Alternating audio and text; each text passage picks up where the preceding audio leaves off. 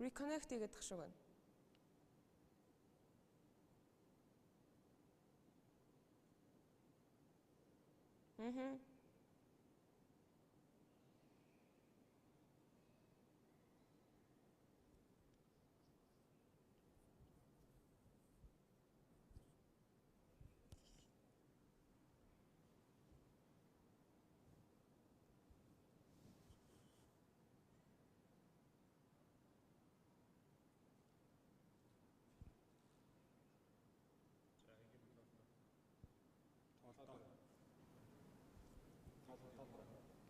Нэг хоёр. Нэг хоёр, нэг хоёр. Нэг хоёр, нэг хоёр, нэг хоёр. Нэг хоёр.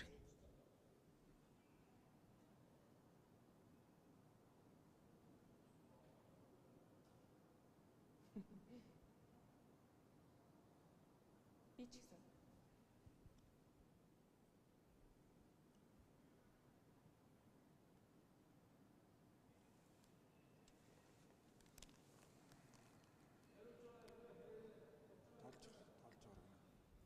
Нэг хоёр, нэг хоёр, нэг хоёр. Нэг хоёр, нэг хоёр, нэг хоёр. Нэг хоёр, нэг хоёр, нэг хоёр, нэг хоёр. Нэг хоёр, нэг хоёр, нэг хоёр, нэг хоёр. Нэг хоёр. Нэг хоёр, нэг хоёр, нэг хоёр. Би. Энд ч тестэлж байна. Нэг хоёр, нэг хоёр, нэг хоёр. Нэг хоёр, нэг хоёр, нэг хоёр. Нэг хоёр, нэг хоёр, нэг хоёр. Нэг хоёр, нэг хоёр, нэг хоёр.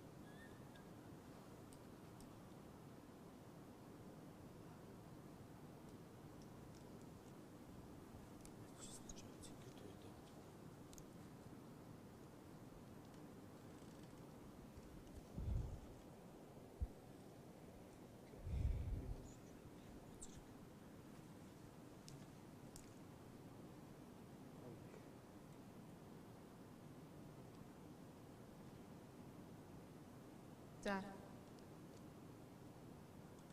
Аха.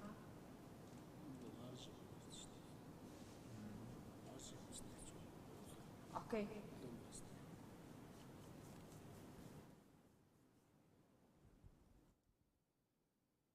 Нэг хоёр, нэг хоёр, нэг хоёр. Нэг хоёр. Нэг хоёр, нэг хоёр, нэг хоёр, нэг хоёр. Нэг хоёр. Нэг хоёр, нэг хоёр, нэг хоёр. Нэг хоёр, нэг хоёр, нэг хоёр. Нэг хоёр, нэг хоёр, нэг хоёр, нэг хоёр.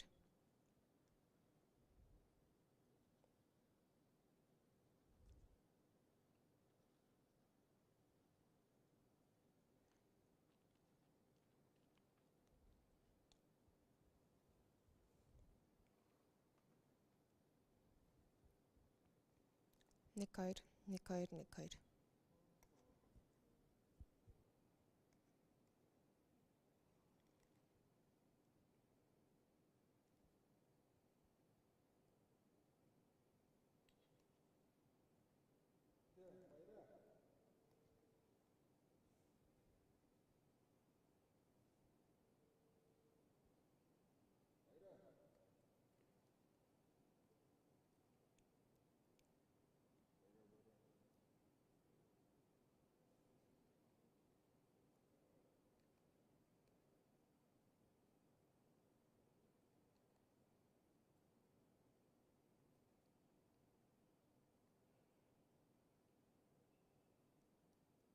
За.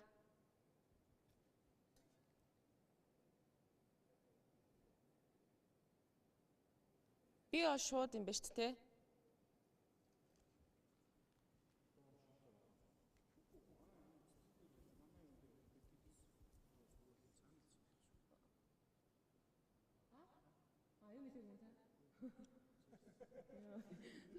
Хажуугаар.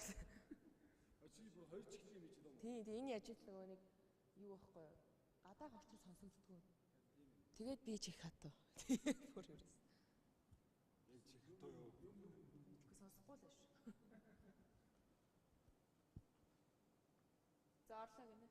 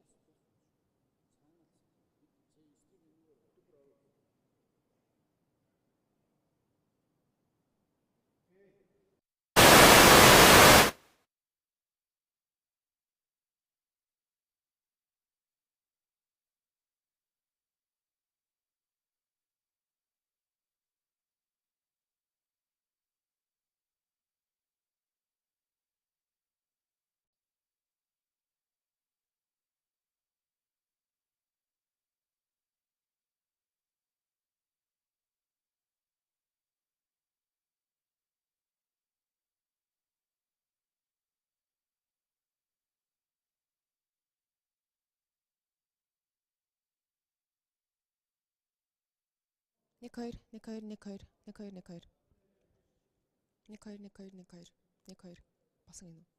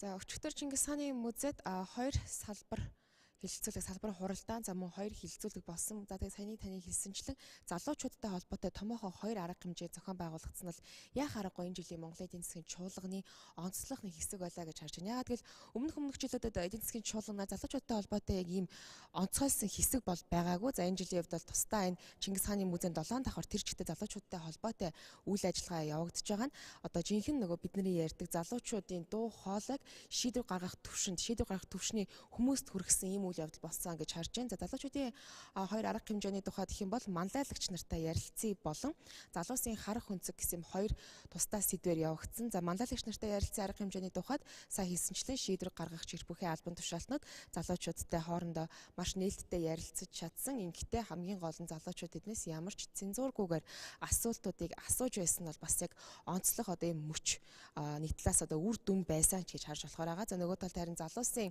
харах өнцөг арга хэмжээний тухайд салбарын төлөөлөл болсон залуучууд өөрсдөө эргээ залуучуудтай туршлагаа хуваалцах ийм үйл ажиллагаа болсон гэж харагдаж байна. За өнөөдрийн тухайд гэх юм бол харин 3 салбар хилэлцүүлэг, салбар хуралдааныг хилэлцүүлэг өрнө. За шинэ эрчим хүчний хөөсвөр, бүс нутгийн хамтын ажиллагаа, за мөн ногоон хөгжил, ногоон санхүүжилт гэсэн сэдвийн хүрээнд салбар хуралдаанууд хүрнэхээр байна.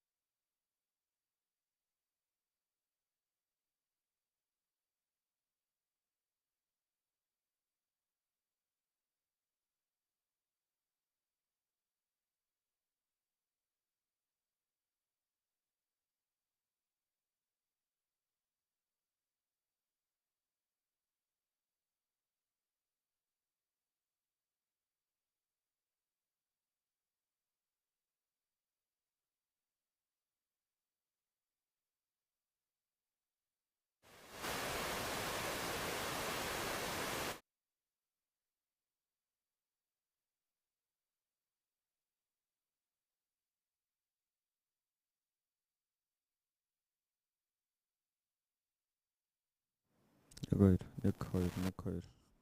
Nekoir, nekoir, nekoir, nekoir, nekoir, nekoir, nekoir, nekoir.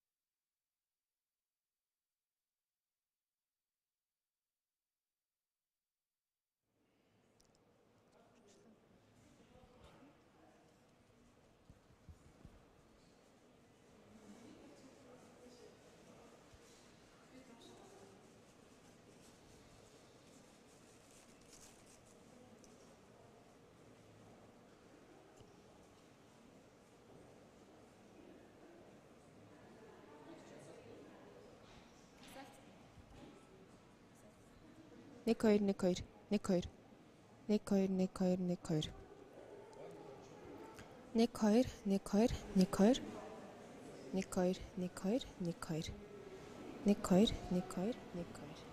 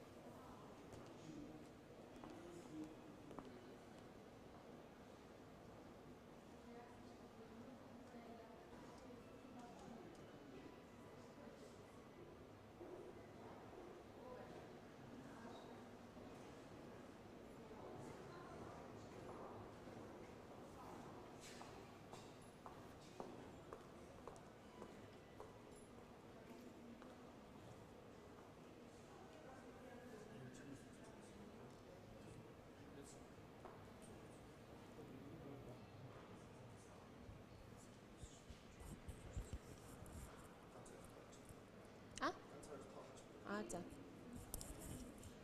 Nekoir, nekoir, nekoir, nekoir.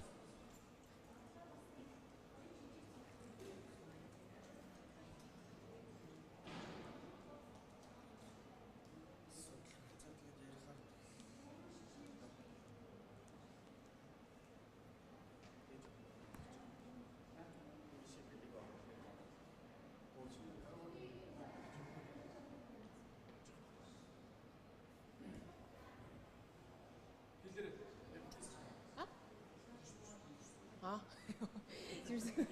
지금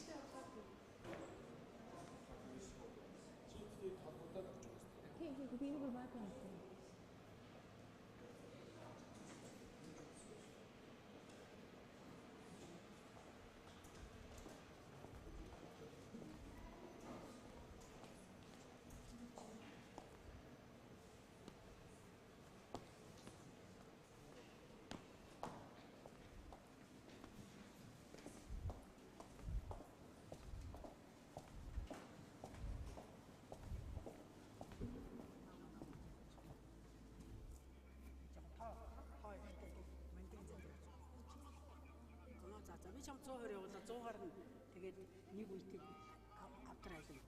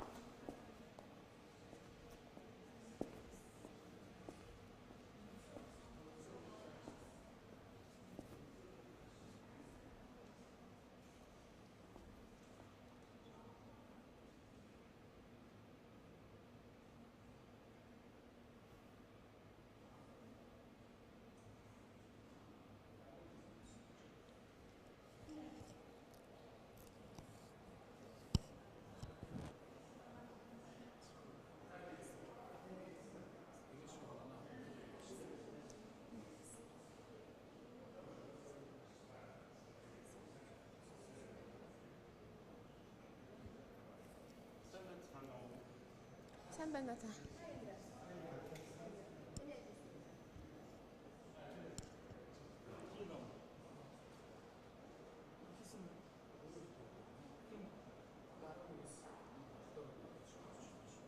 Сайн байна уу та?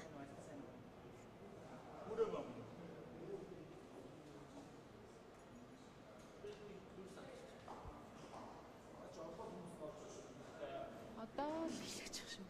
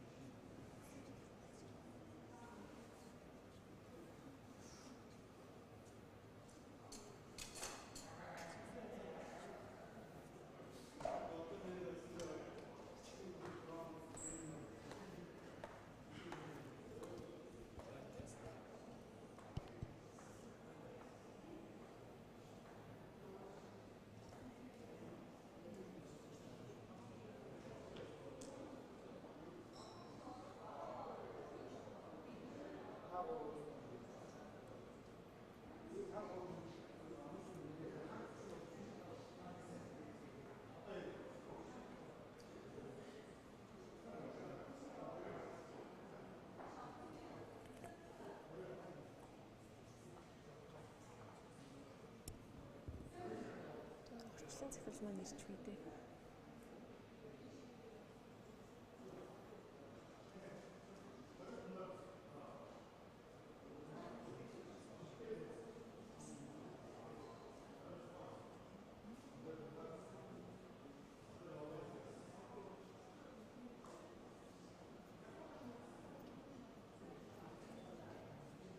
Үдийг залгамаарийн таг болцоочих юм.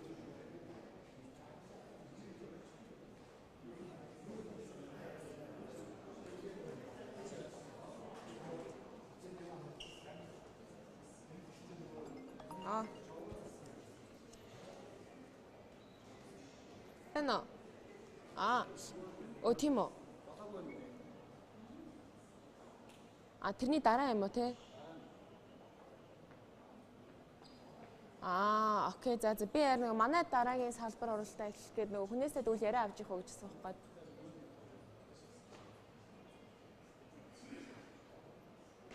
Байна уу?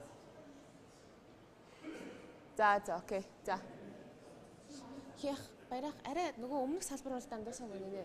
Энэ хооронд нөгөө энэ модератор нэрчүүл уг яриа авчих. Би асуух.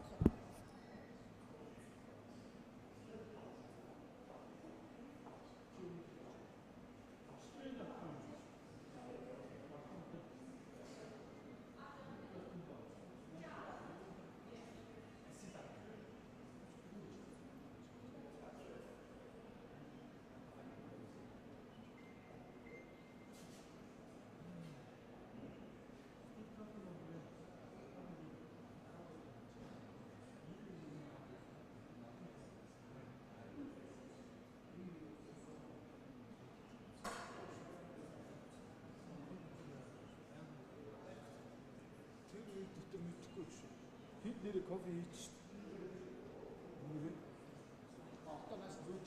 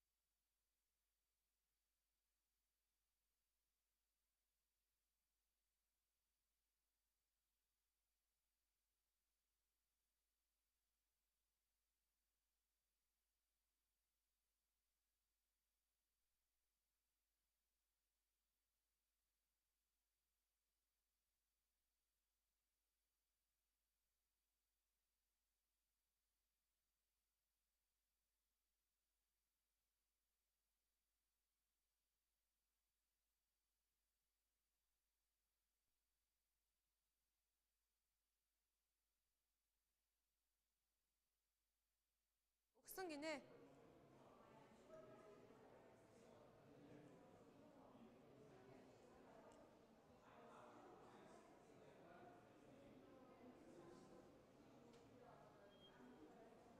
Нэг хоёр нэг хоёр нэг хоёр нэг хоёр нэг хоёр нэг хоёр нэг хоёр нэг хоёр нэг хоёр.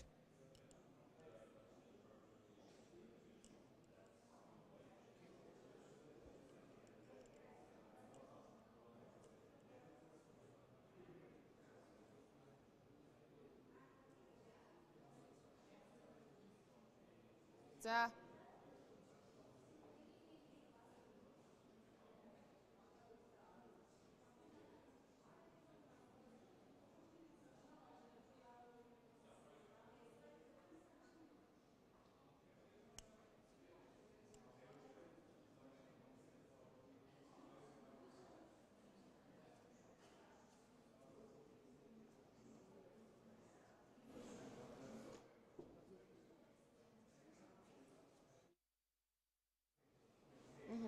Өнөөдрийн хоёр одоо эхний салбар хуралдаа яг одоо Чингис хааны музейд эхлэх гэж байна. За эхний салбар хуралдааны сэдэв бол шинэ эрчим хүчний их үүсвэр, нар, салхи, ус төрөгч гэсэн юм тодорхой одоо сэдвийн хүрээнд бол өрнөх гэж байгаа. За өнөөдрийн салбар хуралдааны модератор буюу чиглүүлэгчээр Eureka хязгаарлагдмал хариуцлагатай компани үүсгэн байгуулагч орчлон ажиллаж байна. За Eureka хязгаарлагдмал хариуцлагатай компанийн хувьд сүүлийн жилүүдэд нэг ялангуяа сэргээгдэх эрчим хүчтэй холбоотой идэвхтэй үйл ажиллагаа явуулж байгаа гэдгийг бол салбарынх нь бол илүү сайн мэдэх байх. За тэгвэл оролцогч буюу панелистуудаар мэдээж хэрэг эрчим хүчний сайд Чойжис зүрэн өөрөө оролцож байна. За түүнээс гадна өнөөдөр маш олон гадны зочид өчигдрийнхтэй харьцуулахад бол илүүтэйгээр одоо энэхүү хилцүүлэгт оролцож байна. За зочдыг танилцуулах юм бол Rio Tinto-гийн төлөөлөл удирдах зөвлөлийн Хараат бус гишүүн Кайса Хиетела, за мөн Rio Tinto-гийн төлөөлөл удирдах зөвлөлийн Хараат бус гишүүн Сэм Лейдлав, за мөн Трафикура Монгол компаниг гүйцэтгэх захирал Михаил Зелдович нар болон Newcom хязгаарлагдмал хариуцлагатай компани дэд бүтцийн асуудал эрхэлсэн захирал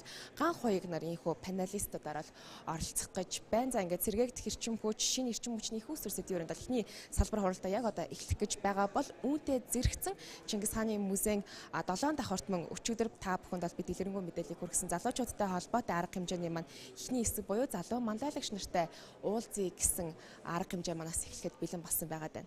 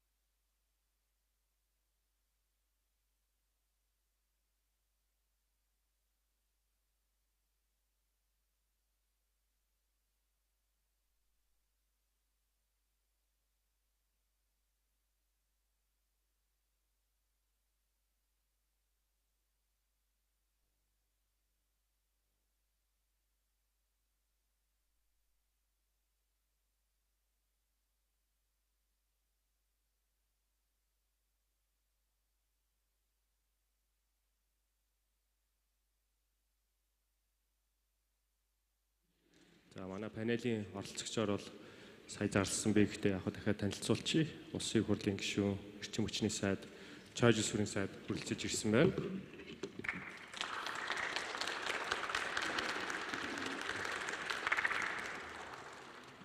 За мөн Rio Tinto Group-ийн төлөөлөл удирдах зөвлөлийн гишүүн Хатагта Каиса хүрэлцэж ирсэн байна.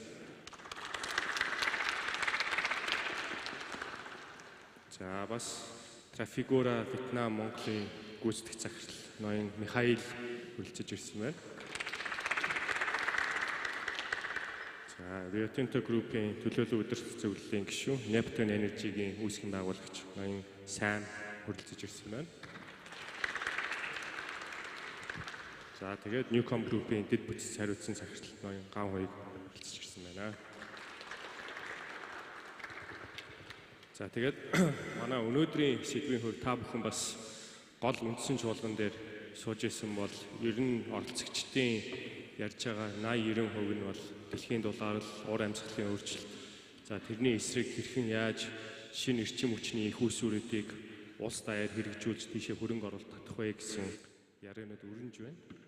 За сая бас одоо үндсэн чуулган дээр Rio Tinto Group-ийн төлөөлөлт зөвлөлийн дарга ноён Доминик ч гэсэн хэлжээ. Ер нь 30 он гэхэд жил болгон 10 тэрлион доллар, Америк доллар энэ шинэ эрчим хүчний их үүсвэрүүдэд хөрөнгө оруулалт татах шаардлагатай. Тэгжээж бид нар яг энэ уур амьсгалын өөрчлөлтийн эсрэг дөрвтэй арга хэмжээ авах нөхцөл нь бүрднэ гэсэн тийм сонирхолтой бас сэдвүүд ярилцж байгаа. Тэгэхээр тэрний хүрээнд ч гэсэн манай энэ өнөөдрийн панел бол би илүү сая үндсэн чуулган дээр маш том дүр зургаар нь ярьсан. Өнөөдөр хэдүүлээ бас илүү яг энэ их одоо дэлхийд даяар өрнөж байгаа хөрөнгө оруулалт, эдийн засгийн болон эрчим хүчний шилжилт Монголд хэрхэн яаж бууж болох юм бэ? Яг л Монгол гэдэг улс маань өөрөө бас тодорхой онцлогтой байгаа. Тэгэхээр тэрийг илүү бас ингээд нарийчилж яриад санал бодлоо солилцох зүйтэй юм болов гэж бодлоо. За тэгээд миний эхний асуулт бол Чойж сүрийн сайдаас би асуумаар байна. Ер нь Монгол улсын эрчим хүчний салбарын ирээдүйн дүр зураг хэрхэн харагдаж дүрслэгдэж байгаа вэ? За энэ дотроо яг сэргээгт эрчим хүчний орон зайг та одоо яаж харж байна гэдэг бас асуулт тавьмаар байна. Бана. За өнөөдрийн уралдаанд хүрэлцэж ирсэн нийт зочид төлөөлөгчид та бүхэнд баяр хүргье. Монгол төрийн баяр наадам маргааш эхлэж байна. Баяр хүргье. Хүрэлцэж ирсэн талархч байна. За манай улс яг арчлалын хувьд бол шинэ залуу улс байгаа. 90 оноос хойш арчилсан өөрчлөлт яваад 33 жил болсон. Иймэрхүү байдалтай байгаа. За мэдээж өөрийн өндөрлөл зорилтууд байгаа нь ойлгомжтой. Монгол улсын эрчим хүчний систем мэдээж дэлхийн улс орнуудын хөгжлийг дагаад одоо өөрчлөгдөж шинжлэх хүч явж байна. Бид нар зүгээр дэлхийн ертөнцийн маш урттай өөрчлөгдөд байгаа учраас 2035 он хүртэл Монгол улсын дотоодын хэрэглээ маань одоо хааг өрхнө гэдэг ийм өрчлөсөн таамаг нөөц хийж үтсэн. Өнөөдрийн байдлаар бол сэргээгт эрчим хүчээ оруулаад их том биш 1500 орчим мегаватт хөтөн чадалтай эрчим хүчний систем их өсвөр байна. Хэрэглээ маань энийг харамсалтай давчихсан байгаа. За 2035 он гэхэд бидний одоо хэрэглээ маань магадгүй нэг 3 гигаватт руу одоо байгаагаас 2 дахин томрох юм болов гэсэн ийм одоо таамаглал байгаа юм. Тэгэхээр энэ ажлыг бол мэдээж эхний зорилго бол дотоодын эрчим хүчний хэрэглээг дотоодоос бүрэн хангах гэдэг энэ зорилтыг эрчим засгийн газар эрчим хүчний яам тавиад явж байгаа. Энэ зорилттой хүрэхин тулд бид нар 5-6 төрлийн одоо төслүүдийг эхлүүлээд явж байгаа. Энэ ажил маань амжилттай дуусчих болов гэж найдаж байгаа. Энэ хугацаанд бас 2035 он хүртэл бид нар эрчим хүчийг бол хангахдаа дан ганц хадуу түлшээр биш аль болох ногоон эрчим хүч, сэргээгт эрчим хүчээр хангахын тулд ажиллана. Харамсалтай нь өнөөдрийн байдлаар Монголын эрчим хүчний систем дээр 2 хүндрэл байгаа. Эхнийх нь бол тэр 1990 оноос хойш одоо хуучин нийгмээс уламжлагдсан нэг зүйл бол эрчим хүчний үнэ маань дээрээсээ тохируулах та төрөөс бид нар тохируулж байгаа. Зардал нь зах зээлийг аншааргадаг учраас одоо өрөөнд доктортой байдлыг хадгалахад хүндрэлтэй болж эхэлсэн. Ийм алдагдaltaй хадгалж байгаа ийм нөхцөл байдал. Хоёрдугаарт эрчим хүчний сэргийгдэх эрчим хүчийг холбуулахад хоёр дахь хүндрэл бол техникийн хүндрэл байна. Ягаад гэвэл нар салхины бол сайн нөөцтэй Монгол улс. За усны нөөц бол усан цахилгаан станцын нөөцөд бага боловч хойд хөрш рүү голдуу гардаг манай голууд. Энэ голууд дээр баригдаж байгаа төслүүд маань бас тодорхой хэмжээний тийм бэрхшээлтэй байгаа. Эцэслэн одоо шийдээгүй иймэрхүү байдалтай байгаа. Тэгэхээр одоо хамгийн гол нь тохируулгын асуудал байна. Нар салхины станцыг төв эрчим хүчний системд тулгуурлахад хамгийн том хүндрэл бол одоо нар ороод эсвэл салхи зогсны дараа төвдөө дүүх хэмжээний чадлыг хааны газар нөөцлөх хэрэгтэй. Харамсалтай нь өнөөдрийн байдлаар бид нар ийм нөөцлөх чадвар байхгүй болсон. Оросын улбаны улсаас 220 кВт-ийн хос шугамар бид нар цахилгаан эрчим хүч тохируулгын одоо зориултаар импортлдог байсан. Одоо ч бараг үндсэн импортлогч болж байна. Өнгөрсөн үйл жишээлбэл 345 МВт-д хүргэж хамгийн дээд одоо нэвтрүүлэх боломжийн дээд хязгаар тулгаж авсан иймэрхүү байдалтай байна. За Эротинто компанийн уялдаа компанийн бас нэг зүйлийг талархал илэрхийлээ. Бид нар өөр Монголын эрчим хүчний системээс бас шаардлагатай болвол энэ эрх үйл түүний дараагийн хоёр үйл дээр чадлын тодорхойлолыг одоо өөр Монголын эрчим хүчний системээс импортлох гэсэн юм бэлтгэл ажил хийж байгаа. Гэхдээ импортлох шаардлага үүсэхгүй байж магадгүй. Ер нь эвэг яаж үтгэх үү гэдэг байдлаар ийм төлөвлөгөөд явж байгаа. Уялдаа компани бас энэ дээр хамтраад дэмжиж ажиллаад явж байгаа гэдэг хэлээ. Өөр Монголын эрчим хүчний систем, манай Монголын эрчим хүчний систем, уялдаа компаниуд бид нар ингээд ойлголцоод өнгөрсөн жилийн төгсгөлөөс эхлээд энэ ажил хэлцээр яваад магадгүй одоо ойрын хугацаанд уялдаа компани тодорхой хэмжээр дуусаараа энэ холболтыг хийх техникийн болцоог хангах бахан хэмжээний хөрөнгө оруулалтыг шийдчих юм бол энэ асуудал бол шийдэгдэж явах гэж бодож байна. За одоо манай дээр бол сэргийгдэх эрчим хүч мэдээ сонирхож таарна баг. Бүх дэлхийг нь бүх хөрөнгө оруулагч нарын анхаарлын төвд сэргийгдэх эрчим хүч баг. Яг өнөөдрийн байдлаар манай төв эрчим хүчний системд толбогдсон 9 их үүсвэр байна. 6 нарны станц, 3 салхины цахилгаан станц. Нийт зөвлөгдсөн хүчин чадал нэг 286 орчим мегаватт байгаа. Мөн сэргийгдэх эрчим хүчний тухай хууль 2007 онд батлагдсанаас хойш 37 орчим тусгай зөвшөөрөл авсан юм байна. Хөрөнгө оруулагч нар одоо яг хүчинтэй байгаа нь бол энэ 9-ээс гадна цаана 8 байна. Энэ 8 станцын зөвлөгдсөн хүчин чадлыг 495 орчим мегаватт хүчин чадалтай. Бид нар энэ станцуудыг холбож чадахгүй байна. Сая миний хэлсэн хоёр үндсэн шалтгаанаас чадал нь олж чадахгүй байна. Техникийн хамгийн том асуудал. Хоёрдугаарх нь өндөр үнэтэй хийгдсэн байна. Салхины цахилгаан станцууд бол нэг 9.5, 9.6 центр. Нарны цахилгаан станцуудаас төв эрчим хүчинд нийлүүлэх цахилгаан эрчим хүчний энийг бол 15 центээс 19 центр байгуулсан.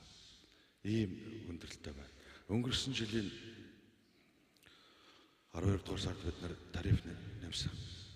28 орчим хувиар аж ахуй нэгжүүд дээр нэмсэн. Энэ маань бас тодорхой хэмжээний хэрэглэгч нар дээр хүндрэл учруулж байна. Нууцгүй үннийг хэлээ. Бас найдваргаа болгохын хэмжээ нэмэгдчих гээд айгүй хүндрэлтэй байна. Сая дэлхийн ертөнц чинь бол ийм хоёр том хүндрэлээр орчлоо шүү дээ 20 оноос хойш. Энд ковид гэж нэг хүндрэл гарсан. Ковидос шалтгаалаад карантин тогтоогдсон. Карантин шалтгаалаад улсын хоорондын боомтуудын таранзит тээврүүд гацчих гэсэн. Түүнээс шалтгаалаад тээврийн компанид үнэ нэмсэн шалтгаалаад бүх улс орнууд дээр инфляц хөрсөн гэдэг нэгний нэг том шалтгаан. Дээрээс нь Оросын улбаны улс Украин хооронд зэргийн тусгай ажиллагаа явуулж эхэлсэн. Үүнээс шалтгаалаад санкцууд яваад эхэлсэн. Энэ санкцууд шалтгаалаад бас үнийн өсөлтөд явж байна. Дэлхийн ертөнц бүгдээрээ энтэй тулж шít. Тэгэхээр дэлхийн бүх төв банкуд энэ инфляцийг дэмжихэд тулд мөнгөний бодлого бүгдээрээ хатуу болоод их таавхан болж байгаа. Монгол банк жишээлбэл манай 13% та бодлого юм. Америкийн төв банк гэж 5% хүрч байсан. Ингээд бүх төв банкуд ингээд их усварыг мөнгөний бодлого хатууруулсан шалтгаалаад санхүүгийн зах зээл дээр их усварын дутагдлалд орж байгаа ийм цаг үед бид нэр амьдарч байгаа. Тэгэхээр энэ сорилтуудыг бол магадгүй Монголын эрчим хүчний системийн хувьд бол энэ 2023 оны үлдэж байгаагаас 2024 25 он гэдэг хамгийн ойрын ирээдүйд бол ямар нэгэн байдлаар доктортой байдлыг хадгалж байна. Санхүүгийн болон техникийн доктортой байдал. Хоёр. Стандарт. Энэ хоёрыг хадгалж үлдсэн тохиолдлын дараагийн төслүүдийг одоо хэрэгжүүлэх ийм л одоо сорилтод тулцсан байгаа.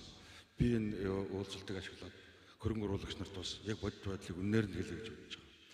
Хөрөнгө оруулалт энд зөвлөсөн хүмүүсийг би бол улс төр хийх гэж ирсэн гэж бодохгүй байна. Яг хөрөнгө оруулагч нар бол бизнес ашигын төлөө байгууллага, буйны байгууллага биш. Тэгэхээр Монголын төр салаа удахгүй, чадахгүй гэдгээ хэлэх ёстой гэж бодож байгаа. Баярлалаа. За баярлалаа. Тэгээд таны саяны хэлсний дагуу бол мэдээж гаднах нөхцөл байдал бол одоо мэдээж дэлхийд даяараа энэ уран амьсгалын өөрчлөлтийн эсрэг арга хэмжээ аваад асар хөрөнгө оруулалтууд татаад яг Монгол гэдэг улсын ч гэсэн өөрөө мэдээж хүсэл эрмэлзэл бол байгаа. За яг тэр суур өгөгдлүүд нь бол одоо тэрэнд хэрхэн бэлэн байна. Тэрэн дээр одоо ингээд сайжруулалтын ажил хийгээд явж байгаа гэж ойлгож байна.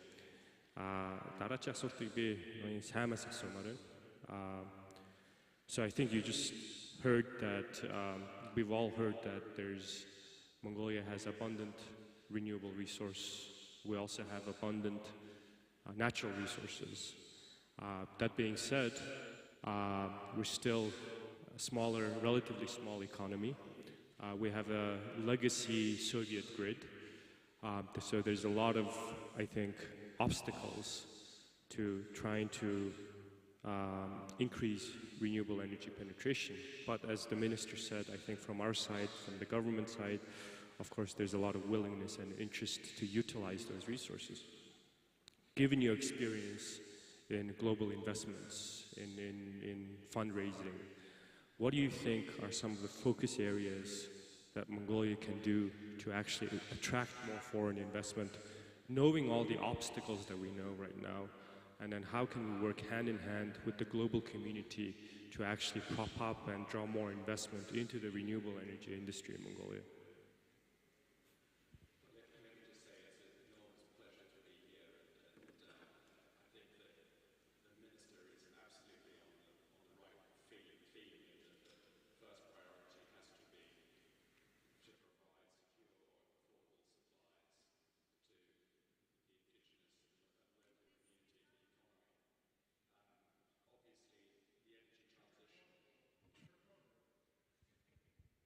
Decarbonize the energy transition is going to be one of the great challenges of our age. And we see that in many different countries actually trying to do this in a way that is affordable for the consumer, but also actually meets our carbon targets is going to be a big challenge. But I do think that Mongolia, with the enormous resources that you have of wind and solar, and you also, Minister, mentioned hydro, is incredibly well positioned. And what we've seen with technology over the last 10 years, particularly with the cost of solar coming down by over 80%, the cost of onshore wind coming down by over 60%, is that these technologies are starting to become much more affordable. The question remains, how do you provide the backup power for the intermittency? And obviously in the near term, I think that's going to continue to be reliant on fossil fuels, but also on imports. But hopefully over time, that will change. In terms of the stimulus required to really get this investment going, I think the stability of the off-taking contract is fundamental. We heard on the panel this morning from the Deputy Prime Minister and others, discussions around actually what's worked in some countries has been for the off-takers to have renewable obligations where they have to have a certain amount of their power that they on-sell to consumers come. So it's a combination of financial incentives and mandates. And I think that's probably will be what's required in order to stimulate the investment here. Thank you. And I think it's a very opportune time. As you pointed out, there's a lot of things happening in the technology space. The costs are going down. We all know that. But more and more, I think, electricity is becoming commoditized on the other side as well, right? So I think it's a good segue to my next question from Ms. Kaisa. So given your previous experiences having worked in the renewable energy industry across various sectors and different countries, what do you think are some of the lessons learned in your experience that Mongolia can draw on to actually improve both the infrastructure as well as come to pragmatic solutions around how we further develop our renewable energy industry to be competitive with the legacy industries? Thank you. Saim Baitskanu. I'm bringing you my greetings from my home country, Finland, and I would like to congratulate you on the Naadam festival. Finland and Mongolia has many similarities, and one of them is the origin of a language. I don't understand a word of Mongolian, but I have been told that I read Mongolian very well. So let me do a test. Namaik Saikhan ek ordondo uresand bayarlala.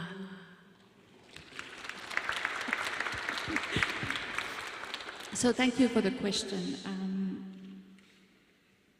Renewable energy and energy transition requires that we are rethinking the whole system again. It is a systemic level change. And this is where countries like, for example, Mongolia could really benefit from, is the fact that since the country don't have a very large established, for example, industries and so on, the need for transition is less. And this gives the opportunity to start to think about that. For example, if we take green hydrogen, what is the ecosystem we should be inviting and building around the green hydrogen?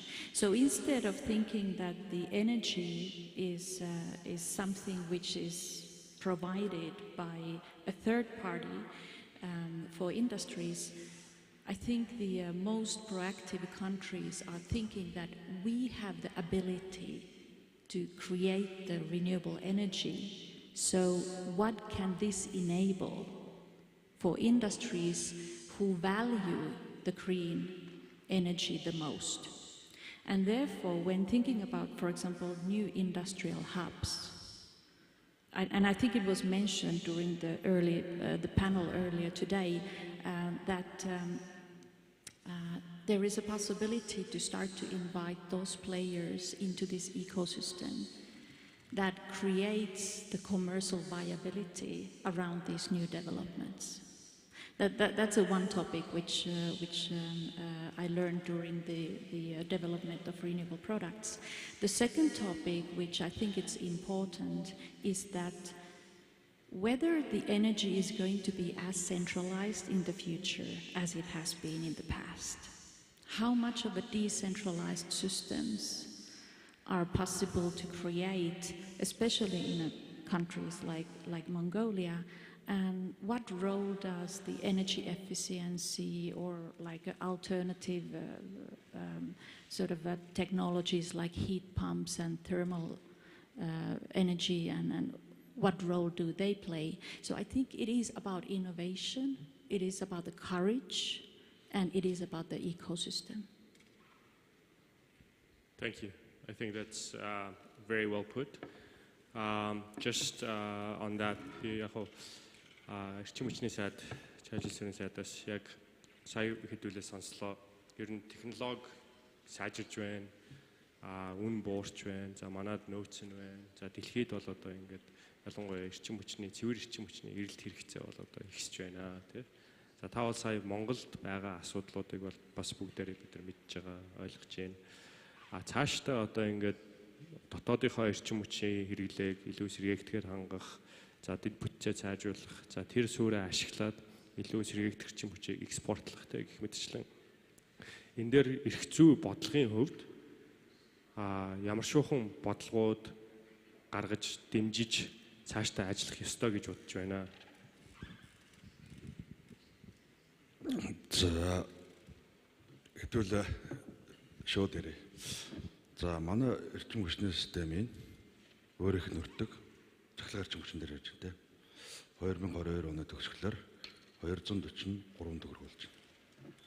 Бид нэр өнгөрсөн жил нэмэгдүүлээд байхад цахилгааны үнэ нэмээд байхад 213 төгрөг болж байгаа. 30 төгрөгийн алдагдал болж байгаа. Энэ жил дахиад 2023-ны гүйцэтгэлээр нэг 200 орчим тэрбум төгрөгийн алдагдал гарах болов. Алдагдал үүсэж байгаа гэдэг чинь өр нэмэгдэнэ гэсэн үг. Үйл ажиллагаа зогсохгүй байна. Тэгэхээр манай эрчим хүчний систем дээр энэ өрийн доктортой байдал дебет sustainability том асуудал үүсэж ирсэн. За бид нар бол одоо энэ дээр бол манад бол харцсангүй хууль эрх зүйн орчин хуулиуд нь бол байгаа. Одоо ганцхан улс төрийн зориг хэрэгтэй. Би бол өнгөрсөн жил 8 сарын 30-нд сайдаар томилогдоод энэ эрчим хүчний системийн эрчим хүчний үнэийг нэмэх гэж оролцсон. Олон нийтийн зүгээс бол багагүй эсэргүүцэлтэй тулсан. Одоо ард түмэнд ойлголоод явахаас онд харахгүй. 213 төгрөг гэдэг маань ойролцоогоор 6.7 цент байна. Борлуулж байгаа дундаж. Бид нэр энэ үнийг үе шаттай яваад тэр эрчим хүчний үнийг либералчлал гэж ярьж байгаа зах зээлийн харилцаанд хүргээгүүл манайх шиг улсад яг өнөөгийн нөхцөл байдлаар ойрын 10-15 жилийн хугацаанд бол нэг 10 цент орж 11 цент болоод эхлэх юм бол манай салбар өөрөө хөрөнгө оруулагч нарт одоо сонирхолтой болж эхлэх ийм тооцоо. Тэгэхээр манай GDP өнгөрсөн жилд дөнгөж 2022 оны төгсгөлд $5,000 хүрсэн. Энэ тоо бол намайг одоо 2000 онд идэвхтэй улс төрлөө орж эхэлж байхад бол $1,000 гаруй байж хагаад оюут долгоон гэрээ байгуулагдсан 9 оны төгсгөл 2011 он 12 оны GDP $4,000-д нэг удаа хүрээд тэгээд гаццсан. $4,000 дээр нэг $4,000-аас доош хараад $3,000 руу орчиж байгаа. Тэгэхээр нэг хэрэглэгчийн төлбөр төлөх чадвар гэж зүйл дотоодын тухайд ярьж байгаа зөвхөн. Бид энэ дарааны төгсгөлд нь бол экспортын тухай ярих гэж бодож байна. Тэгэхээр дотоодын зах зээлээ бид нэг 10 орчим центэнд хүргэж очих баг. Нэг удаа шууд 10 цент болгож одоо 6.7 центийг хүргэхэд бол суур өн учраас болохгүй байна. Хоёрдугаар эрчим хүчний салбар байна. Монопол учраас хүнссэн үнэ тулгачаар бусад салбаруудаа татаад унгахчих сөрөг нөлөөлөлтэй байгаа. Тэгэхээр хөгжих гэж байж хагаад гівгэн тогтсон шийдвэр гаргах юм бол их ослолтой. Бусад бараа үйлчилгээнүүд Монгол төрсэн бараа үйлчилгээнүүд өртгөн дэлхийн зах зээлийн үнээс яана өрсөлдөх чадвар сулрна. Тийм учраас энийг бол ясаа цаг тутам байн бодож явах ёстой. Энэ ажлыг хийх ёстой. Бид нэр энэ үнийг аажим чөлөөлөлд явна. Магадгүй зүгээр миний баримжаагаар бол нэг доор хаж 5-аас 6 удаа нэг үе шаттай нэмэгдүүлээд тэр миний яриад байгаа 10 цент хүрэх нэг шаардлага үүсэж байгаа. За ингэсэн тохиолдолд сэргээгдгийг яаж олох вэ? Дэлхийн ертөнц бүгдээрээ ногоо эрчим хүч явах шаардлагатай. Нэг дэлхийн хамтын хариуцлага гэж байгаа. Зүгээр энийхэд борьцлог өмөрөд хэлэх юм бол карбон шингээлтээр Монгол улс бол ялгаруулалтаас шингээлт нь өндөр байгаа. Хөгжингүй орнууд бол манайхаас хойно байгаа. Бид нар туслах ёстой байх гэж бодож байна. Бид нар шингээгээд байгаа шүү дээ. Одоо энэ нэг сайндаач биш магадгүй үйлдвэрлэл бага хөгжсөнтэй холбоотой байна. Тэгэхээр нэг энэ тал дээр бол тусдаа бодлого гаргах ёстой гэж бодож байна. За хоёрдугаарт зөвөр одоо нар салхины хөрөнгө оруулагч нар бол нар салхины цахилгаан станцууд хөрөнгө оруулсан хүмүүс ч байна. Хөрөнгө оруулахыг сонирхоод ирсэн хүмүүс байгаа. Одоо ямар нөхцөлд бид нар холбоолно уу гэхээр одоо баримжаа тоо гэлээ. Бид нар сая 6.7 центээр борлуулж штэ. Магадгүй энэ дахиад нэг удаагийн нэмэлтээр 7 цент болт юм уу 7.5 болт юм уу юу шаттай явах нь байна штэ. Энэ хооронд бид нар бол одоо нар салхинаас шинээр одоо манай байгаа хүчин төгөлдөр мөрдөгч байгаа хуулиар бол 19 оноос хойш өөрчлөлт ороод шинээр сэргээгдэгч хүч нэг хөөсөр одоо холбоолыг бол төв эрчим системд бид нар тендер зарлана. Тэгэхээр дэлхийн ертөнц 2007 онтой харьж болоход бас үл 10 хэдэн жилийн дотор энэ сэргээгдэгч хүчин салбар хүчтэй хөгжсөн. Бид нэг ойролцоогоор нэг баримжаагаар 3 центээр эрчим хүчин системтэй сэргээгдэхийг холбуулж нар салхийг жишээлбэл холбуулж чадах юм бол тодорхой хэмжээний нэг ашиг юм гарах гэдэг ба шүү дээ. Энтэй цуг зэрэгцүүлээд одоо яг шулуухан нэг хэлэхэд газар станц бариад нөөцөнд чадал нөөцлөх гэсэн үг шүү дээ. Одоо салхи зогсоод нэг 10 юм уу 14 хоног зогсоход салхи цахилгаан станц ирчмж үйлдвэрлэж чадахгүй энэ хугацаанд газар үйлдвэрлээд одоо энэ хоссон юм одоо хабрид хэлбэрээр байх юм уу гэдэг ийм судалгааг манай эрчимчний яам специалистны төв эрчимчний эзэн засгийн хүрээлэн бид нар судалгаа хийж байгаа. Ойрын одоо энэ 3 дуруулалтаа багтаа дуусах болов гэж бодож байгаа. Тэгэхээр одоо нэгэн тохируулгын бөмбөг заалдсан байгаа. Манай хэрэглээ ус өөрөө ингээд айгу хурдтаас авалдаг. Ганцхан цагийн дотор 30% авалж байгаа тохиолдол байна шүү дээ. Тэгэхээр энэ хүндрэлүүдээ бүгдийг ярих юм бол хэцүү. Одоо бид нар бол адаглаад шинээр нар салхины станц болуулахын тулд тэр хэмжээний нөөцийг чадлыг хөрөнгөлүүлэх хэрэгтэй. Энэ бол одоогийн байдлаар бол газ байна. Хамгийн бодит ойрхон. Тэгэхээр 200 мегаваттын газын станц бид нар нөөцөнд барьж чадах юм бол энэний хөрөнгө оруулалтыг нөгөө хэмд нийлүүлсэн сэргээгдэх үнийн зөрүүгээр бид нар одоо ингэ нөхөх гэсэн ийм тооцоолууд хийж байгаа. Энийг бол за энэ 3 дугаар үйлрэлдээ багтаагаад олон нийтэд танилцуулах байх. Иймэрхүү байдлаар л явахаас ондоо гарахгүй. Тэгэхээр хөрөнгө оруулагч нар маань бас газ бол мэдээж ногоон биш. Гэхдээ нөөцийг бодоход байгаль орчинд үзүүлэх нь арай бага. Тэгээ энэ талаар би одоо хөрөнгө оруулагч нартай бол эхний хэлэлцээрүүд эхлүүлж байгаа манай юм. Ийм байдлаар явна.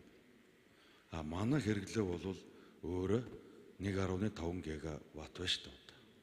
Зүгээр харьцуулаад хэлэх юм бол одоо өмнөд хөрш 19 оноод тооярж ш 2338 гига. Өнөөдрийн байдлаар энэ тоо магадгүй 2500 орчим гига болсон. Нэг хүнд ногдох цахилгаан эрчимчний хэрэглээ бүс нутагтаа бол манайх бага бага. Аж үйлдвэр бага багыг л шалтгаан баг. Тэгэхээр манай хэрэглээ бол огцом нэг хүнд ногдох хэмжээ бага байна гэдэг маань бусад улс орнуудаас илүү огцом тэлнэ л гэсэн. Тэгэхээр энэ бидний хийсэн тооцоо тэр 2035 он хүртэл хийсэн тооцоо магадгүй багдахыг үгүйсэхгүй. Тэрнээс урдтай бид нар зөв эдийн засгийн зөв удирдаад явж чадах юм бол бусад салбаруудаа бид нар одоо дэмжихэд бол эрчимчний хэрэглээ манад бол байгаа. Гэхдээ манад бол нэг гига гэсэн үг шүү дээ. За өсрээд 2 гигагийн хэрэглээ байна.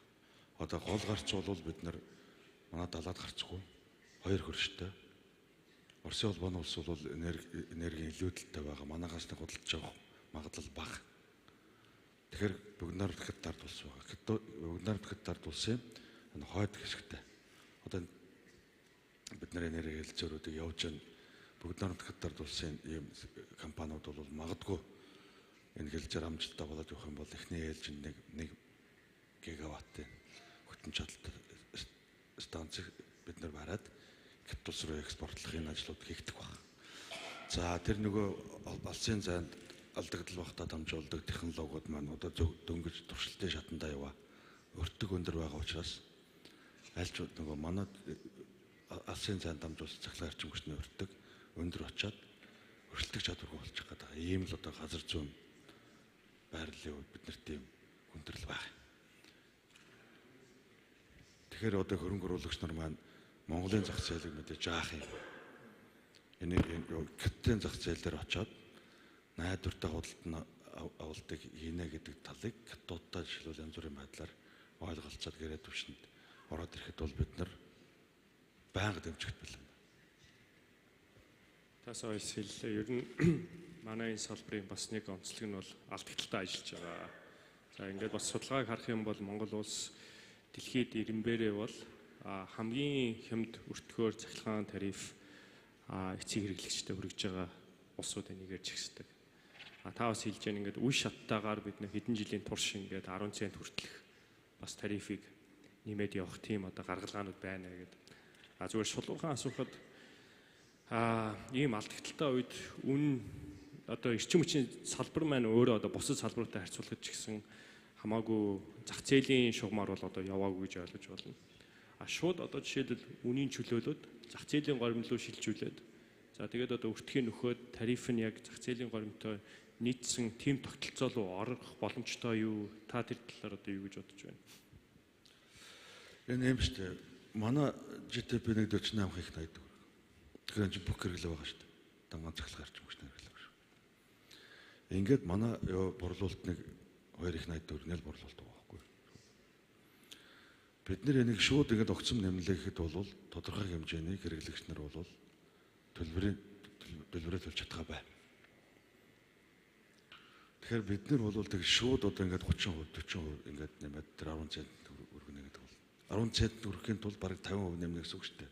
Одоо байгаа 6.7. Ямар ч байсан арай өвдөлтийг баг багаар мэдрээд явахгүй бол шууд огцом ингээд хийчих юм бол шинжилгээ хийж хагаад нурчсан улс орнууд нь шийх болон байна. Манай улс чинь мэдээж энэ зах зээлийн харилцаанд шилжээд нэг олон жил болоогүй шүү дээ. Инновацийг хүлээж авах чадвар тийм хангалттай биш байна. Бид нар одоо өмнөд Солонгос улс жишээлбэл нэг сүүлийн нэг 20 хэдэн жил бол дандаа нэг 11% өөрчлөгдөж явж байна. Инновацийг хүлээж авах чадвар. Манайх бол тэрнээс сул баг. Тэгэхээр бид нар бол тийм огцом хийхээсээ төрүүлээд төрийн бодлого доктортой магадгүй миний дараагийн эрчим хүчний сайд засгийн газрыг дэмжиж олон нийтийн хүлээн зөвшөөрөж явах юм бол за нэг 7.5 болгоч 8 болгоч гэд ингээд яваад эхлэх юм бол санхүүгийн чадвар гайгүй болоод татаасгүй болоод ингээд эхлэхээр бол энэ чинь салбар хөгжөөд босоод амархан босоод байна. Энэ нэг ийм чөтгөрийн тойрогоос гаргах ийм хүндрэлтэй цаг үе байх юм. Энийг одоо уучлаарай бас олон нийтэд яг зөв баримжаа хэлэхгүй болохоор боломжийг нуучгаад байгаа юм шиг хөрөнгө оруулагч нэг талдаа хардна. Олон нийт хэрэглэгч нар ч маань ч гэсэн ер нь одоо байгаа юмыг бодтоос бүрэн ондоо хүлээлтэн дээр очиад байгаа байхгүй. Түүнээс шалтгаалаад та нар мэдж байгаа сүүлийн жилүүдэд энэ нэг сошиал дээр нөхцөл байдал олон нийтийн үнэлгээ бод байдлаас зөрүү бид нар худлаа яриад буруу хүлээлт үүсгэсээр байгаад энэ чинь ингээд савлгаа үүсч шүү дээ. Тусгаар тогтнол гэдэг юм хэрэгтэй шүү дээ.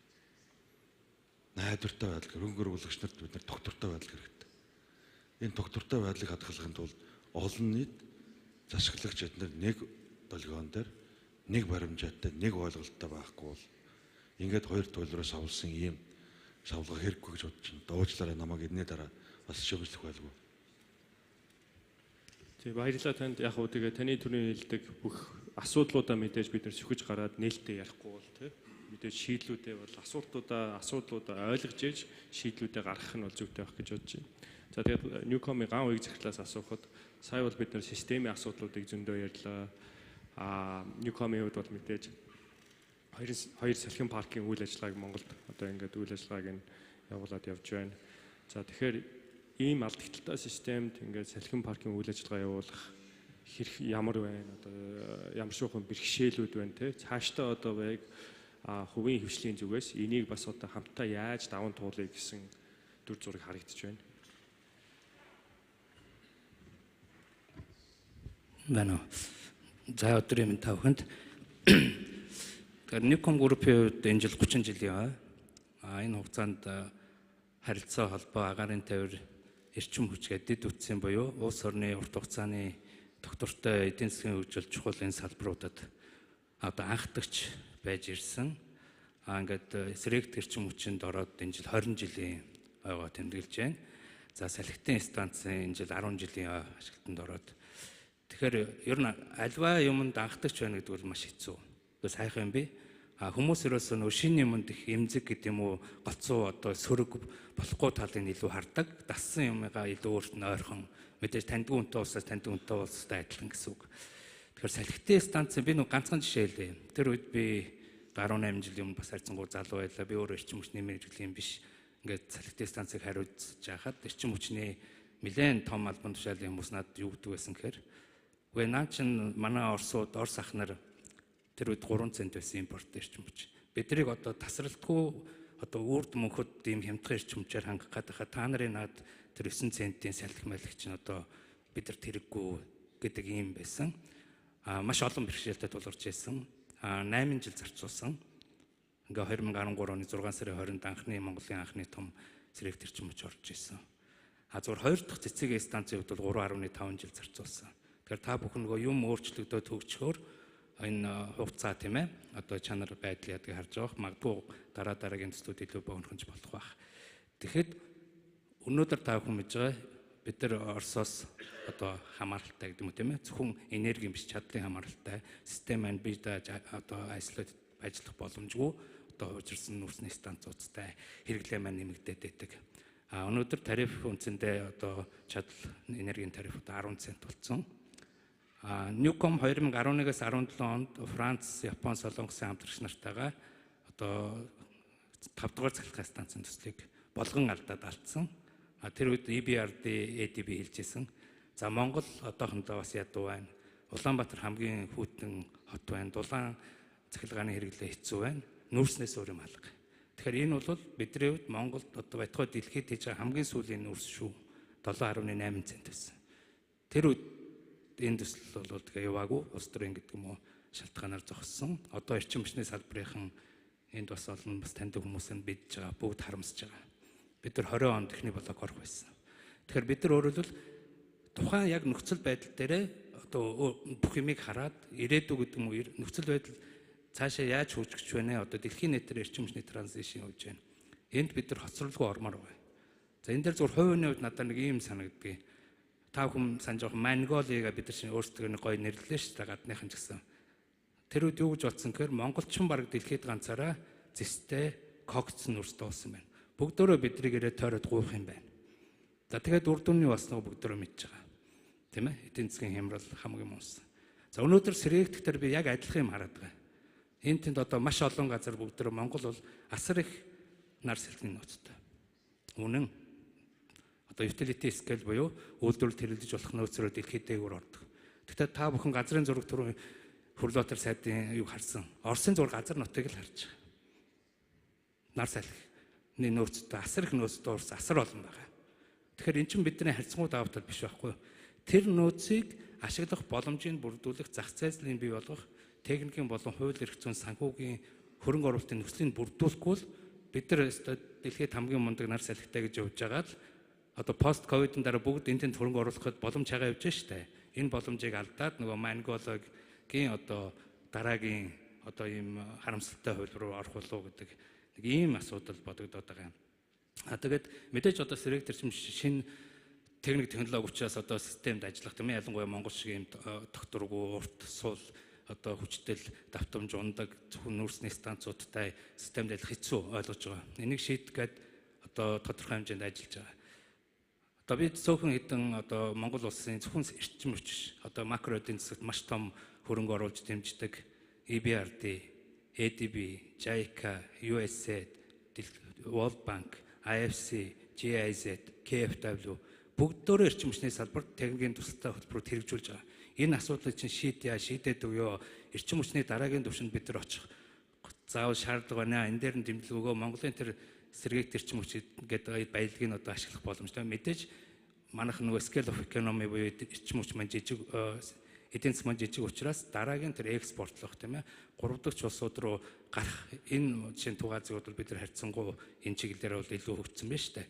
Энэ нөхцөлийг чинь бүрдүүлж өгье гэдээ бүгдөө зүтгээд ажиллаад байгаа. Та бүхэн бүгдөө мэдж. Тэгээ энийг одоо төр засаг салбар хувийн секторын ойлгоод ингээм хамтраад ажиллаж байгаа гэж бодож байна. Тэгээ энэ дээр би зүгээр нэг миний үгүйч нэг том хүний үгийг та бүхэнд хэлье гэж бодож байна. Саяхан би очрот ерөнхийлөгчтэй уулзсан юм. Манай энэ мундаг хүн шүү дээ. Тэр хүн ингэж хэлсэн. За бид нар энэ газрын баялгаа тийм ээ. Хатуу баялгаа, нүүрс, газрын тос юу байгалийн олон зуун жил ашиглаа. Буйны зөндөө хүртлээ. Тэгэхдээ одоо бүр болохоо байлаа. Энд ч одоо өөр юм сурвалгүй. Одоо оршихгүй дээр очиж байна. Тэгээ тэр хүний хэлсэн хамгийн гоё үг нь тэр.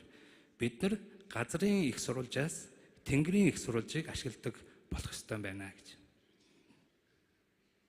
Тэгэхээр энэ бол бид нар нэг мэрэгжлийн хүмүүс ингээд сэргээгдэх ногоон ингээд их одоо хатуу өгнөд хэлдэг шүү дээ. Тэр том юм дүр зургаар нь хардаг хүн бол газрын их сурвалжаас тэнгэрийн их сурвалж ашиглах. Тэгэхээр энэ дээр мэдээж хэрэг засгийн газраас ч гэсэн одоо сүүлийн үед энэ эрчим хүчний салбартх энэ одоо асуудууд байна. Одоо ПП-ийн асуудал салхитаас эхэлсэн одоо гэрээн дээрх одоо зөрчил тийм ээ хязгаартай асуудлыг шийдгээр 11 сар тогтоол гаргасан. Энэ дээр салбар дээр ч гэсэн хоёр ажлын хэсэг байгуулад ингээд бид нар хилцээр хийгээд ойрын үед энэ асуудлыг шийдэх байх гэж найдаж гэн итгэж гэн шийдэхээс өөр аргагүй. Ягаад гэвэл энэ асуудал сунжирх юм бол зөвхөн эрчим хүчний салбар биш Монголын эрчим хүчний одоо эдийн засгийн том макро эдийн засгийн том нөлөөлөхөөр өөрөөр энэ хүмүүс чинь залхаж штэ. Яг үндэ. Энэ олон улсын байгууллагууд чинь төвчээхэд одоо хүн төвчээр хэрэгтэй гэдэг шиг. Тэгээ тав дээр тэр 3 компани бол 7 жил хүлээсэн 10 сая доллараар зарсан. Үнэхээр төвчээр нь барагдаад тэр дэлхийн хэмжээний NG, POSCO, Sojitsu, Central Tower гэсэн офисуудаа хагаад дараагийн бизнесүүдээ бүгдийг орхиод Монголоос гарсан. Тэгэхээр энэ нөхцөл байдал би зөв олон улсын байгууллагууд дээр бас харагдаж байна. Эдгээр одоо бид нар асуудлаа шийдээд хамтдаа дараагийнхаа шийдэл рүү ороод зөвхөн одоо дотооддоо биш тэр экспорт 3 дахь тал руу гарах юм лугаа одоо чиглэл рүүгээ одоо нэгдсэн журмаар гэдэг нэгдсэн зорилготой ихтгэл үнэмшилтэй байх юм бол юм одоо үр дүн гардаг юм байлээ. Яг салхитыг би одоо 8 жил хариуцчихдаа хэд удаа за энэ төсөл бол бүр ингээд зогсох юм байна, найдваргүй юм байна гэж бодож байсан. Тэгээ зөв гэдэг юм уу ирээдүйтэй юм тэмүүлж яхад заавал гарц байдаг гэдэг итгэл байгаа. Тэгэхээр хувийн сектор төр засаг маань хүчтэй дэмжин салбарынхан маань ойлгож байна. Энэ дээр одоо асуудлаа шийдэж явах хаа гэж одоо найдаж байна, гол нь итгэж байна. Баярлалаа. За баярлалаа.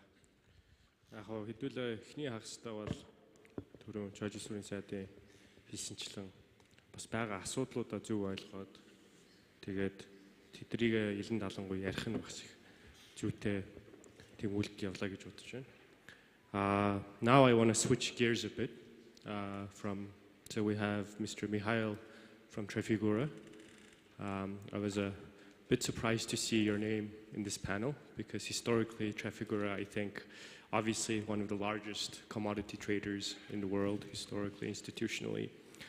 And as the minister alluded to, Mongolia as a country, we sequester more CO2 than we produce, which I think isn't something that's been talked about as much. So when we talk about renewable energy, we're mostly talking about the physical electrons and how we use them and what the problems are, which are very beholden to the existing infrastructure. But when we look at it from the CO2 perspective, from the climate change perspective, and the potential that a country like Mongolia has in that regard from an environmental attributes perspective, what do you think is Trafigura's view, and what is Trafigura doing these days on this global theme? Thank you, and thank you for being here. I'm very glad to be on this panel, even if it is a bit of a surprise. And obviously, in Mongolia, we're best known as the company that buys a lot of metal from Mongolia and supplies quite a bit of diesel. But actually, globally, I think several years ago, we've taken a strong view that we need to develop decarbonization businesses, and I think that's how I'll frame my answer, because I think Mongolia has tremendous capacity for general decarbonization.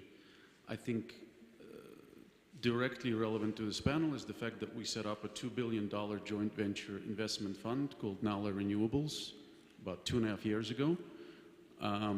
Its initial mandate was for developed markets, so we've mostly done deals in the US and in the West. We've now done our first deal in a developing country, which is in Vietnam. And so I'm pretty sure that 2024, Mongolia enters our investment horizon, where we'll definitely look here.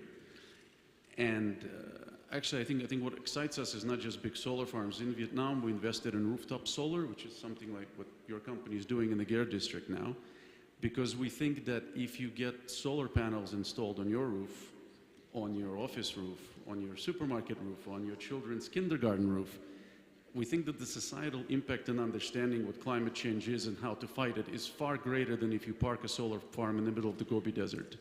So that's, for us, that's very exciting, and we'd be happy to look at that in Mongolia as well. I think one of the greatest challenges that the minister has also alluded to in Mongolia is you have a shortage of energy during the day and you have an excess of power during the night, and today that power is exported to your northern neighbor basically for free. So we think energy storage is very key. So we are a lead investor in a company called Malta in the US, which is actually incubated in Google X, which is Google's moonshot factory, that does massive, grid-wide, very scalable energy storage in molten salt. And we're now actively looking for a Mongolian partner to do a trial, a pilot here next year, because we think there are very few places in the world that I think it fits better than it fits Mongolia's situation today. So I think that's on the energy side per se. The carbon topic you bring up is very interesting, because very few countries are like Mongolia that absorb more than they emit. And on top of that, I think this government's Billion Tree Initiative which is happening even as we speak. I think about 700 million trees of that have been committed to by companies. So we're actively working with 4 of them, including Oyu Tolgoi, in helping them monetize their resulting carbon offsets. So the planting is done correctly, the verification is done correctly. And for anyone else who is involved in that, we're very happy to talk to them. We have some very productive conversations with the government about that as well. I think that that's a tremendous monetization capacity there, some which could be spent on developing other energy solutions in the country. So we're quite excited about that. A few other things that I would mention where I think there's a lot of potential is, for example, biochar. I don't know how many people in the audience know about this, but it's a tremendous fertilizer. It's also one of the most expensive carbon credits in the world. I think fetches 7 to 8 times per ton of CO2 what you do from planting a tree, because it stays in the ground for 1,000 to 3,000 years. So obviously it's a very different environmental impact. Biochar from bones is something that's being developed globally today. Most of Mongolia's bones, this is a herder economy, right? They just go to waste. They just remain in the countryside and they rot and they slowly release greenhouse gases. This is a tremendous potential again for, I think, to work on. We're just actually introducing a biochar company from Southeast Asia to Mongolia to see what can be done in that regard. And I think last thing I'd mention, I think also biofuels capacity. I think both on tallow, again, which is another animal byproduct that's mostly today wasted in Mongolia, as well as rapeseed oil. These are fantastic additives to biodiesel. I'm happy to say we just started our first exports out of Mongolia for one of those products.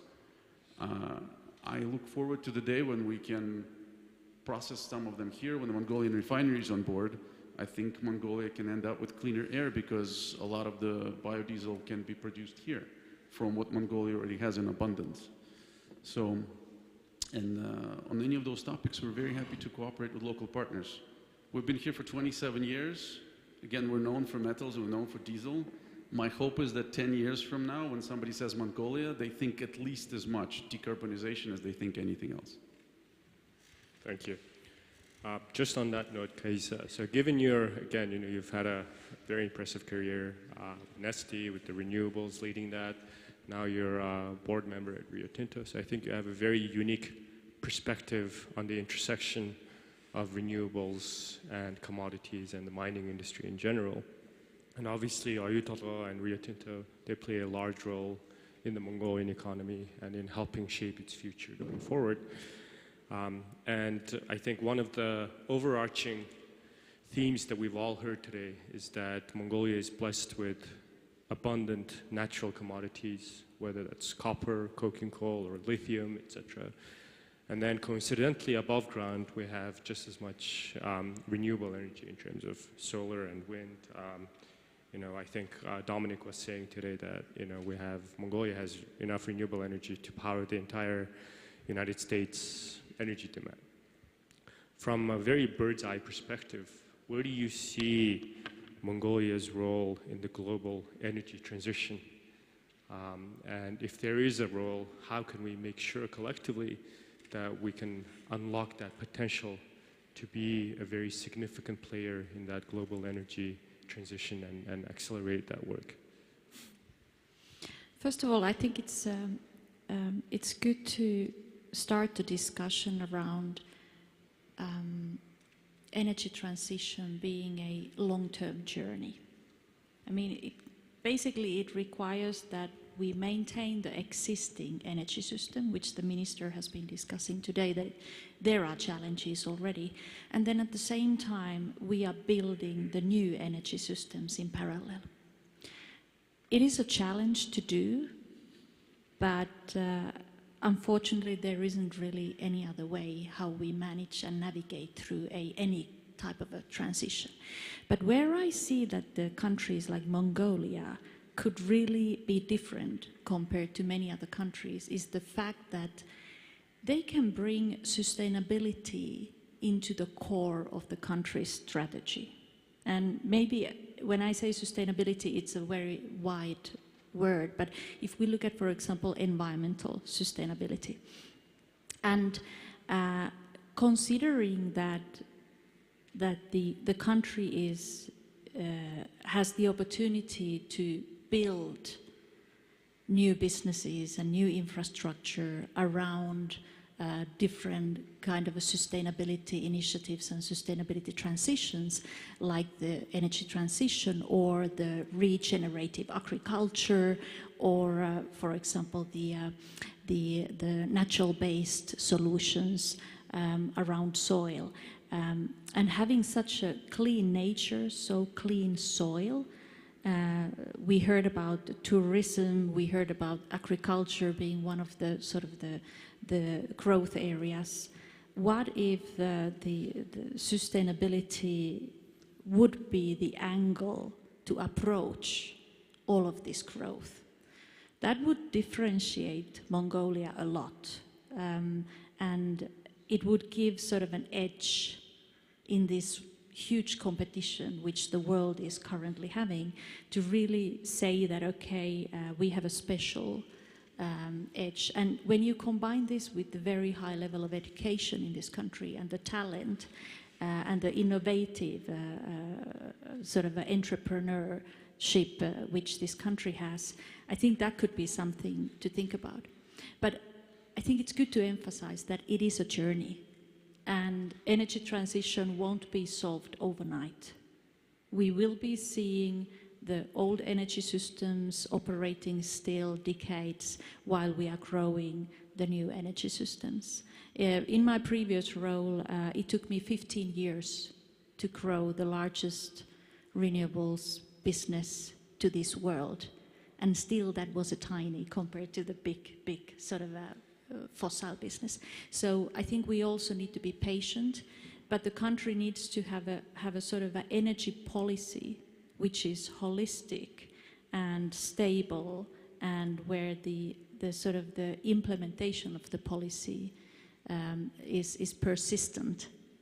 I think all the investors do value that as a basis to start the conversations and negotiations.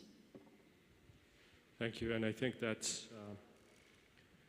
again, it echoes a lot of the conversations that we're having around trying to reconcile the two worlds, one which is the legacy infrastructure systems, and how do we reconcile that with what we need to do in terms of ramping up renewable energy across the board. Сайдаас асуухад бид нар бол яг өнөөдөртөө нар салхи Монголд нэвтрүүлсэн байгаа. Ер нь бол одоо сэргийгт эрчим хүч гэхээр илүү нар салхиныхаа асуудлуудыг яддаг. Эрчим хүчний яамны зүгээс одоо бусад их үүсвэр сэргийгт эрчим хүчний одоо газрын дулаан, geothermal, за ус төрөгч гэх мэтчлэн тэн дээр одоо судалгаа хийгээд цаашдаа тэдний потенциалыг та хувьдаа бас юу гэж харж байна? За бусад сэдвүүд дээр бид нэр олигтой тэм хөгжүүлсэн судалгаа шулуухан нэг хэлэхэд алга байна. Дөнгөж сая манай яам дахиад бүтцийн өөрчлөлт хийсэн. Түвшний бодлого алдагдсан байсан манай. Одоо түвшний бодлогын газар жоохон бэхжүүлэх ажиллагаа явуулж байгаа. Доонрууд бас хүрэлттэй байна. Түвшин дээр одоо тусгай бодлого гаргах хэрэгтэй гэж бодож байгаа. Нэг. Мэдээж хийсэн жоохон судалгаанууд бий. Хоёрдугаар би ингээд форумд хөрөлж ирсэн хөрөнгө оруулагч нар гадаад удаагийн их талархаж байна. Бас яг ингээд хамтраад ажиллаад бид нар ингээд сайхан гуралдах нэг хэрэг. Хүлээлттэй бас нэг талдаа бас зөв ойлголцоо гэж хүсэж байна. Би жишээлбэл 2008 оноос улсын хурлын гишүүн гэж байгаа. 2008 он хүртэл манай эдийн засгийн 90 оноос хойш бол ерөнхийдөө 1,000 гаруй доллар төр ингээд доктортой байсан. Явц жоохон өсөлттэй 5%.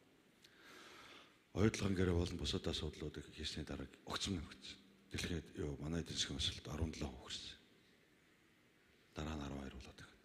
Тэр үед бид нар манай нийгэм бүхлээр улс төрчид бид нар ч гэсэн юуг нь нуух бүгдээрээ л байнгын байх юм болов гэсэн юм хүлээлттэй одоо бас харамсалтай тийм болов. Юугаа шалтгаан нь юу гэхээр одоо манайх бол нэг зүйлийг одоо хөрөнгө оруулагч ихнэд ойлгосон.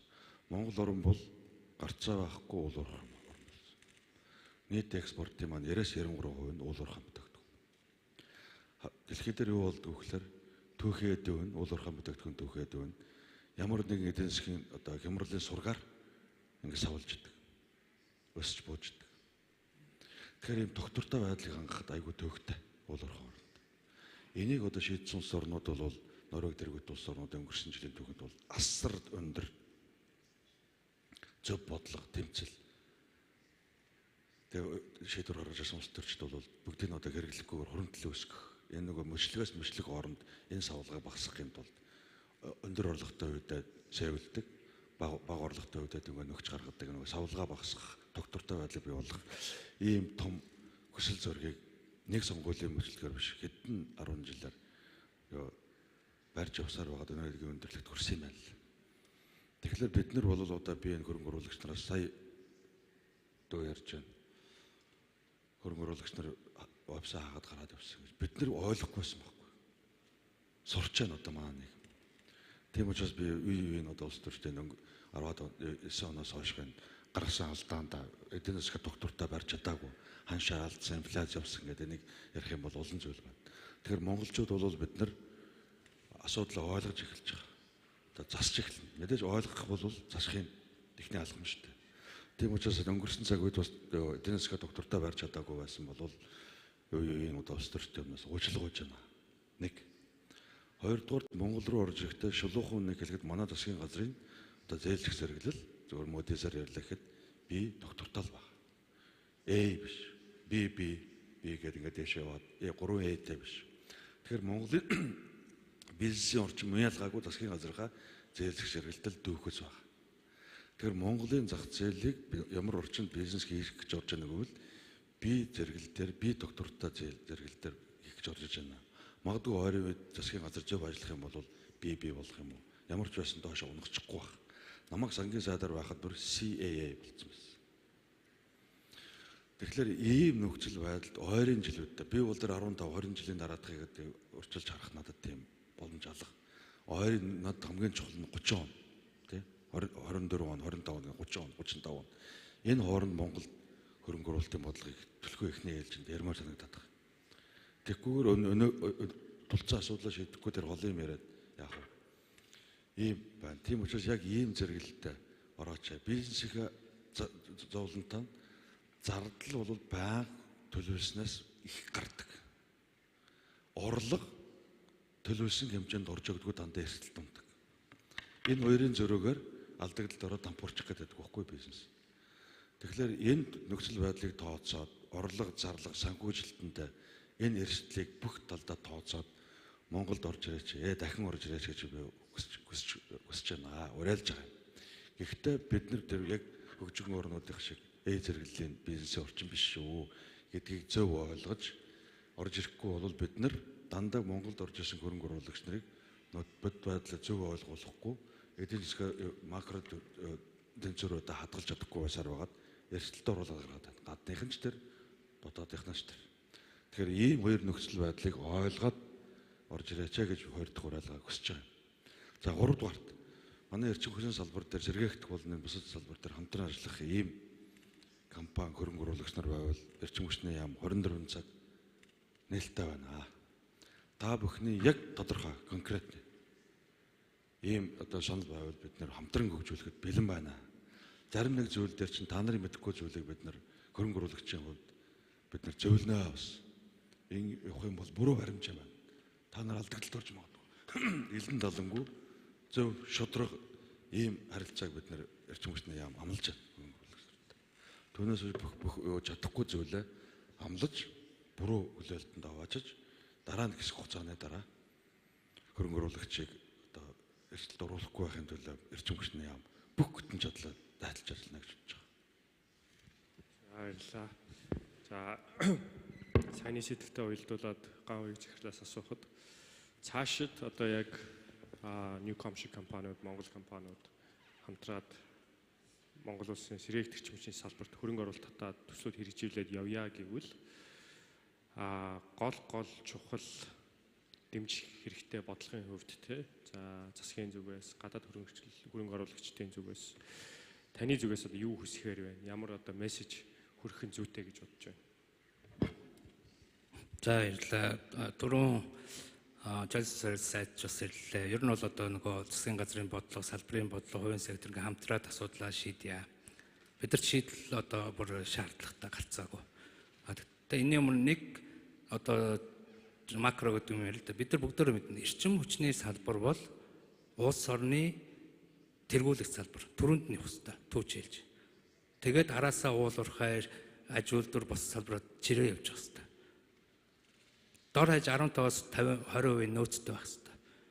Манайхан өнөөдөр үндсэндээ нөөцгүй Орос хятадаас эрчим хүчээ импортлоод ингээ байж байгаа. Тэгээд энэ нөхцөл байдлыг одоо шийдэхгүйгээр одоо бид нар дараагийн одоогийн системийнхаа асуудлыг шийдэхгүйгээр шууд одоо дараагийн хэмжээний хөрөнгө оруулалт гэдэг юм уу салбарын хөгжлийг ярих хэцүү. За хоёрдугаарт нэг энэ бол зөвхөн эрчим хүчний салбар шил дээ. Монголд одоо олон жил бас үргэлжлүүлсэн асуудал залгамж холбоо. Үүрэг амлалт хариуцлагын асуудал.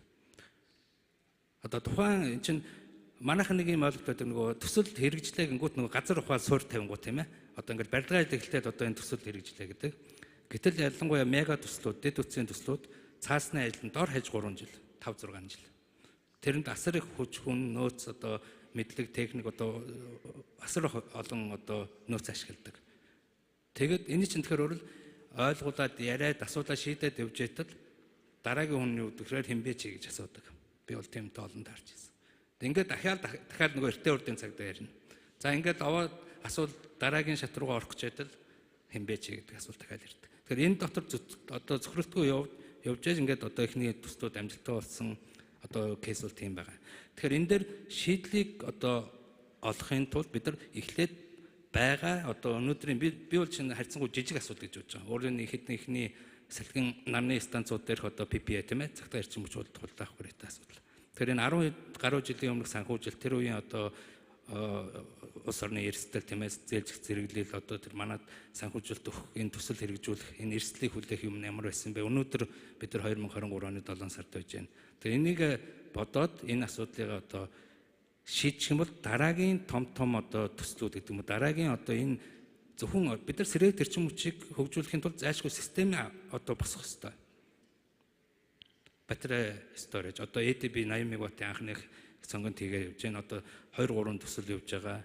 Pumped storage тийм ээ усан цэнэгт миний мэдхийн 6-7 төсөл байгаа. Одоо сонгоны Мартин Биксээс эхлээд дархан Эрдэнэт одоо энэ хэрлэнгээд тэгэхээр энэ системийн асуудлыг шийдэхэд хувийн сектор давхар оролцох ёстой. Энэ дээр одоо төртөөгөө салбартаа хамтарч явах ёстой. Ингэж бид нар систем маань бид чинь системд ажиллаж байгаа шүү дээ. Өөрөөр бид нар нэг муулын мохортой өөртөө бизнесээ хийчих хүмүүс салбар шахахгүй системд ажиллаж байгаа. Тэгэхээр систем маань сайн байхгүй бол бид нар хичнээн сэрэг тариад нэмэргүй. Тэгэхээр одоо байгаа энэ гэрээ хэлцээртэй холбоотой асуудал аль нь хүлээн зөвшөөрөх хэмжээнд тийм ээ засгийн газар нь хөрөнгө оруулагчид нь санхүүжүүлэгчид нь одоо үйл ажиллагаа явуулж компани хүлээн зөвшөөрөх хэмжээнд шийдэх боломж байна гэж харж байгаа. Бид нар одоо зөндөө олон сар бас хэлцээр гэдэг юм уу ажлын хэсгийн хавранд яриад одоо асуудал шийдэх тунд төгсөн байгаа гэж ойлгож байгаа. Удахгүй одоо ачаалсрын сайдад бас танилцуулахын төлөвлөгөөтэй байгаа. Ингээ асуудал шийдэх юм бол одоо чинь энэ хурал дээр Newcom-ийн одоо манай Японы хамтрагч нар Хятадын одоо хамтрах гэсэн газрууд дээр нь одоо ойрхот орондоос хүртэл одоо Мастар гэдэг Араб Эмиратын хамгийн том эрчим хүчний дэлхийд одоо тэрбум доллароос дээш хөрөнгө оруулалтыг ярьдаг хүмүүс шүү дээ. Тэрний Аз Пасифик харилцсан захирал нь манай урлагаар ирсэн байж. Ингээд монголчин боломж байна та нартай хамтраа. Өөрөөр одоогийн геополитикийн төвхтөр нөхцөл байдал бид нар балансаа харах хэрэгтэй. Аль нэг тал руу хэлт хэвэх юм бол Монгол шиг жижиг улсын хувьд хэцүү. Тэгэхээр бидний хувьд бол одоо Японуудтайгаа, баруунынхантайгаа одоо Арабынхантай тийм ээ Хятадтай ингээд балансаа бариад эрчим хүчээ одоо ихаа салбарыг шинэ түвшинд гаргах. Тэгэхээр энэ дээр шийдлүүд байна. Бид нар бол эзэд одоо салбарынхантайгаа, яамтайгаа ажиллах. Тэгээ гадныхныг одоо тэр техник ноу-хау туршлагатай хөрөнгө мөнгөтэй хүмүүсийн уусуудыг одоо татж авах. Энэ дээр бол одоо боломж одоо яг нэг хувьсгалын тохироо бүрдэн гэдэг шиг энэ пост пандемик боломж гарчаад байгаа байхгүй юу?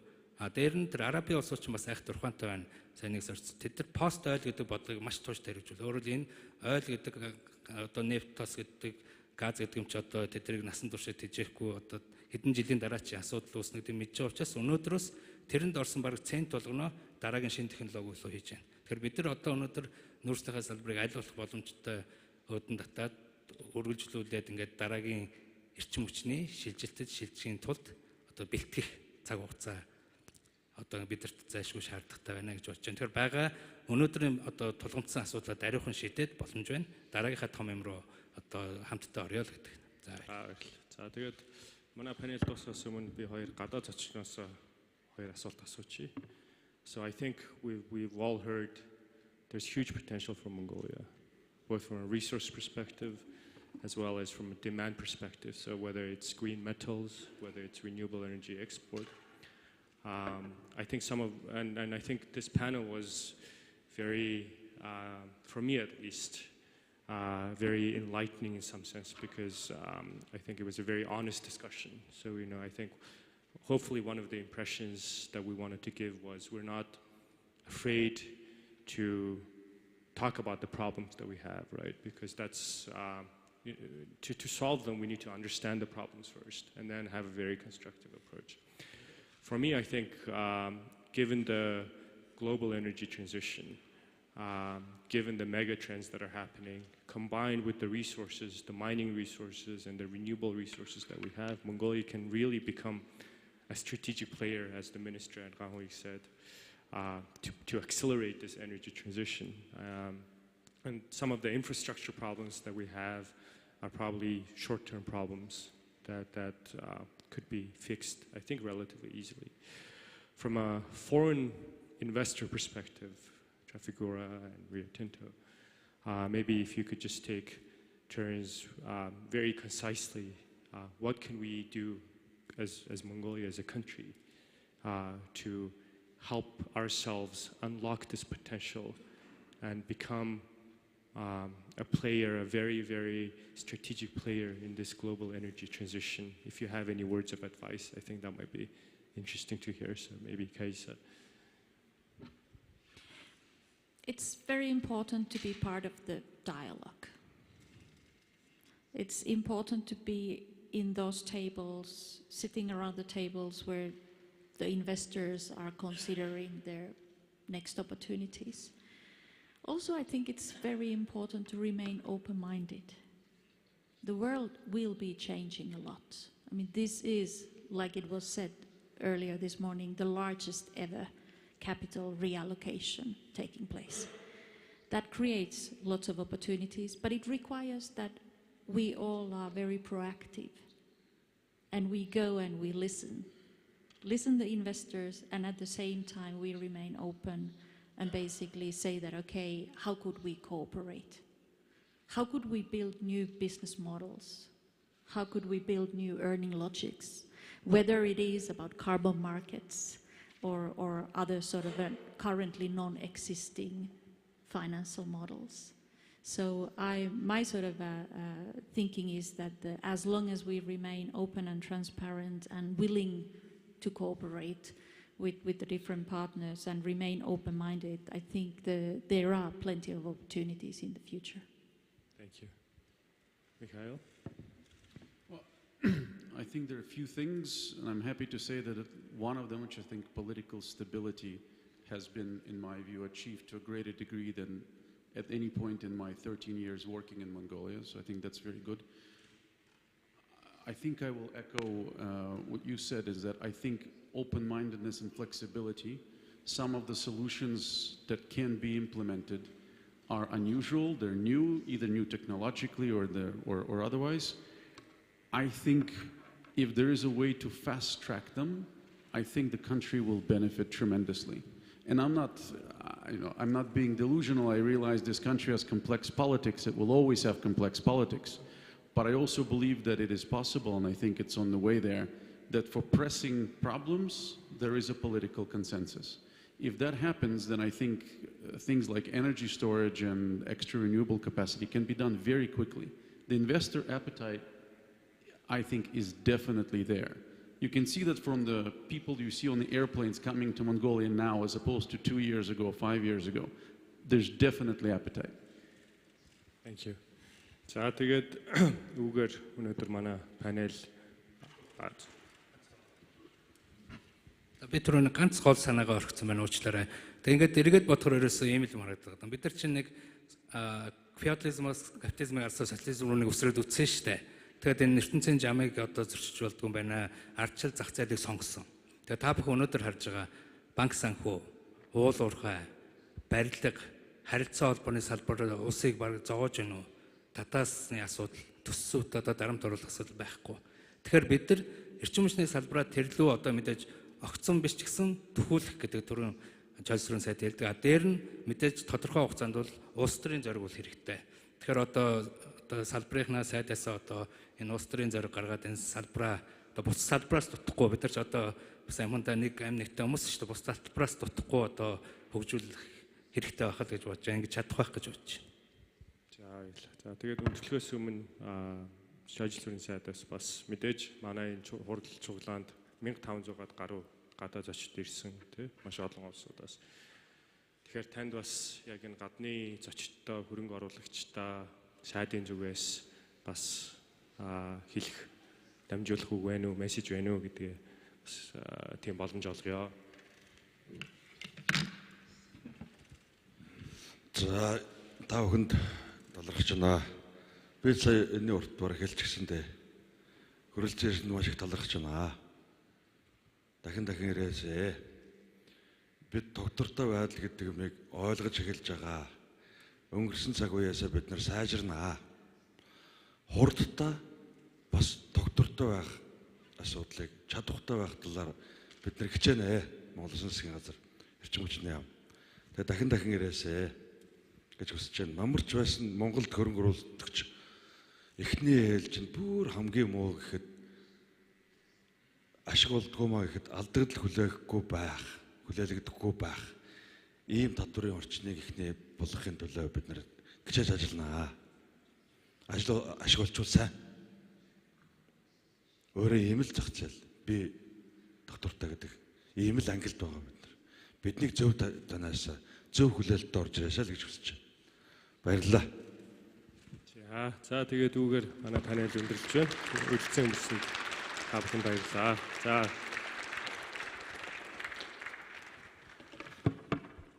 Хүрлзээрсний зочид төлөөлөгчдөө баярлалаа. Ингээд панелист болсон зочид төлөөлөгчдөө эдийн засгийн хөгжлийн яамны зүгээс дурсгалын зүйлийг бэлдсэн байгаамаа. Ministry of Economy and Development Mongolia prepared appreciation for the panelists who participated in this session. Монголын эдийн засгийн форум 2023 2 дахь өдрийн анхны салбар хуралдаан Чингис хаан музейд амжилттай болж өндөрлөлөө. Хүрлзээрсэн зочидтой төлөөлөгчдөө баярлалаа. Харин одоо та бүхнийг 12 цаг 30 минутаас 13 цаг 30 хүртэл цайны завсарлах хүлээж байна. Үүний дараа үргэлжлүүлэн дараагийн салбар хуралдаан болох бүс нутгийн хамтын ажиллагааны боломж, далайд гарц үе орон сэдвээр салбар хуралдаан үргэлжилнэ. The first session of the second day of the Mongolian Economy from 2023 ended successfully at the Chinggis Khan Museum. And now we have lunch break time, 12:30 p.m. to 1:30 p.m. After that, the next parallel session will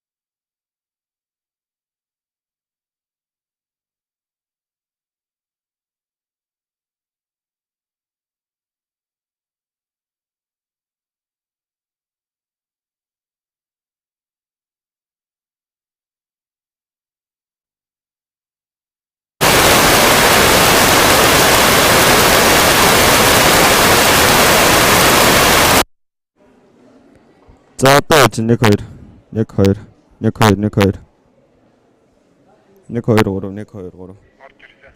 За окей.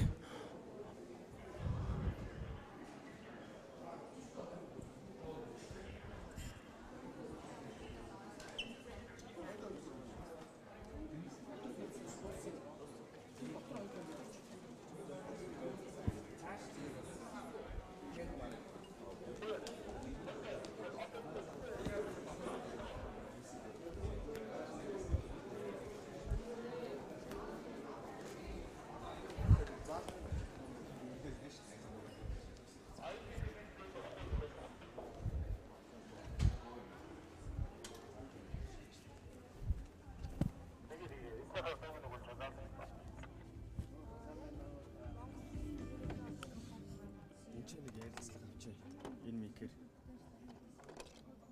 Хоёр микрофон авч нэг ч юм уу. Нэг болох. Энэ микрофоныг нээчээрэй. За дуугүй бүр авчаарай. За. Тэгээ гаралтаа манайх руу өгчөрэй. Танай гаралт хэцүү л байна. За наад нийтэд ороо. За хэлээ. Хана.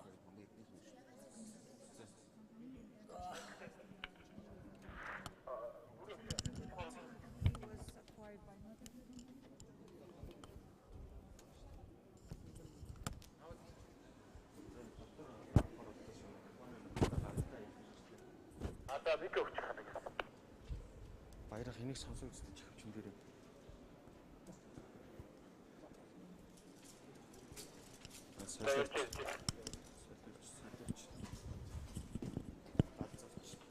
За дуурдаа.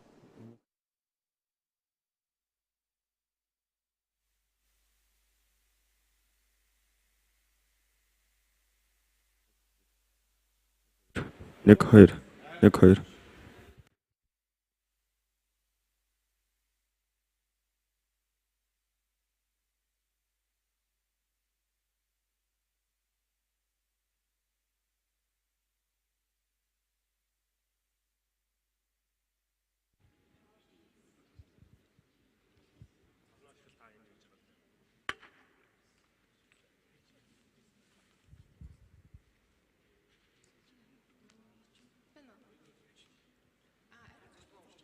Би заавал чихвчтэй тантай ярих шаардлагатай байдаг. Эсвэл эндээс тохио өгчүүл болох уу? Тэг та тэг эндээс юу би За ойлголоо. За та түр зогсож байгаа шиг. Чи сочж.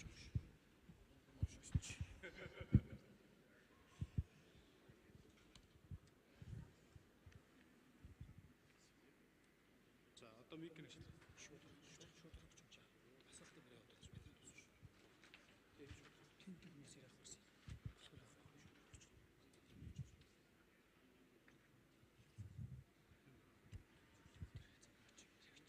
Тэгээ чи очиж сочнаа аваач.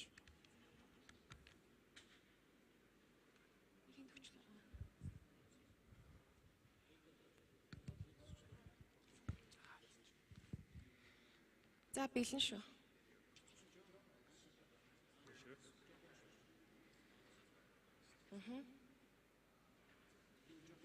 Аха. Би зочинтой хамт байгаа шүү дээ. Модератортай. За.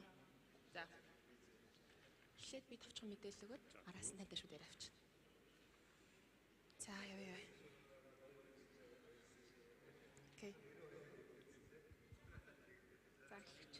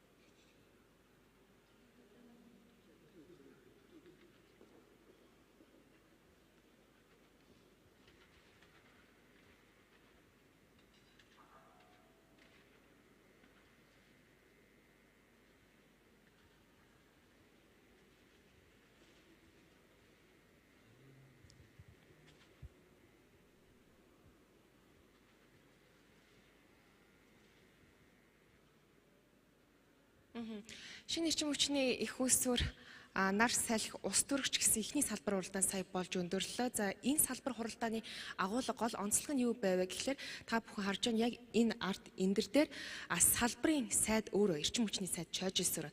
За мөн гадаадын төлөөлөгч нар холбогдох. За мөн Монгол яг сэргээгдэх эрчим хүчний чиглэлээр сүүлийн жилүүдэд үйл ажиллагаагаа явуулж байгаа компани бас төлөөлөл захирал өөрөө яг модератороор оролцож тал бүрийн саналыг сонсноороо нэгдүгürt бол энэ салбар хуралдаан маш онцлог боллоо гэж харж байна. За нөгөө талаас засгийн газар талаас эрчим хүчний либералчлалын талаар саяас их онцлог ярьлаа. Өөрөөр хэлбэл олон нийтээс бол баггүй шүүмжлэлд дагуулад байсан эрчим хүчний зах зээлийн талаарх засгийн газрын байр суурийг илэрхийлж одоо өрийн хязгаарлалтыг энэ салбарт ямар байгаа вэ? Өрийн нөхцөл байдлын талаар ярьж байгаа бол нөгөө талд хөрөнгө оруулалтын нөхцөл байдлыг нь сайжруулж тогтворжуулж чадж байгаа тохиолдолд Монгол улсад одоо энэ шинэ эрчим хүчний их үүсвэрийн нөөц бололцоо байгаа гэдэг бас гэгээлэг талаас ирсэн панелистууд манаас илэрхийлж байна. За тэгээд энэхүү салбар хуралдааны талаар илүү дэлгэрэнгүй үр дүнг бид одоо ярилцгаар салбар хуралдааны модератор буюу чиглүүлэгч Юрека хязгаарлагдвал хариуцлагатай компани гүйцэтгэх захирал үүсгэн байгуулагч ноён орчлонтой хамт зогсож байна. За саяны салбар хуралдааны талаарх үр дүнг та багцлан хэлвэл. Тэг яг хөө мэдээж эдийн засгийн чуулганы хүрээнд бол гадаадаас 1500-аад гаруй зочид ирсэн байгаа. Тэ одоо ингээд өнөөдөр хараад үзэхэд маш том компаниудын хөрөнгө оруулалтын сангийн банкнуудын захирлууд ирсэн байна. За тэгээд үндсэн чуулганы хуралдаанч тэр манай энэ панелч тэр ерөнхийдөө гол сэдв нь бол дэлхийд даяар болж байгаа уур амьсгалын өөрчлөлтөд хэрхэн яаж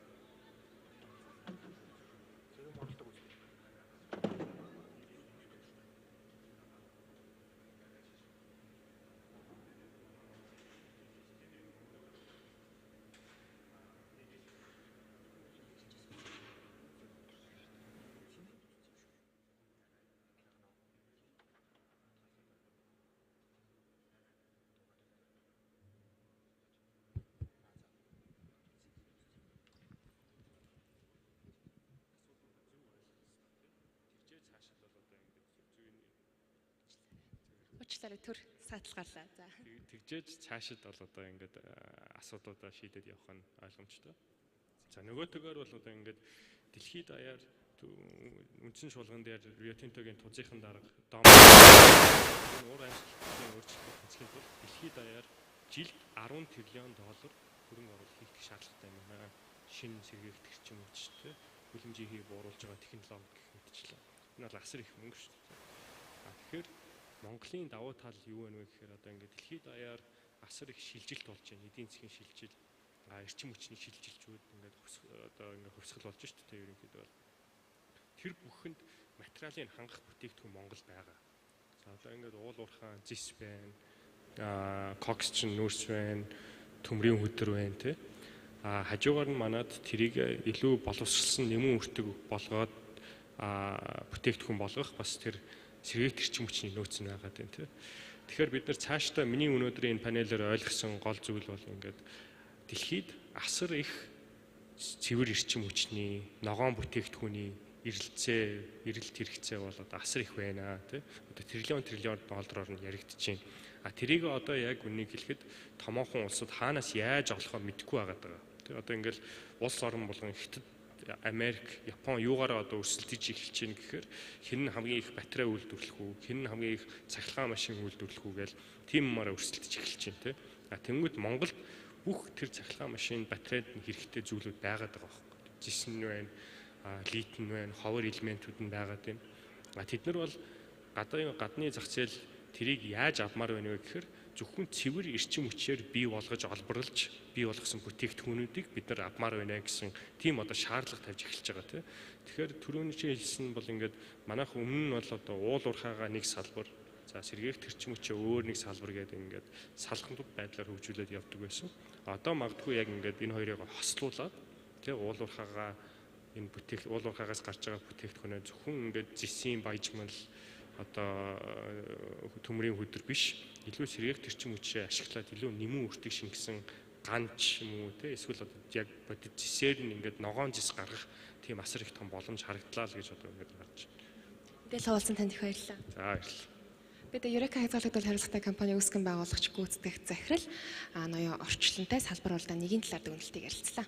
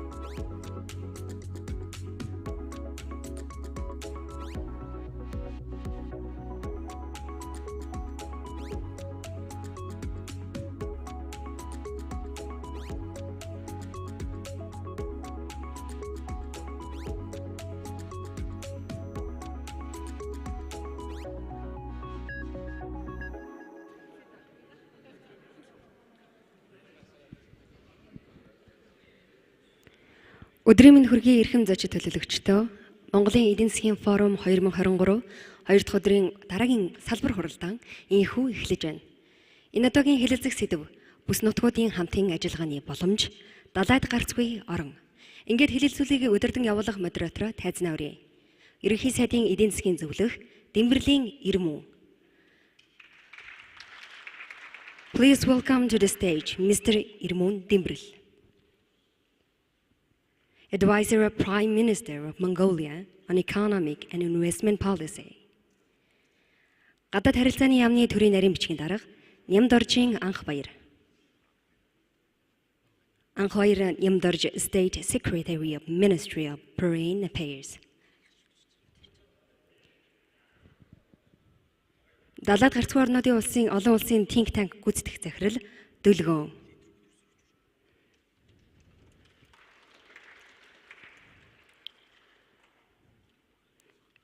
Ньюка Group компани гүйцэтгэх захирал Баатармөнх Болдбаатар. Баатармөнх Болдбаатар CEO Newcom Group. Member of the Board of Rio Tinto Simon Henry.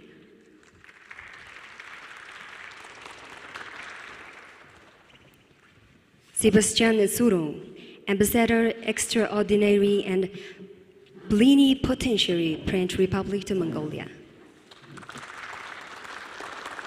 Kelly Bird, Advisor East Asia Department, Asian Development Bank.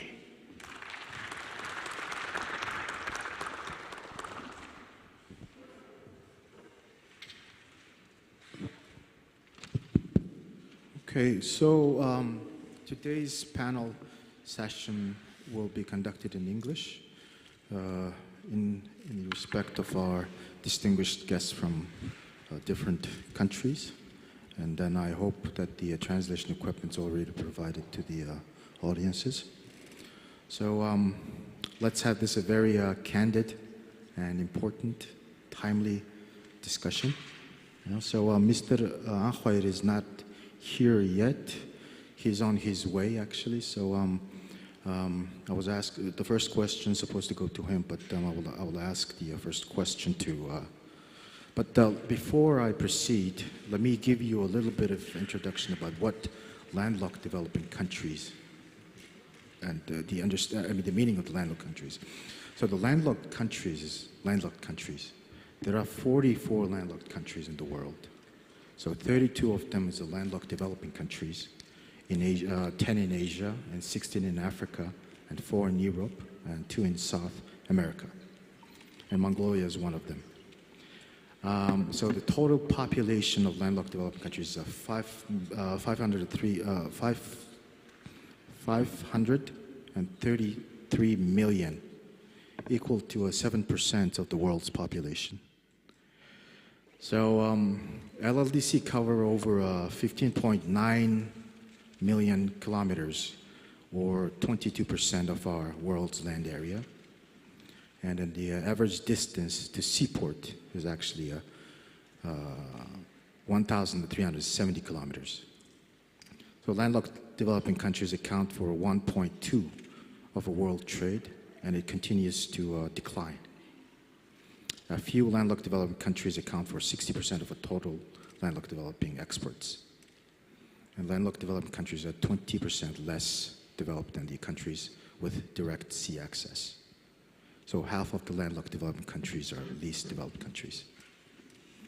But there are 4 landlocked developed countries in the world: Switzerland, Austria, Luxembourg, and Liechtenstein. So one of the objectives of our today's panel is to discuss about the opportunities in the regional cooperation and landlocked developing countries. Mongolia itself is a landlocked developing country, but some of our immediate neighbor countries and some of the countries in the landlocked developing countries platform is actually double landlocked countries. So there are a lot of opportunities when we discuss about the landlocked developing countries. So my first question goes to Mr. Simon Henry, Rio Tinto. I could say that the Oyu Tolgoi project is not only just one of the largest in the world, but the largest in the region. So I'm sure there are a number of mining projects in other aforementioned landlocked developing countries in Africa, Southeast Asia, and in Central Asia. So how do you see that Mongolia's landlockedness affects OT project and its investment? Thank you. I guess that's a core part of the question, but for a specific industry sector in terms of resources. I'll just come back to just a couple of comments on your opening remarks. Switzerland comes to mind as a country I know well as to why is it so successful when it's landlocked, particularly as it's surrounded by large, powerful, economically well-off countries, including France, of course. And if you look at the history of Switzerland, it's a proud, independent country, but it's been very successful for a few basic reasons. It has a great infrastructure in terms of transport, energy, telecoms. It has a very high level of education, good health systems, and over many years it's developed very high quality services industries, but also in terms of manufacturing, what I think you would term high value, low bulk. So engineering, high value engineering, pharmaceuticals, and a great tourism sector. So there's a model there for Mongolia, and what Switzerland does not have is natural resources. It doesn't have energy, it doesn't have mining products, and it has still been extraordinarily successful. So Mongolia has an opportunity to use its fabulous world-class resource base to develop both economically in general, but to use the value generated to reinvest in other less resource intensive and maybe less restricted industries. Because going back to Oyu Tolgoi produces copper.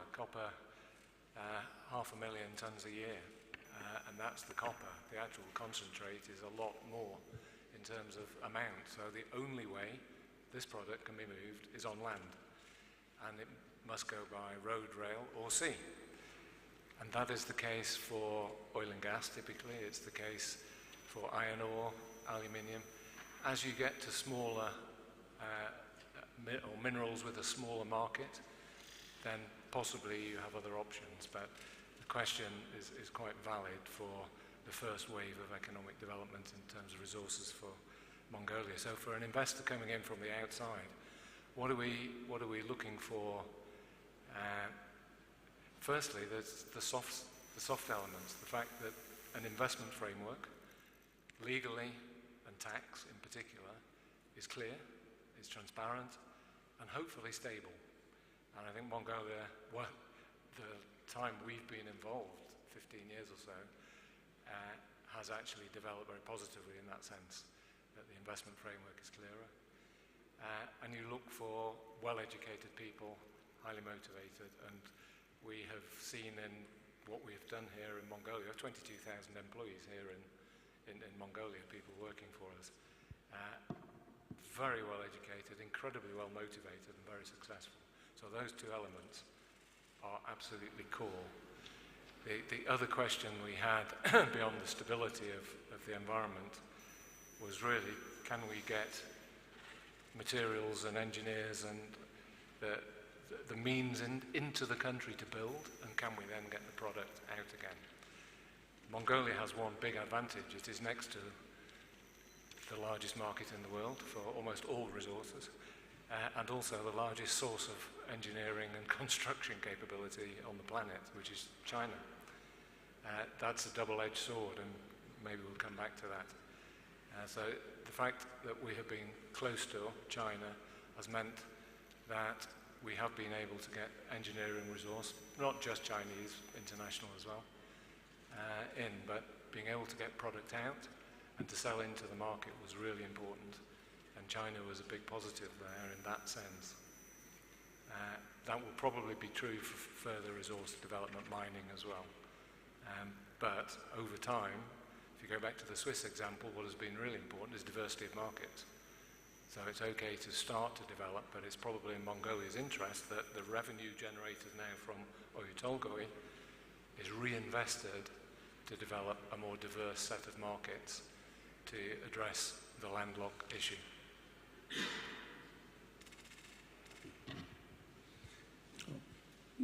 You see, the reason I started with you is that it's very important to listen the private sector's perspective within this landlocked region. And obviously we have a lot of things to discuss when it comes to this landlocked policy framework and everything. So that's why we have this distinguished guest from the LLDC. So, and I'd like to ask my second question from also a gentleman from the Newcom, the CEO of Newcom, Mr. Batermuch, because this company has a tremendous project, very interesting, good projects going on in the region and also in Mongolia. So my question would be that the company is substantially focusing on renewable energy and energy transition issues. So how do you see the energy transition in the region from the private sector's perspective? Yes, thank you. And it's my pleasure to be here and good to see you.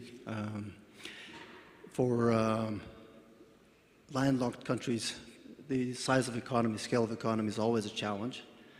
And that has been somewhat of a disadvantage when it comes to economic activities.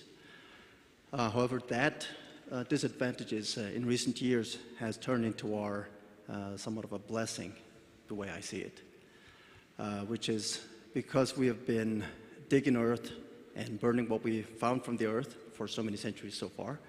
And we have gotten to the point where we have to start using renewable energy. And over the last few years, not just pretty words, but the actual financial flow started to really indicate the market's appetite for renewable energy and lower carbon footprint.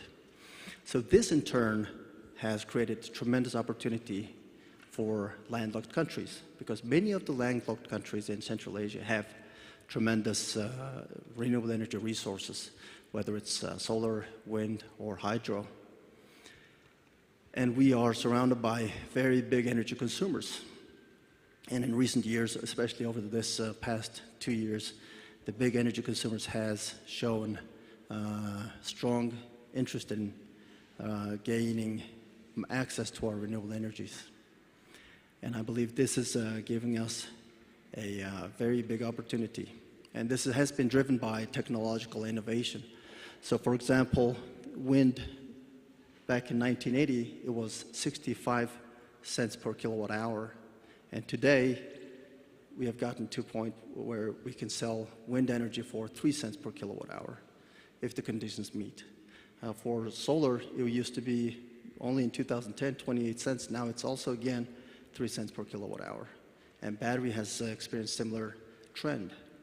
So, of course, we're going to experience challenges when it comes to building the infrastructure to transmit the electricity to our southern neighbors. However, that's something I think we can cooperate from both our southern neighbor side and Mongolia side. And I think this can be obviously replicated across all of the landlocked countries. So in summary, I think our landlockedness used to be our curse, but now, potentially, it could be our ticket to more diversified economy that is relevant. Thank you. So the thing is this, I mean, the reason that I mentioned about these landlocked developed countries, these 4 countries, and then also landlocked developing countries, Mongolia could play a pivotal and leading role to matchmake these aforementioned countries, being the platform to attract the money flow into the region. And that's not just only I'm thinking, but also it's also a thought of United Nations. United Nations has the system organization called United Nations Landlocked and landlockedness. So I had this very interesting conversation with the Undersecretary General of Landlockedness just 2 weeks ago, and she told me that yes, Mongolia is the focal point when it comes to landlocked countries, but Mongolia needs to contribute more and engage more actively. And therefore, I would like to ask the landlocked developing countries international think tank that is actually has a number of landlocked countries as a member. So this organization is actually an intergovernmental organization. It's endorsed by the United Nations. So, Dilgong, I have a question. My question would be that, so what are the priorities of your organizations when it comes to landlocked developing countries, and how are your research findings effectively used in order to address all these challenges for the landlocked developing countries? Yeah, thank you. Thank you for the questions and also the invitation to this very important and timely forum. And of course, as historically and in international spheres, it's a very historic moment for Mongolia also as a landlocked country and to become a land-linked country. And the international think tank is, of course, also it's initiative of Mongolian government, and announced it to establish the idea of this international think tank is announced by the President of Mongolia in 2006.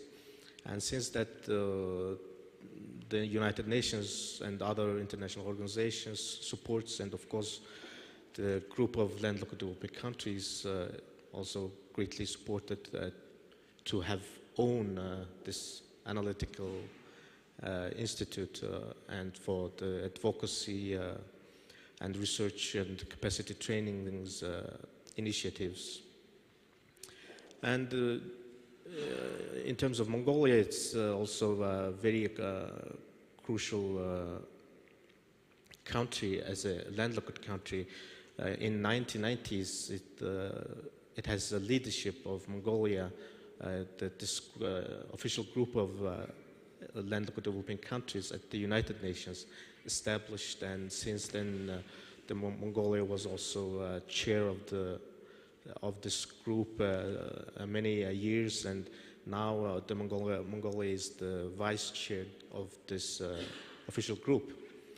And the main operational goal of this international think tank is that for the landlocked developing countries, there's a Vienna Program of Action, a 10 years program adopted in 2014 in Vienna, Austria, by the second UN conference on LLDCs. And this Vienna Program of Action has 6 priorities.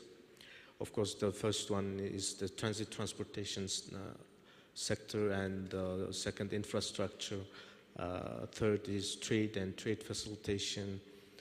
Fourth is regional integration, regional cooperation, and fifth is structural transformation, which is economic diversification. And the sixth final is the implementation. So the international think tank do research on this within the 6 priorities, and this is like a Bible of our international think tank. So in terms of the landlockedness, of course, the infrastructure, especially the hard infrastructure, is still crucial for landlocked developing countries. And in totally, there's still 200,000 kilometers of road and 46,000 kilometers of railways still need to be established. And as we all know, this infrastructure sector requires high investment. And just because of this recent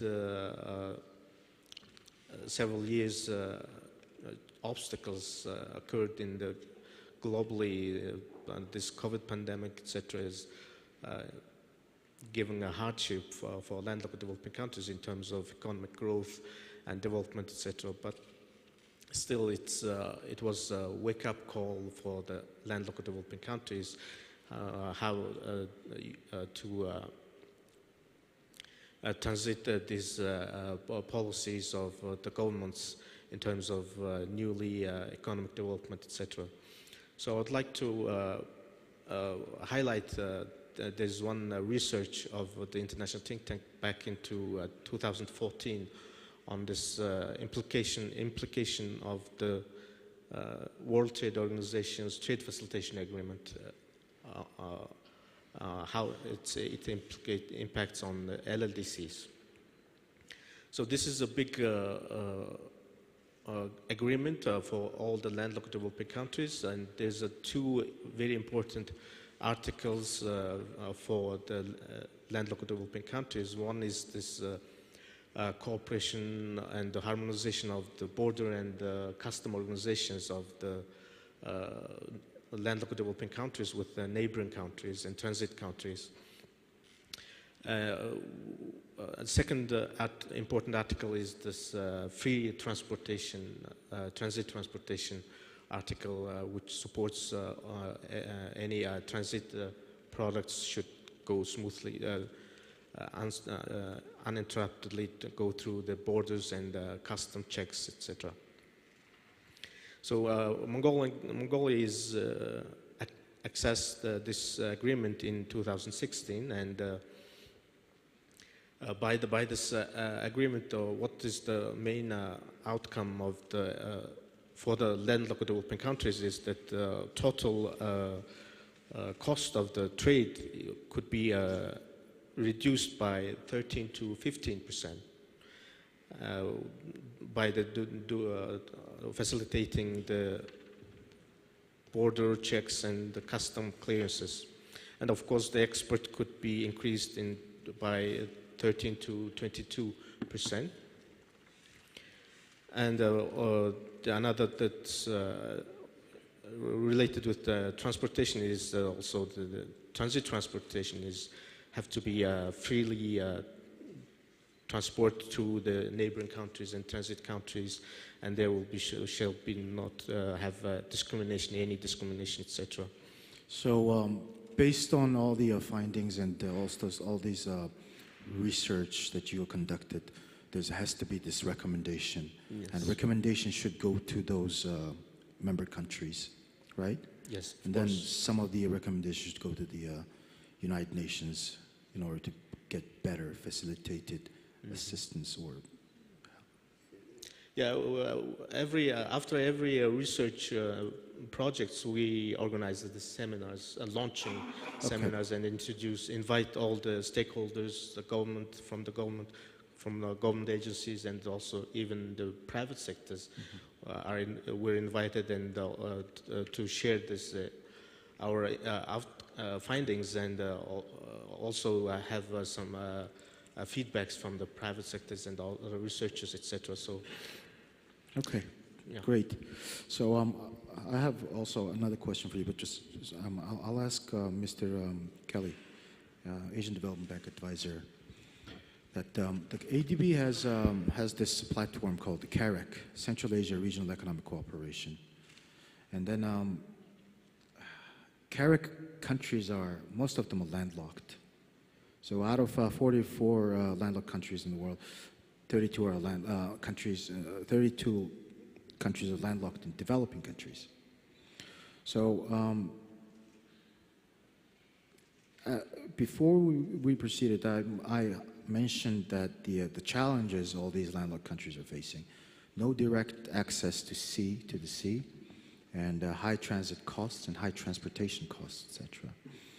So one of your research shows that there's a necessity and there's a need to construct 2,000 kilometers of paved road and 48,000 kilometers of railroad that is worth of $500 billion investment in the landlocked region. So would you please share information on CAREC's action to protect the interests of these landlocked developed countries and to address the pressing challenges that they're facing? Thank you very much. Before I answer that, I'd like to, to explain that this is my first time in Mongolia, so I've just been here for 1 week. So it's a privilege for me to participate in the forum. But my reflections on the last week is that I'm super impressed with what Mongolia has done, and also the Mongolians that I've spoken to in government and private sector. Very impressive. So I'm really happy to be here, and also happy Nadam for tomorrow. On your question, I'd like to kind of answer it in two ways. First of all, I'd like to kind of talk about what can a landlocked country like Mongolia do to lay down the foundations for long-term sustainable development and be able to increase the benefits from regional cooperation arrangements like CARIC, and then turn to how can CARIC also help a country like Mongolia benefit through increased trade. So in my first part, for a country to benefit from any regional cooperation, they've got to have that fundamental environment in place within its own country. So what I want to do is just to share with you a country that's very similar to Mongolia.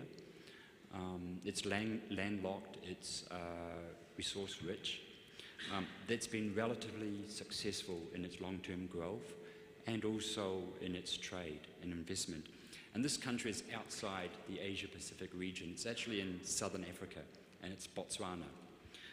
Botswana is very similar to Mongolia in the sense it's got a large land mass, it's landlocked, small population, 2.4 million people, and it's also resource rich in diamonds.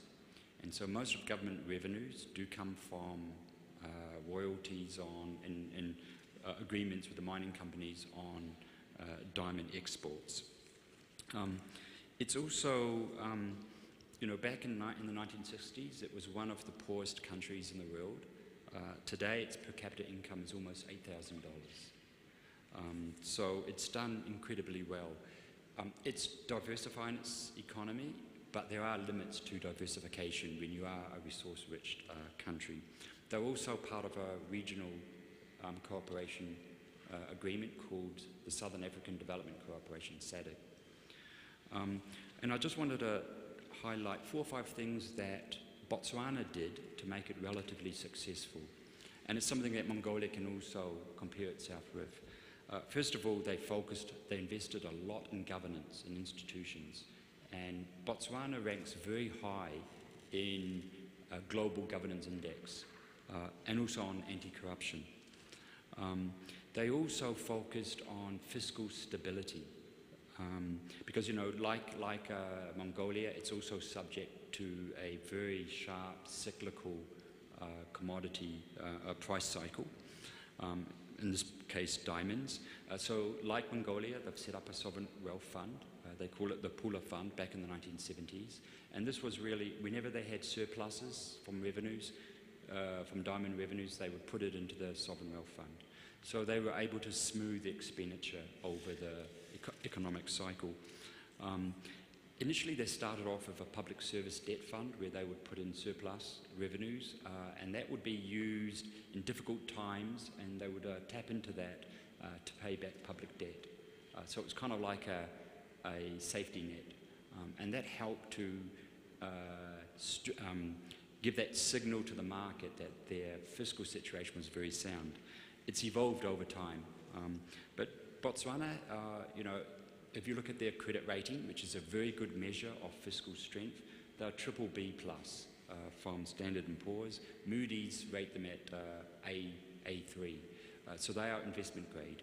So it shows you that you can be a landlocked, resource-rich country, but you can also have strong fiscal stability and get investment grade rating. That's important because when you go to the international markets, you can tap into much cheaper borrowings. What they also did was they invested heavily in infrastructure, roads, rails, invested heavily in their people, education and health and employment facilitation.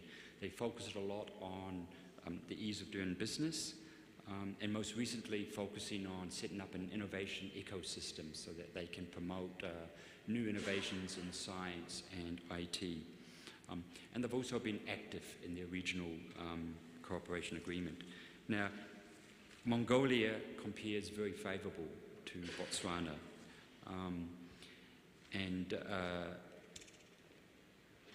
And in terms of Mongolia has a per capita income of close to $5,000, and you've got there much faster than Botswana. So I think it's hugely promising for Mongolia to be able to follow that path. Botswana is part of SADC, Mongolia is part of CARIC.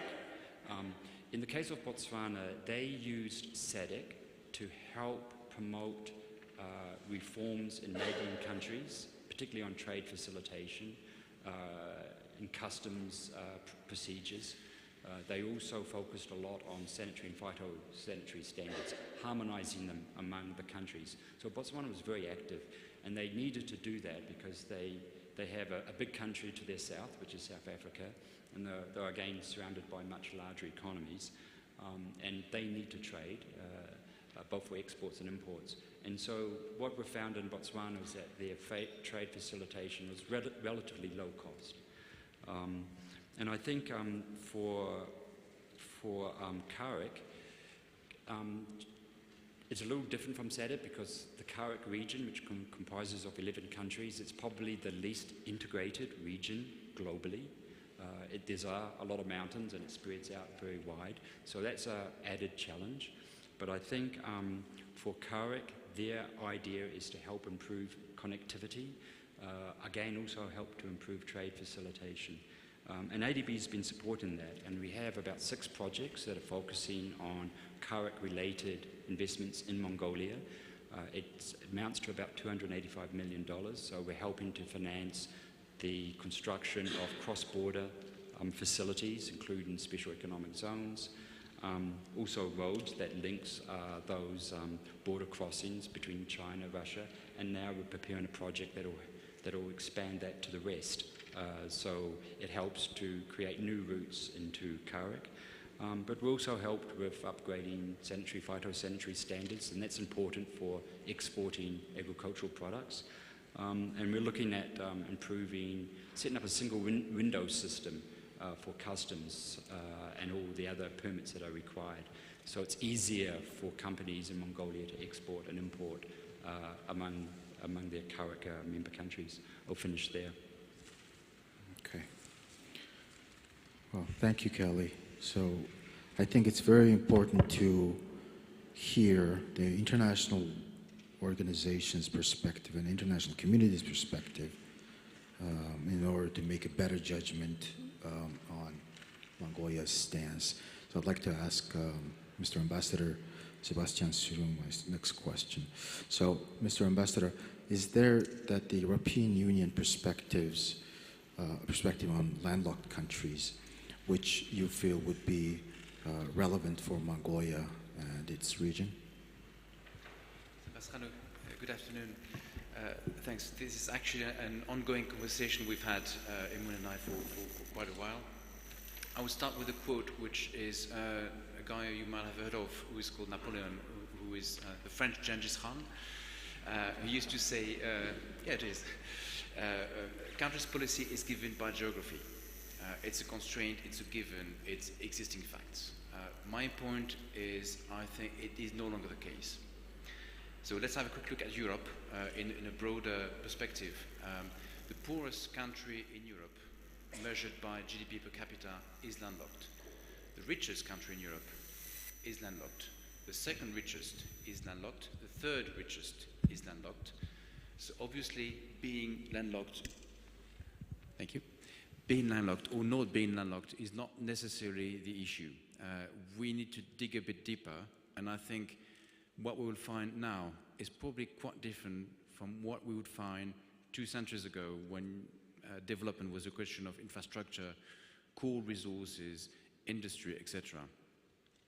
So what I think makes economic success while being landlocked, while not having access to open seas, has a lot to do with governance, and that was mentioned in the case of Botswana. Botswana is probably the best possible example in that sub-region of how continuous, stable, good governance changed the level of development massively in spite of the risk of being dependent on one single commodity. So governance is an issue, and there Mongolia does have a good record for 30 years of institutional stability, 30 years of open society, 30 years of democracy. And I think that is one first point where we think Mongolia has something not only as an asset, but probably a story to tell to other landlocked countries. Second point, I think, is education, especially when we have more and more mobile resources, more and more mobile human resources. Investing in education is always something that will pay off more or less quickly. And I'm amazed, having been here for 2 years, by the talents you find here. There were about 30,000 students in higher education 30 years ago. Now it's 300,000 students. It's not just a question of demographics, it's also a question of majority of the population going into higher education. And I'm in contact with French and foreign companies here. We have our own operations. And well-trained Mongol students are smart, are autonomous, are asking questions, probably more than elsewhere in the region. It's not a Confucian model where you just expect the bosses to know. You challenge them, you ask questions again and again, and I think that's how you progress. So education would be the second point where, again, Mongolia probably has a bit of an edge. Now, if we look at what you need for economic development, you need access to a certain number of raw materials, or you produce them and then you need to export them. That is dependent on physicality, on roads, on infrastructure, on railroads. You need goods, you might produce them and export them, or you might need to import them. And again, that is dependent on where you are. You need access to markets, but that might be the end of it, because wherever you are, being landlocked or not, is not an issue in terms of access to financial markets. It is not an issue if you're landlocked in terms of access to services, and our economies are more and more service-based. Being landlocked is not an issue when you need to have access to technology. And education is also non-material. So you have, and we have, joint programs to train young, bright Mongols abroad in Europe and make sure that they come back and bring something back to the country when they're here. Again, whether you have access to the sea and take a ship to go and study, or you just board a plane, is more or less irrelevant. So I think there are elements here that we can identify which are not dependent on being landlocked or not. Then and on this point, we have been discussing a lot of infrastructure. Again, there are physical infrastructure that Mongolia needs to invest on. Borders have been mentioned. And again, if I may share a childhood memory, I grew up in northern France, very close to the border with Belgium. And back in the 80s, I would cross the border without knowing. I would get into Belgium and on my bike and not really realize that I was in a different country. Signage would be a bit different. Currency at the time would be different. But so much of the environment, of the culture would be the same, that a border did not mean that much. In 26 years of serving abroad and in the foreign service, I've encountered other borders that are harder, more complicated. Even in regions that are supposedly very well integrated, you have to go through checks, you have to go through tunnels, barracks, etc. It's an experience that many of us in Europe do not have anymore. And that is something which we are happy to share in terms of how to smoothen border postings and how to smoothen processes, if not only for people, but also for goods to cross the border. So infrastructure, roads, railways are physical and they are needed. And there has been an effort in this in Mongolia, and I think that needs a bigger push. But there are also infrastructures that are non-dependent on being landlocked. Energy was mentioned, renewable energy. The potential for renewable energy in this country is massive. It's 2.6 terawatts. If it doesn't talk to you, that is the equivalent of China's electricity consumption. Mongolia has the potential, if all sites are equipped, to produce with renewables only the whole of the electricity consumption for China today. That would not happen this way, not in the short term. But in the short term, make sure that Mongolia's energy is not imported from abroad through physical lines, but rather than there is capacity here and there is mostly private capital that could be invested here if the governance is there. And to be honest, it's not entirely the case yet. But if the governance is there, then that is a field where sovereignty in terms of energy production would be a first given. And then the next step, of course, as you mentioned, is exporting electricity, cheap renewable electricity to the neighbors. A last infrastructure that is not dependent on being landlocked is, we look at borders, we look at the land, we just need to look up to the Rugtenger, and capacities in terms of satellite telecommunications, making sure that Mongolia is not dependent on cables going through their neighbors, but that all that I mentioned, education, technology, high-tech, services, e-goods, can come and go into Mongolia from the rest of the world unhindered by sovereign capacities and sovereign equipments for satellite telecommunications. So I think my point is to make sure that we realize that in the 21st century, being landlocked still means a few things physically, but there are other perspectives that are unhindered and independent from the physical situation of Mongolia. And I think these are fields where investment has been made already, and that is where we want to push for more. Very good answer, Mr. Ambassador. Thank you very much. But there are many countries out there in the least landlocked developed countries, such as the African continent, etc. So some of the perspectives that we just touched upon is that some of the things that they have never seen, this kind of things. Even, for example, one of the poorest landlocked countries is Burundi in Africa. They have this things we're discussing today is actually not there yet. So we need to also focus on other landlocked countries, since the landlocked developed countries international think is here. So we heard the international perspectives. Now, where's Mongolia? Mr. State Secretary, thank you for joining us. So recently we faced with these two biggest challenges in our recent modern history. One of them is the pandemic, and one of them is this geopolitical conflict. So it's still going on. So this situation impacted our transportation, logistics, and economy of Mongolia as a landlocked country. So what measures do you believe that should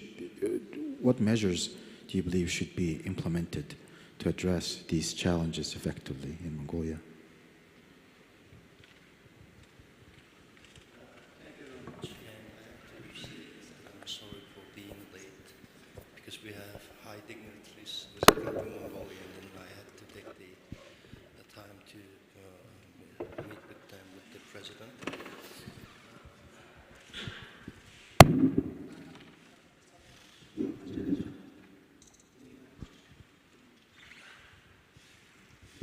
Sorry again.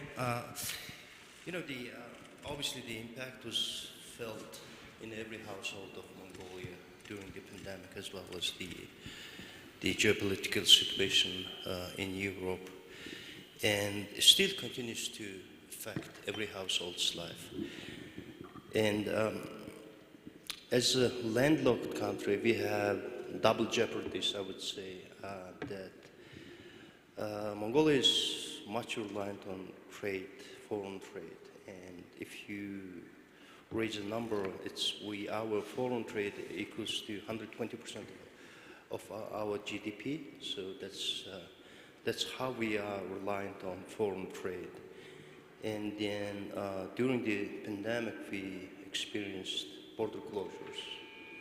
And as an individual, that I was not state secretary of the MFA, but I was person in charge of not making sure closing the Zamiut Erliam border crossing point.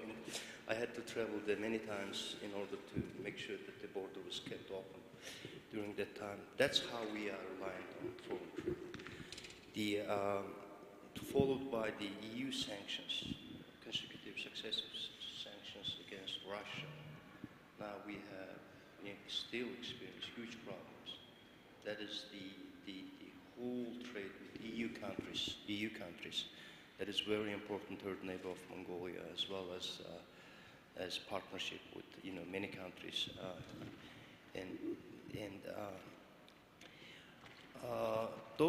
all those caused the high rates of inflation and then trades. We had a lot of I don't know the exact percentage of our trade that goes through sea, but it seems like about, compared to China, it's 1%. With the US, it's about, as of half of the year, with the trade with US is about $134 million as of now for the half year. But it's for the economy like Mongolia's size, it's a lot. It's a lot for us. So we had problems, challenges, difficulties, as many countries, the similar countries, the landlocked countries have experienced during this difficult time. What are the measures that we have to implement? I think the question is for the government officials is simple. It's a new recovery policy. But again, we have to understand that all the physical investment and works that you have mentioned really is the secondary thing. What we have as a country, as a nation, as an advantage is that we have youth that are 65% are under the age of 35, and then the because all you were in the opening session yesterday that the and then along with the parliament is doing a lot of reforms in legislative framework, and that's all aiming for good governance, and then also the one of the pillar of the recovery policy is that the digital transformation. And with all that being said, that the new recovery policy is the answer, short-term answer. Obviously, we have the Vision 2050. Those are all in line with our international commitments, and then as well as our obligations under the international treaties, and then as well as the agreements and so on. So the effective implementation of the international treaties that are in place are important for us. For instance, the agreement that provides the transit rights for landlocked countries.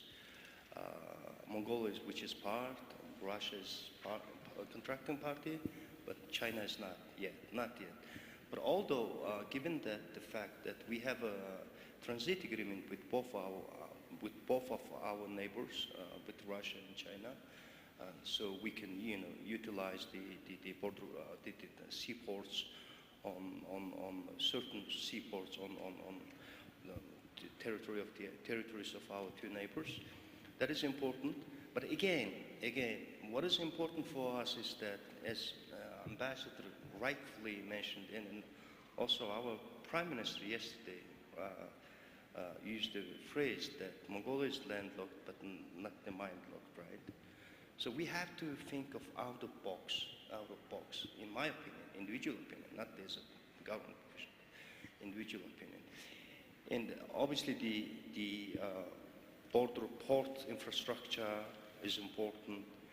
By doing so, we'll have better chance to increase the capacity of the movements of the goods and then personals through our border crossing points, which we have 42. I think with China it's 13, with Russia 29, but the number is high. In reality, only like 4, 5 of them are very active border crossing points. So China, we are trying to connect 3 border crossing points by railroad in near future. That is the Kashonsukha Transmod, and the other one is Shivehu Sikhe, the Bichikzu Hatoch, which the private companies have signed an agreement or PMs. Excuse my language. I used to visit China a week or 2 weeks ago. So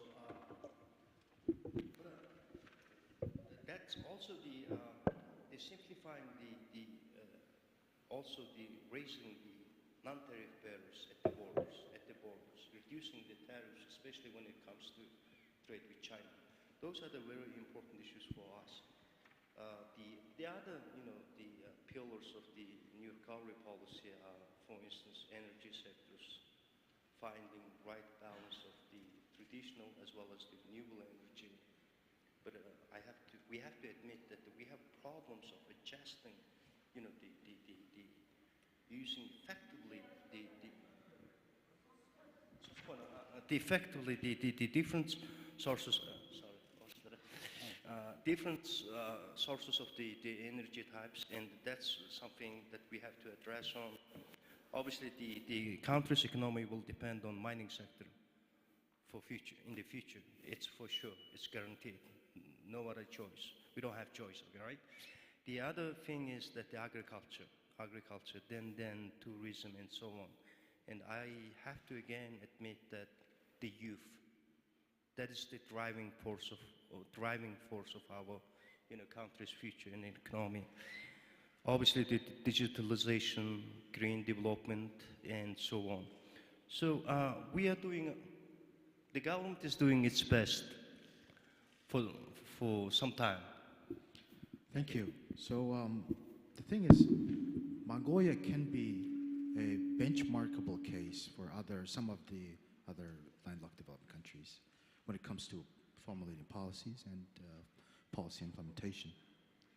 And some of the policies could be shared with other least landlocked developed countries. I'd like to ask my next question from Simon. So Simon, now since we're talking about the business and investment sphere of the whole thing, is that so now among the landlocked developing countries, Kazakhstan experienced an 83% of surge in foreign direct investment for the last 3.5 years, and then that's almost $6.1 billion US. Although the equity flows decreased, the reinvested earnings reached an all-time high of $10 billion, bolstered by substantial profits in extractive mining industry. And Uzbekistan recorded Uzbekistan is landlocked, right? Yeah. So Uzbekistan recorded a record high of $2 billion US in FDI, largely attributed to a doubling of reinvested earnings, 1.2 billion. Now, on the other hand, Azerbaijan, FDI flows to Azerbaijan turned negative, falling minus 4.5 billion due to dividend payments in the extractive industries. So what is Mongolia core competences? What is a possible scenario in Mongolia, both of them? Thank you, and thank you, fellow panelists, for giving a very, I think, comprehensive and insightful analysis of what some of the challenges are and some of the things that are needed to be done by all landlocked developed countries. You talk about Kazakhstan in particular. I have to confess to having sat on the board of both Shell and PetroChina, so being responsible for some of that investment that's gone into the countries. It's instructive because some of that increase is linked to commodity prices that move up and down. And the example of Botswana was very important, I think, and Mongolia should consider this. In the good times, put something aside for reinvestment and build your own budget around the lower end of the commodity cycle. And Kazakhstan has probably evolved to the point where they can do that now. But a lot of the reinvestment is in, as you say, extractive industries. It's high prices have been reinvested for future. From the perspective of Mongolia, there's probably some good lessons there, I think. Firstly, I think everybody has talked about governance, good governance, stable investment framework, educated workforce. They are absolutely key. And I think Mongolia is in a relatively good position on all of those at the moment. Needs to maybe mature a bit in the investment framework. There's still a couple of things. Looking from the outside, a little more certainty would help, for example, the tax system. But Mongolia has developed a long way, and it looks, in benchmark terms, looks attractive. It's attractive because of good resources, both being developed and to be developed. So the challenge for Mongolia is to use the example of what is being developed. And just for clarity, the Oyo Tolgoi project is close to $15 billion of investment and will represent 25 to 30% of the Mongolian economy when up and fully running. So it is, as the Minister says, mining will be a great source of value creation. The challenge for Mongolia is to do the right thing with the value that is created, to reinvest appropriately. So to use that to trigger, for example, investment in infrastructure for renewables. And one of the issues for renewables is that every wind turbine is great, there's great potential. Every wind turbine is 50 tons of steel, 5 tons of copper, and 3 tons of aluminium. That has to come from somewhere. And Mongolia is part of where that can come from. It's got the steel or the iron ore, it's got the copper, so it can be part of the whole of the value chain, including the engineering and the design and the technology as well. So the services element is an opportunity there. If, in fact, that gets priority, and that might mean coming away from coal sooner than would be otherwise planned, but it would be the right thing to do in the longer term. So there is a great opportunity around mining, I think, to first of all set an example from Oyu Tolgoi to develop new projects. I think my boss in Rio Tinto said this morning the demand for nickel in 2040 might be 20 times higher than it is in 2020, and for lithium 40 times higher. Mongolia has both minerals, we know, so that is an opportunity to create value generation that can be used to develop infrastructure that can be then used as the basis for non-resource intensive industry development. So probably the next 5 to 10 years, that feels like the kind of priority that would make sense for Mongolia, notwithstanding the very good input around the longer term advantages that Mongolia can generate from its good governance and very well educated workforce. Very interesting indeed. So Newcom, you see, now at this one of these Copenhagen COP26 or 27, I don't recall exactly, but at that meeting, 19 plus countries and international organizations engaged in a pact to stop funding the fossil fuel projects in the future. And also our immediate neighbor, China, declared that they would stop funding the fossil fuel projects by 2030. So that says a lot. And then obviously renewable energy, I mean, our direction goes to the green development. What's the Newcom's immediate project plan, if it's not secret, in the region? Yes, thank you. And as to Simon's point, I think we have a tremendous opportunity as well in this integrating value chain with our southern neighbor, perhaps. Because when we look at China in recent years, they have shifted some of the manufacturing to Inner Mongolia. And our southern Gobi and Inner Mongolia are pretty much inseparable, except this man-made border that we have. So there is strong interest from China's side to integrate some of the value chain, I believe. If we create a attractive enough proposal. So for us, we need to get to that point where we can not only sell electricity to China, but actually use that renewable energy-based industrial parks in Mongolia to export value-added goods. So that's the long-term vision that we are seeing. So we can see that in Europe, they will implement CBAM, a carbon border adjustment mechanism, from 2026.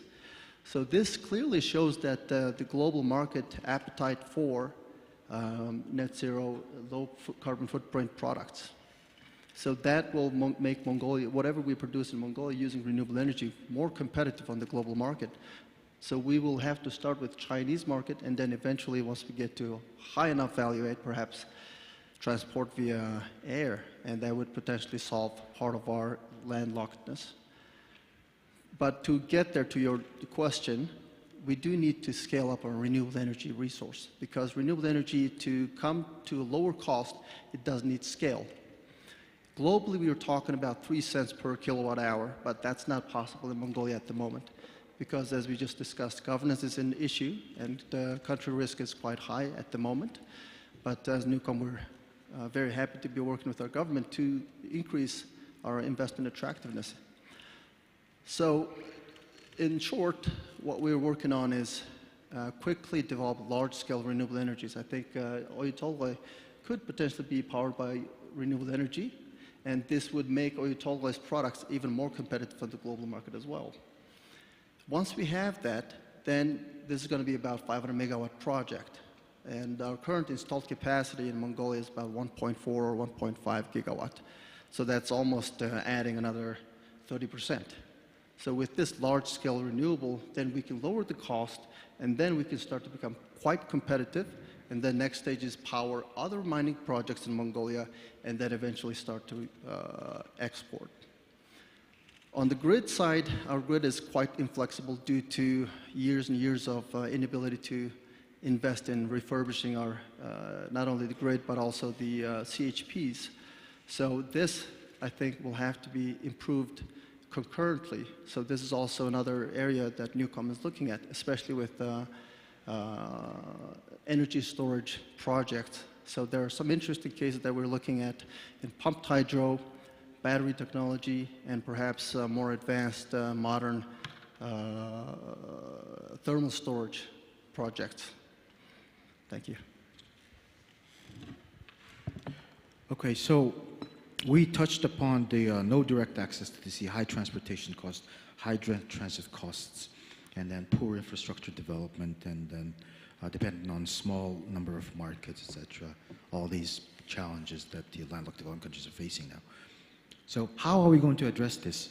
I would like to ask my question from you, Do Ji-kwon, just very short. So these are the problems that this is obvious problems. These are obvious problems, and then what are the solutions to tackle all these problems?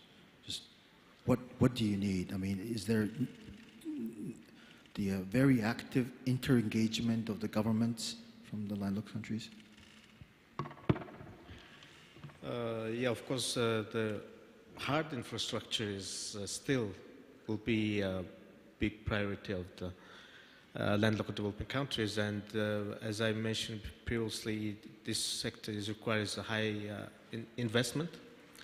So in this term of there were some initiatives and ideas, to establish this infrastructure development fund, especially for this landlocked developing countries.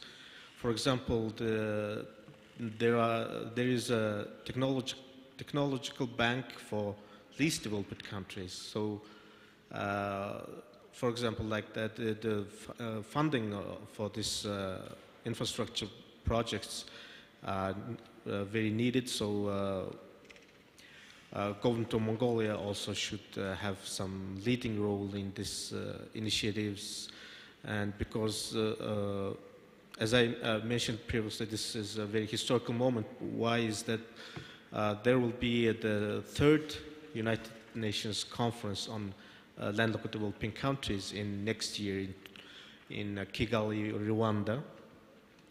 So all the 32 landlocked developing countries, heads, and plus transit countries and development partners with international organizations will gather there and to adopt the next 10 years action plan for the landlocked developing countries, and which also prioritize the next steps of development and all this infrastructure and even this climate change issues.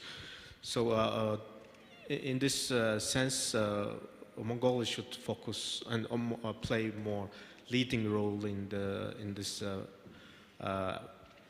process, and more political needs, actually, commitments is required. Yeah. Okay. So, so now the action plan for next year will be produced by that time, right? So there will be this smooth and obvious, transparent plan and everything. So we need financing for that. We need the substantial funding for that, right? So we need to attract more private sector engagement. Yeah, the funding.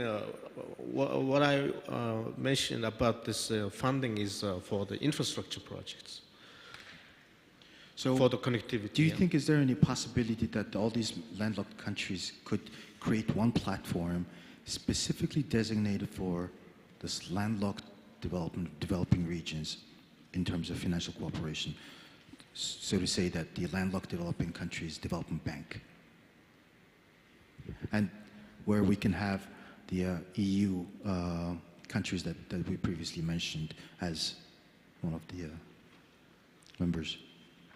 Yeah, there's an official group of landlocked developing countries, and there's an official also group of friends of LLDCs, and every the other developed landlocked countries, of course, the EU and etc. And I'm pretty sure that there's no obstacles to establish this kind of fund. Just I mentioned this. There's a technological bank for least developed countries, especially financing for especially any projects of development of this least developed countries. So that's possible, and of course there's plenty of sources for funding.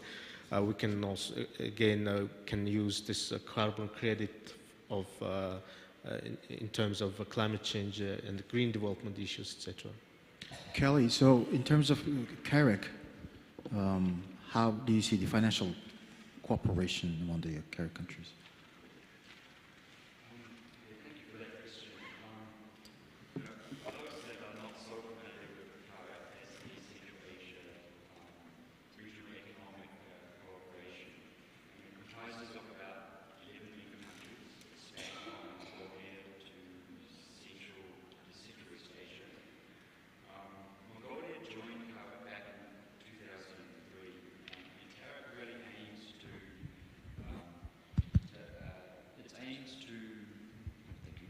It aims to ensure that the member countries are cooperating and collaborating on trade and investment through identifying, promoting, and harmonizing processes, custom processes, trade facilitation, but also trying to harmonize on investments that help to improve the flow of goods and services. For CAREC, it does it in two ways. They have set up this institutional framework, and that institutional framework brings together the 11 governments, the private sector, other stakeholders, and also development partners. And if you imagine this institutional framework, they've identified these operational clusters. That's an agreement on areas that they want to work on together, such as infrastructure, the economy, economic sectors like agriculture, education, and so on. And then each year they have a ministerial conference where the ministers get together, and that's a decision-making body, and they agree on commitments, to do with, transit agreements, for example, between countries, agreeing on easy customs facilitation and so on. So you have this ministerial meeting each year, and then under that you have the senior officials meeting, and this is where most of the hard work is done, and the decision making and the discussions and the debate. So that's a whole process. ADB has been supporting this process through technical assistance. Okay, Kelly. So we have only 2 minutes left. Okay. So I'll just leave the last two comments on free will to Mr. State Secretary and Mr. Ambassador. Please, Mr. State Secretary. Thank you again. You see, the thing about being landlocked country is sometimes challenging, but it's not an issue for us as of today. We have to diversify our economy, the first priority, and all those things that I mentioned earlier, that the more investment into the ports and dry ports. And as government officials, we have to always think of that. We have to have the legal framework when we need to apply them.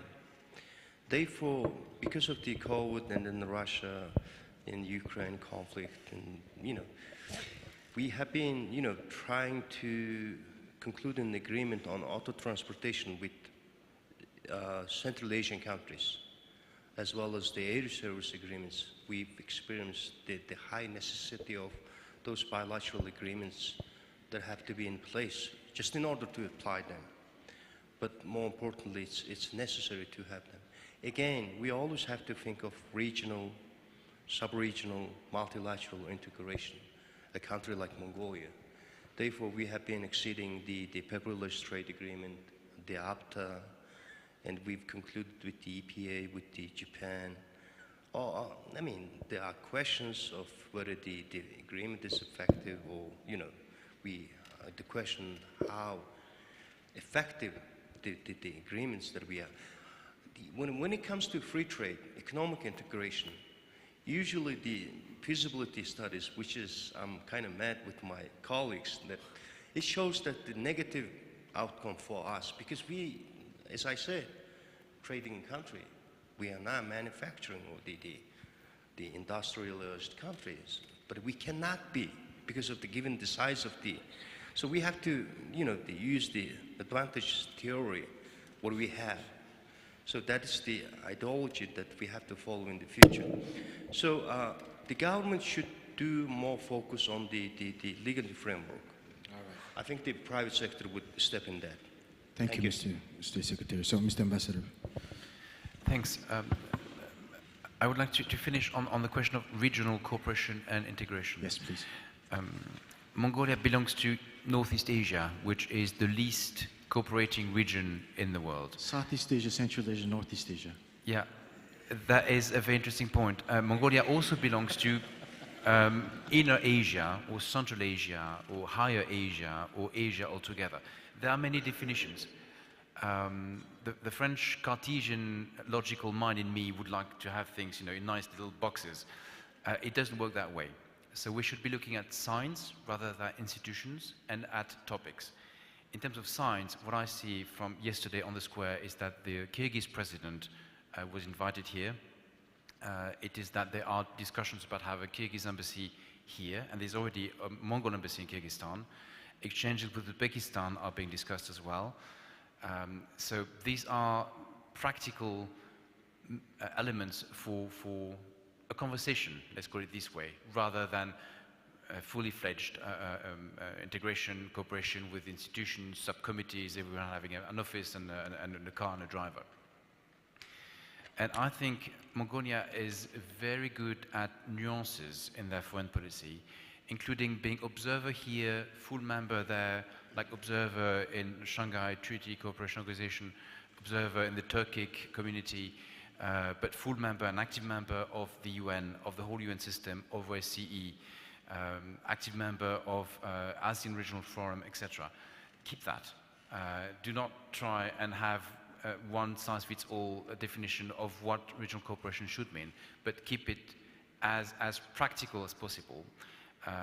No one cares if there is no physical, geographical continuity between two countries that have something to share. And my last point is identify what are the issues that make sense for Mongolia to discuss with others. And there are lots of them. Economy, standards, women's rights, urban development, climate change, and you may find that the partners here, in some cases are landlocked countries, in some cases are Central Asian countries, in some cases like Mongolia, the partners of Mongolia, excuse me for that, is Estonia and Singapore, just the best two in the world, are your chosen partners for digital and e-administration. And that is all right. And that is, I think, a tribute to Mongolia's agility to find the right partnerships. I think we should go on that way rather than go into bulky institutions that solve issues that are comfortable in a way. Once you are, like France, a member of the European Union, many questions you don't have to ask yourself anymore. Mongolia is in a different position. Make it an asset and make sure your agility helps you find solutions where they are and find partnerships where they are. Thank you. So our agility and the flexibility can make Mongolia as one of the leading pivotal focal point when it comes to landlocked developing countries. Are we all agreed on that? So I'll leave the judgment for all of you. So this is the end of our session. Thank you very much for your patience.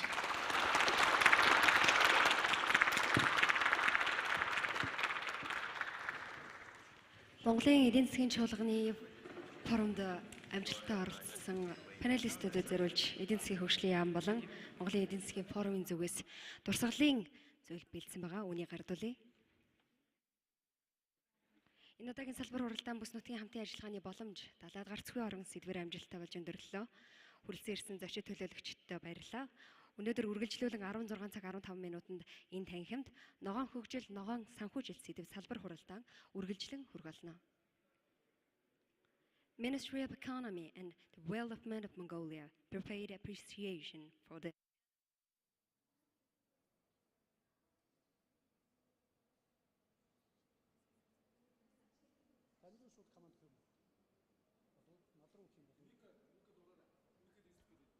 Нэг хоёр нэг хоёр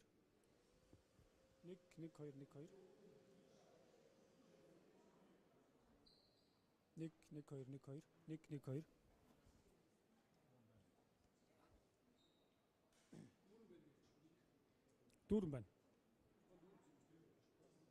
Микрофон цэнэгтэй дүүрэн цэнэгтэй өгнө. Команд яхих та авах юм уу? Эсвэл би утсаар авах юм уу? Яа. За над руу ярина гэсэн залах баха.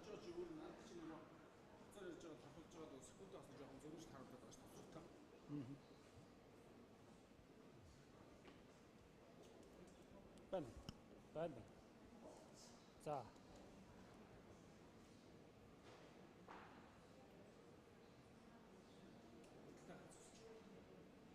Тийм үү. Ер нь орохгүй барах. Тэг болчихж байгаа юм тийм бүр. Окей, за. Бүр болчихж байгаа. Авчлаа гинэ. Тэгвэл камера авлаа гинэ боллоо гэж. За.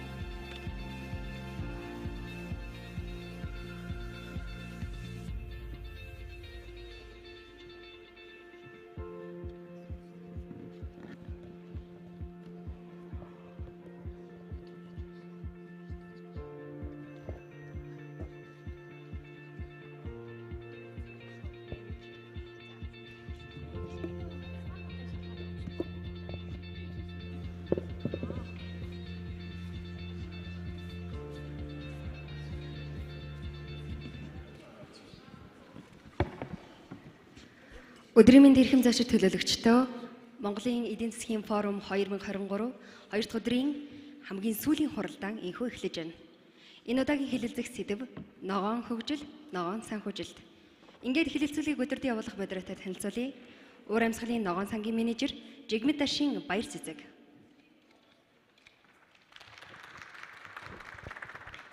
Баяр Цэцэг Жигмит Dash Outreach and Engagement Manager Green Climate Fund.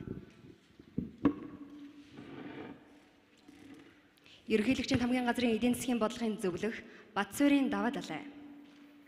Давадалай Батсуур, Economic Policy Advisor to the President of Mongolia.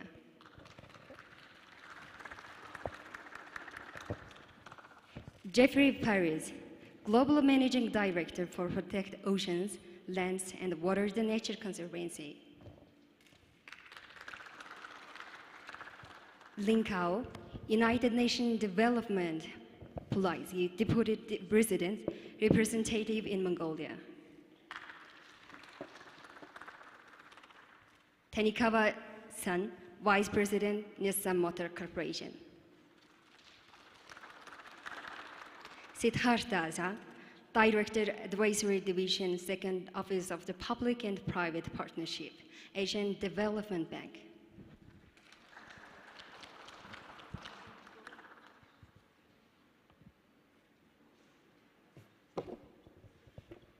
За ингээд хуралдаан эхлүүлье. За юуны өмнө та бүхэнд Монголын эдийн засгийн чуулганы 2 дахь өдрийн хуралдааны одоо хамгийн сүүлийн салбар хуралдаан болох ногоон хөгжил, ногоон санхүүжилт гэдэг энэ салбар хуралдаанд цагаа гаргаад оролцож байгаа бол маш их баярлалаа.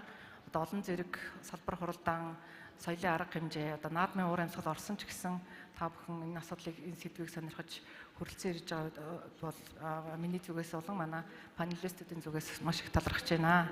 Тэгээ та бүхэн танилцсан бах манай салбар хуралдааны хилцэх асуудал бол ногоон санхүүжилт. Монгол улсад ногоон санхүүжилтийг хэрхэн одоо өр өгөөчтэй, ахиц дэвштэй нэвтрүүлж одоо өргөжүүлэх вэ гэдэг асуудлаар бид нар одоо олон талд оролцогчтойгоо өнөөдөр ярилцах болно. Тэгээ манай энэ салбар чуулган маань та бүхэн сая танилцуулгаас харлаа.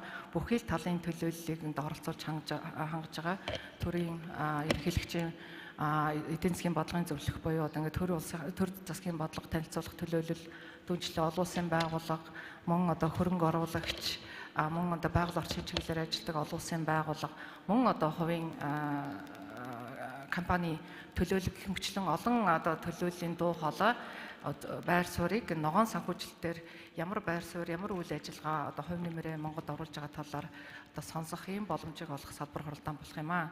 За миний хувьд бол би ногоон уур амьсгалын ногоон санг төлөөлж энэ салбар хуралдааныг удирдах байна. Би бас товчхон бас энэ хуралдааныг модератороор хийж байгаа хувьд товчхон байгууллагаа танилцуулъя.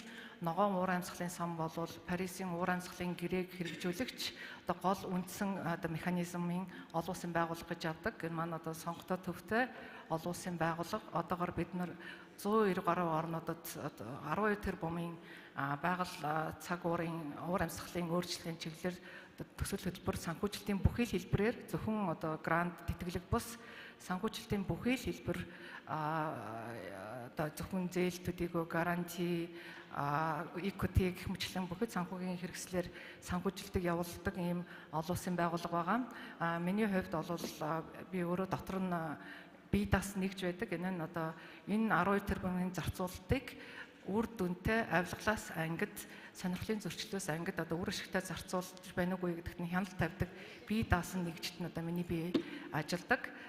Тийм учраас одоо Монголдо хүрэлцэн ирээд энэ эдийн засгийн форумд оролцоод бас энэ байгууллагатайгаа холбоотой үйл ажиллагаагаар модератор хийж байгаадаа таатай байна. За ингээд цөмөрөө салбар хуралдаандаа оръё, эхлүүлье. За би эхлэхдээ юуны өмнө одоо Монгол Улсын ерөнхийлөгчийн эдийн засгийн зөвлөх даваа далаагаас эхлэе. За та ногоон хөгжил түүн дотроо ногоон санхүүжилтийн өнөөгийн нөхцөл байдал, өнөөгийн төвшин Монгол улсад одоо ямар байгаа? За Монгол улсын ерөнхийлөгчийн зүгээс ер нь одоо Монгол улсын төрийн бодлого, төр засгийн зүгээс ногоон санхүүжилтийг дэмжих, хөхүүлэн дэмжих эрх зүйн орчин болон таатай орчныг бүрдүүлэх талаар ямар одоо алхам бодлого явуулж байгаа талаар танилцуулж өгнө үү? За За юуны өмнө эдийн засгийн чуулганд оролцож байгаа нийт дотоодын төлөөлөгчдөө бас талархал илэрхийлье. Тэгээд за ногоон сан хүчлэлтийн асуудал яг зарим нь climate гэд тодорхойлтоос ахуулаад олон асуудлууд байна. Зөв сүүлийн жилүүдэд ялангуяа сүүлийн 10 жилд бол одоо бидний харж байгаагаар төр зэвсэг бол нэлээ энэ ногоон сэлжилтийн ногоон эдийн засаг нийгэм эдийн засгийн хөгжлийг илүү ногоон болгох тал дээр бол нэлээ анхаарч байгаа. Эрх зүй болон бодлого за бусад шинжилгээ асуудлуудыг бол нэлээ эрчимжүүлж байгаа. За ялангуяа Монгол Улсын ерөнхийлөгч одоо сонгогдсноос хойш бол энэ ногоон шилжилт одоо энэ ногоон хөгжлийн асуудлыг бол бодлогын хамгийн гол чухал арга чиглэл болгож ингэж хэрэгжүүлж явж байгаа. Энийг ч гэсэн одоо бас таа охин бас гадарлаж байгаа баха. За энэ хүрээндээ ер нь том зургаар аваад үзэх юм бол манай эдийн засаг маань өөрөө юу гэдгийг зарим нь хөрөн гэж ярьдаг нэлээд уул уурхайн салбараас хамаарал өндөртэй. За нөөц хүчлийг хийгээд аваад үзэх юм бол за яг нь дэлхийн нийт ялгаруулж байгаа нөөц хүчлийн 0.1% хүрдгүүч гэлээ. Одоо юу гэдэг байгаль орчны одоо уур амьсгалын өөрчлөлтөнд хамгийн ихээр өртөж байгаа орнуудын нэг. Ялангуяа манай уламжлалт салбар, хөдөө аж ахуйн салбар гэдэг. Хүн хөдөө аж ахуйн салбар 2000 онд 40 орчим хувь байсан эдийн засгийн одоо нэг 15 руу бууссан. За зарим нэг хөнгөн үйлдвэр оруулалт тооцох юм бол нэг 20 гарч байгаа шиг. Гэхдээ энэ салбартай ихэнх манай одоо монголчуудын ажил амьдрал нэлээд холбоотой байдаг учраас ер нь энэ байгаль орчны уур амьсгалын өөрчлөлтийн асуудал бол зөвхөн байгаль орчноо зохисохгүй ард иргэд амжиргаа, орлого, дээрээс нь эрүүл мэндийн асуудалд нэлээд хүчтэй нөлөөлж байгаа. Зарим одоо юу гэдгийг аюултай гэдэг юм уу зочирдон бас тоонууд байгаа. Нийт газар нутгийн 77% зөвлөлтөнд өртсөн, тодорхой ус, одоо нуур ур ширгсэн ч гэдэг юм олон ийм байгалийн одоо үзэгдлүүд байгаа. Дээрээс нь сүүлийн 20 жилийн хугацаанд байгалийн гамшигт үзэгдлийн тоо 2 дахин нэмэгдсэн ч гэдэг юм. Зөвхөн мөнгөн дүргээр аваад үзэх юм бол бас нэлээд том асуудлууд яригддаг. Ер нь цаашдаа энэ асуудлуудыг ногоон шилжилтийг Монгол улс эрчимжүүлэхгүйгээр ард иргэдийн амжиргаа орлогыг сайжруулах асуудал бол нэлээд хязгаарлагдав. Тийм учраас Монгол улс энэ дээр ялангуяа Монгол улсын ерөнхийлөгч бол онцгой манлал үзүүлж байгаа.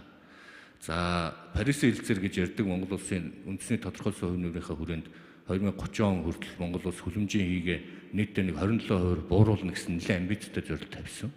Гэхдээ энийг яаж хэрэгжүүлэх вэ гэдэг нь том сорилт болж байгаа.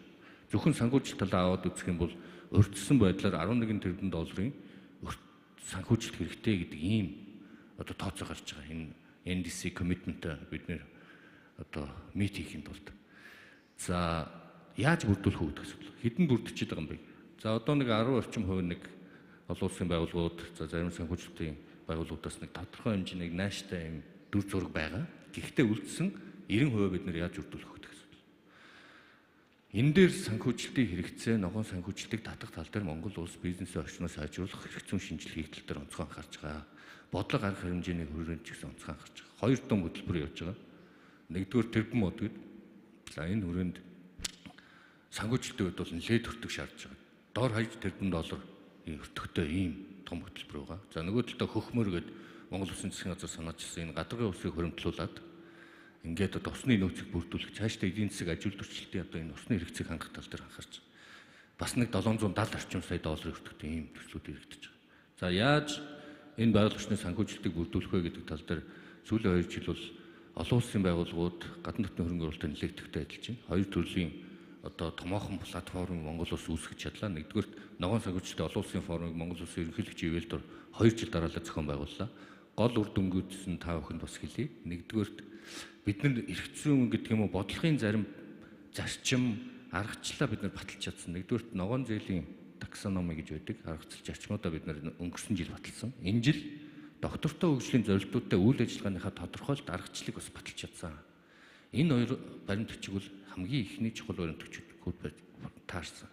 Нөгөө талдаа банкуд ялангуяа дотоодын санхүүгийн секторын ногоон зээлийн өсөх тал дээр нэлээ бас амлалтыг авч чадсан. Одоо бол банкны системд нийт зээлийнх нь 1 орчим хувьс бага хэмжээний ногоон зээл байгаа. 300 орчим тэрбум төгрөгөл байгаа. За энийг 2030 он гэхэд нийт зээлийн 10% хүрэхээр амлуулсан. Санхүүгийн банк санхүүгийн байгууллага дээр яг ижлэгэн зорилтууд явуулсан. Одоо гадаад дотоодын хөрөнгө оруулалтыг татах тал дээр бид нэлээд анхаарах хэрэгтэй. За дээрэс нь нэг ахицтай зүйлүүдийг хэлье. За өнөөдөр ихэд одоо энэ Монгол Улсын засгийн газрын ялангуяа ногоон санхүүжилтээр нэг том санхүүгийн механизм болдог энэ итгэлцлийн сангийн асуудлыг бид нэр хамтарч ажиллана. Гадны дотны хөрөнгө оруулалтуудтай хамтарч ажиллахаар бүр зарлалаа. Ялангуяа TNC, UNDP гэдэг олон улсын байгууллагууд энэ дээр олон жил ажилласан. Одоо бас бодит ажил хэрэг болох тал дээр явж байна. Хоёр дахь нь энэ ногоон санхүүжилтийг нэмэгдүүлэх тал дээр банкуд маань анхны ногоон бодыг гадаад зах зээл дээр гаргасан. Тухайлбал Хаан банк 60 сая долларыг гаргасан. Дотооддоо сая 2-7 хоногийн өмнө болсон ногоон санхүүжилтийн формоор Хаан банк анхудаага дотоодын ногоон бонд гаргах эрхээ авсан. Санхүүгийн зохицуулахаар 30 сая доллар. За ингээд дүгнээд хэлэх юм бол ногоон санхүүжилтийн асуудал нийлүүл талаас харьцангуй бас хэдэн жилиг бодох нь бол гайгүй болж байна. Одоо тэгтээ бодлогын түвшинд бидний хамгийн том анхаарах зүйл бол яаж энэ салбарынхаа иргэд аж ахуй нэгжийг ногоон бизнес хийх сонирхлыг төрүүлэх вэ гэдэг суур асуудал үлдэж байгаа. Нэгэсэндээ бүтцийн шинжил буюу эдийн засгийнхаа тэр бизнесийн орчныг яаж бүрдүүлэх. Яг практик асуулт асуух юм бол ногоон бизнес хийх үү, тээврийн бизнес хийх үү гэвэл хүмүүс тээврийн бизнес хийх баг өнөөдөр. Тэгвэл яаж тэр ногоон бизнес рүү сонирхлыг төрүүлэх энэ механизмуудаа бүрдүүлэх үү гэдэг асуудал.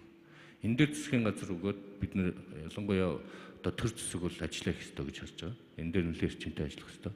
За хоёрдугаар энэ carbon гэж ярьж байгаа ер нь байгаль орчны талдаа ярьж бол энэ ер нь манай энэ одоо юу гэдэг нүүрс хүчлийн хийг задлаад аваад үзэх юм бол үндсэндээ 3 их өсвөл байна. Эрчим хүч, хөдөө аж ахуй. За тэгээд бусад төрлийн. Ялангуяа хөдөө аж ахуй эрчим хүч. Эрчим хүчээр манайх хвчлэн нүүрс хэсгэлдэг. Хөдөө аж ахуй дээр нэг том яригдж байгаа зүйл бол малын тодлогын асуудал байгаа. За бусад асуудлууд байна. За дээрээс нь барилгын салбар. Эднэр дээр бид нэр энэ нөгөө карбоны асуудлууд, санхүүжилтийн асуудлуудыг яаж шийдэх үү гэдэг. Бодлогын түвшинд бол энэ дээр онцгой анхаарч байгаа. Ялангуяа одоо энэ TNC байна. За бусад байгууллагуудтай хамтраад энэ байнгын санхүүжилтийн хөтөлбөрүүдийг судалж байна. За дээрээс нь энэ карбоны зах зээл дээр Монгол улс яаж гарах уу гэдэг дээр маш шин тутам орж иж байгаа асуудал байна. За энэ дээр дэлгэрэнгүй дараа нэрээ. Ер нь дүгнээд хэлэх юм бол Монгол улс амбицтай том зорилт тавьсан, олон нийтэд олон улсад том зорилтуудаа зарласан, өөртөө бас эрчимтэй ажиллаж байгаа. Гэхдээ хийж хэрэгжүүлэх реформ, өөртөө гэрийн дэалгавраа хийх асуудлууд онцгой өргөтэй байгаа. Гэхдээ шатаар бол бас нэлээд акцтай явж байгаа гэдгийг хэлмээр. За их баярлалаа. Яхаргу ногоон санхүүжилтийг, ногоон хөгжлийг одоо хөгжүүлэн дэмжих ээлтэй таатай орчныг хангахад бол төрийн оролцоо, төрийн бодлого бол асар чухал. Тэгээд одоо эхний чухал алхмууд нь хийгдээд явж байгааг сонсоход таатай байна. За дараагийн асуултаар би тантай тэр карбоны зах зээл болон ногоон бондын талаар дэлгэрэнгүй ярилцсан. Мөн дүүжлийн итгэлцлийн сангийн талаар бас дурдсан. Тэгээд манай нөгөө TNC-ийн төлөөлөгчтэй ярилцахдаа тэр талаар бас дэлгэрэнгүй ярилцах боломж бас олдох бах.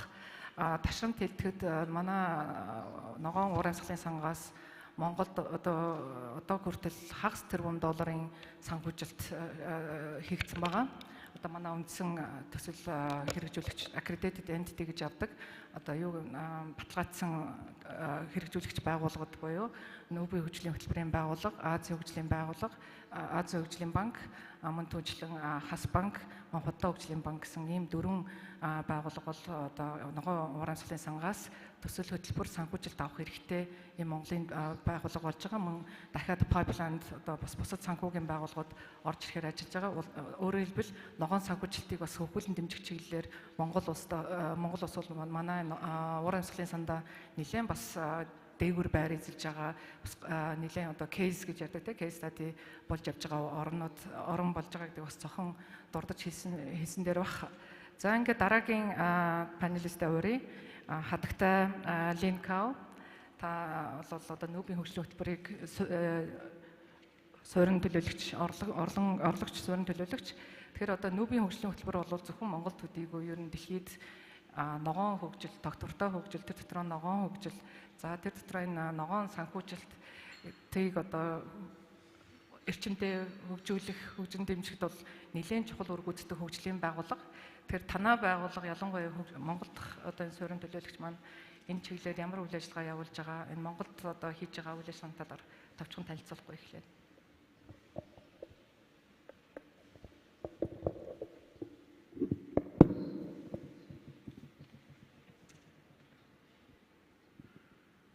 Sorry, I was waiting for the translation. And thank you very much for the introduction.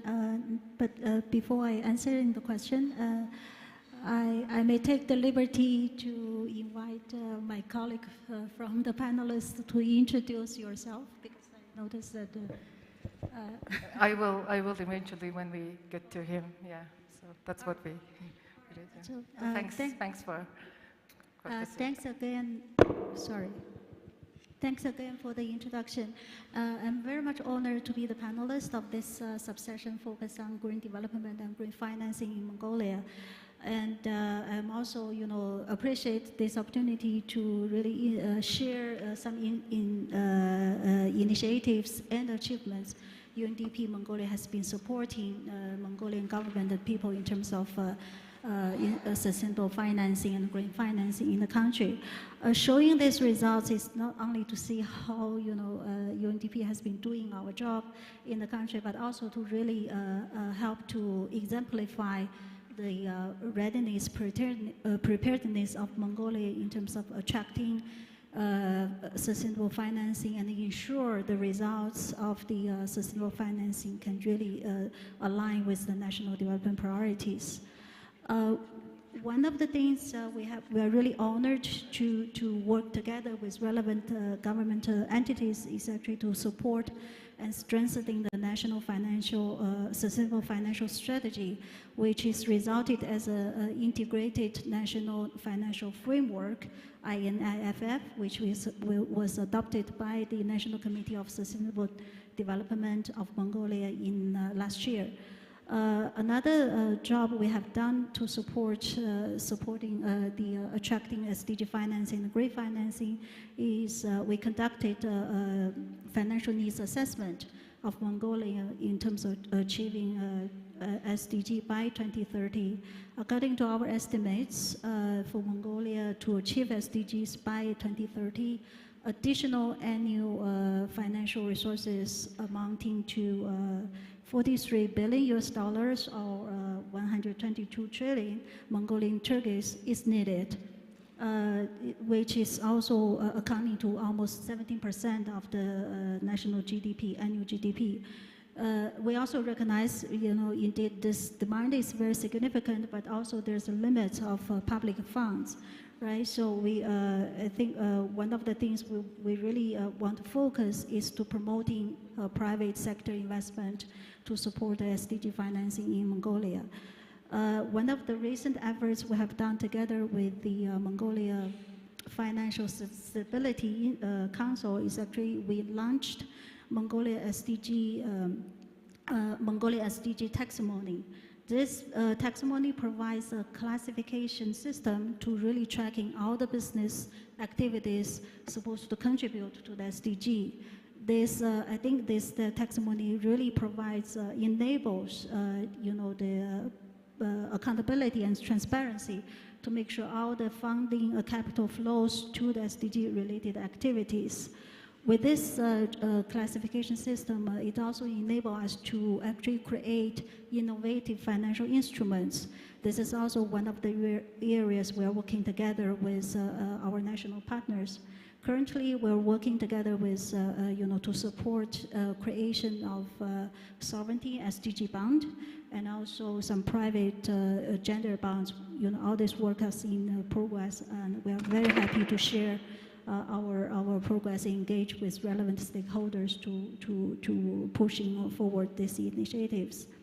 Last but not the least, as part of our support to mobilizing private sector investment for SDG and sustainable development, we actually, yesterday, the first day of the forum, we, together with the Ministry of Economy and Development, we launched the Mongolian SDG investor map.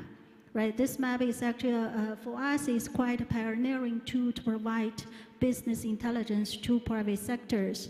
In this map, we actually introduced around 14 so-called investment business opportunities, where cover the key sectors for sustainable development in Mongolia. These sectors include food and beverage, healthcare services, finance, renewable resources, alternative energy, etc., and also finance itself as a sector. This tool is public available and is also free to access at UNDP country office website, Mongolia website, and also UNDP SDG investor global platform. I really hope our colleagues from private sectors, investors find this tool useful, and I encourage you to explore those business opportunities presented there. Thank you. За маш их баярлалаа. За ингээд дараагийнхан панелистыг танилцуулъя. Майкл Маден. Тэгээ уучлаарай та бүхэнд бас нэг залруулга хийхэд анх бид нар панел салбар хуралдаанаа яаж төлөвлөх үед бол Азийн хөгжлийн банкнаас төлөөлөгч оролцох байсан боловч ингээд гинт хүндэтгэл үүсгэх шалтгаанаар оролцох боломжгүй болсон. Гэхдээ одоо бид нэр өнөөдрийн салбар хуралдаанд хөрөнгө оруулагчдыг төлөөлөөд одоо Майкл Маден оролцож байгаа. Тэгээ Майкл Маден бол одоо Азийн бүс нутагт өөрийн хөрөнгө оруулалтаа хийж одоо тег болон бусад олон салбарт одоо хөрөнгө оруулалтын чиглэлээр ажилладаг. Мөн Монголд бол Хас банкны борд буюу Хас банкнд хөрөнгө оруулсан Хас банкны одоо борд директор буюу тууцын даргаар ажилладаг ийм хүн Монголд одоо хөрөнгө оруулагч байна. Ингээд Майкл Маден та эхлээд өөрийгөө дэлгэрэнгүй танилцуулаад дараа нь ер нь одоо хөрөнгө оруулагчийн хувьд Азийн бүс нутагт хөрөнгө оруулагчийн хувьд энэ ногоон санхүүжилтэнд хөрөнгө оруулах энэ зах зээл энэ төлөв байдал ямар байгаа талаар өөрийнхөө туршлагаас хуваалцсан уу?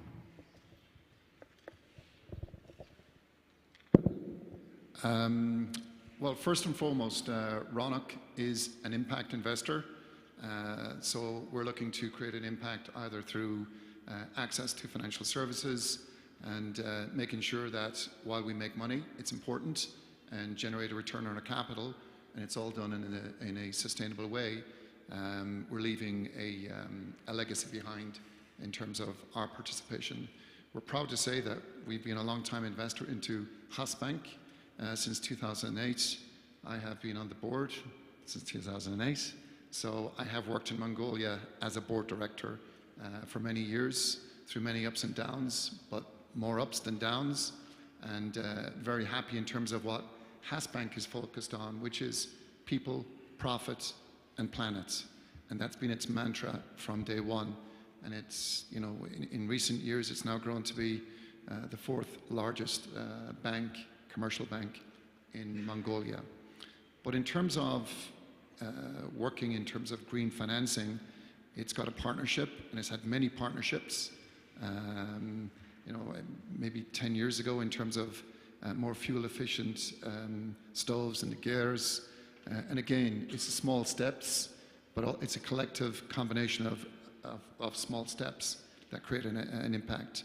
And then in 2019, the partnership between Has Bank and the Green Climate Fund, where Has Bank is providing lending for these different initiatives.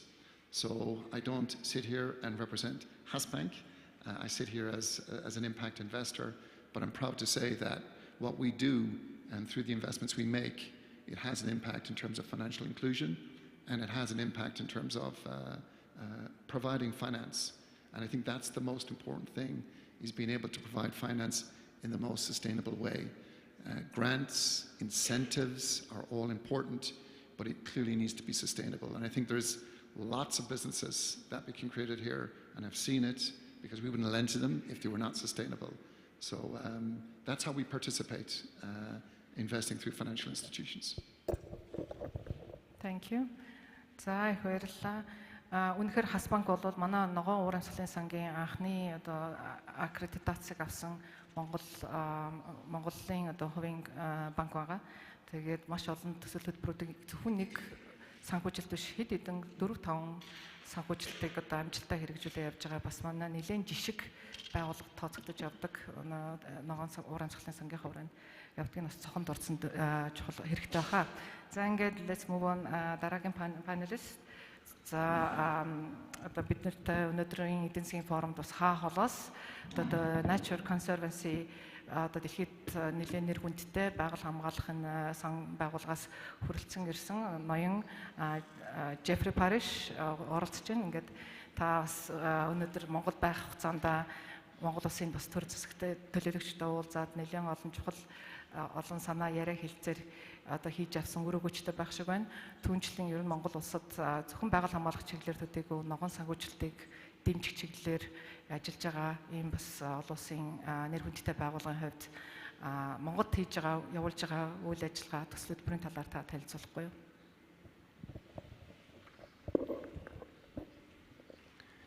Thank you so much. It's an honor to be here with all of you. And let me just start by clarifying what we're facing with green finance. The planet's in crisis. We have two crises that are creating a third. That is biodiversity crisis and the climate crisis, which are intimately intertwined. And they're creating a crisis for humanity and for economies. So ecology and economies are intertwined. And I think we are all realizing that with desertification impacting and grassland health impacting the price of cashmere. Tourists do not come to a country that is desertified or has lost its wildlife. And so we all realize that ecology and economies are one and the same. And Mongolia has been a leader in that. And so I'm honored to be here in supporting Mongolia. The Nature Conservancy is a global organization working in 78 countries around the world and in all 50 states of the United States. And we've worked here in Mongolia on our mission, which is to conserve the lands and waters on which all life depends. That means your life and my life. And we've worked here in Mongolia for the past 15 years. I have the deep honor to have worked with our country program director, Galadava, in creating our program here 15 years ago. And 15 years ago, we were not talking about this level of loss of environmental degradation and climate change.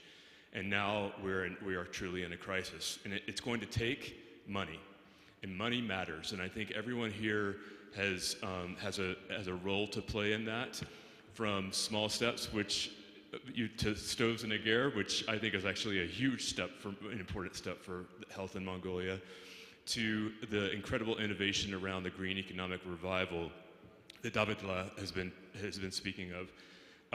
We have been working in Mongolia with local herding communities all across the country and creating new national parks and new nature reserves alongside government and local governments, both federal governments and local governments.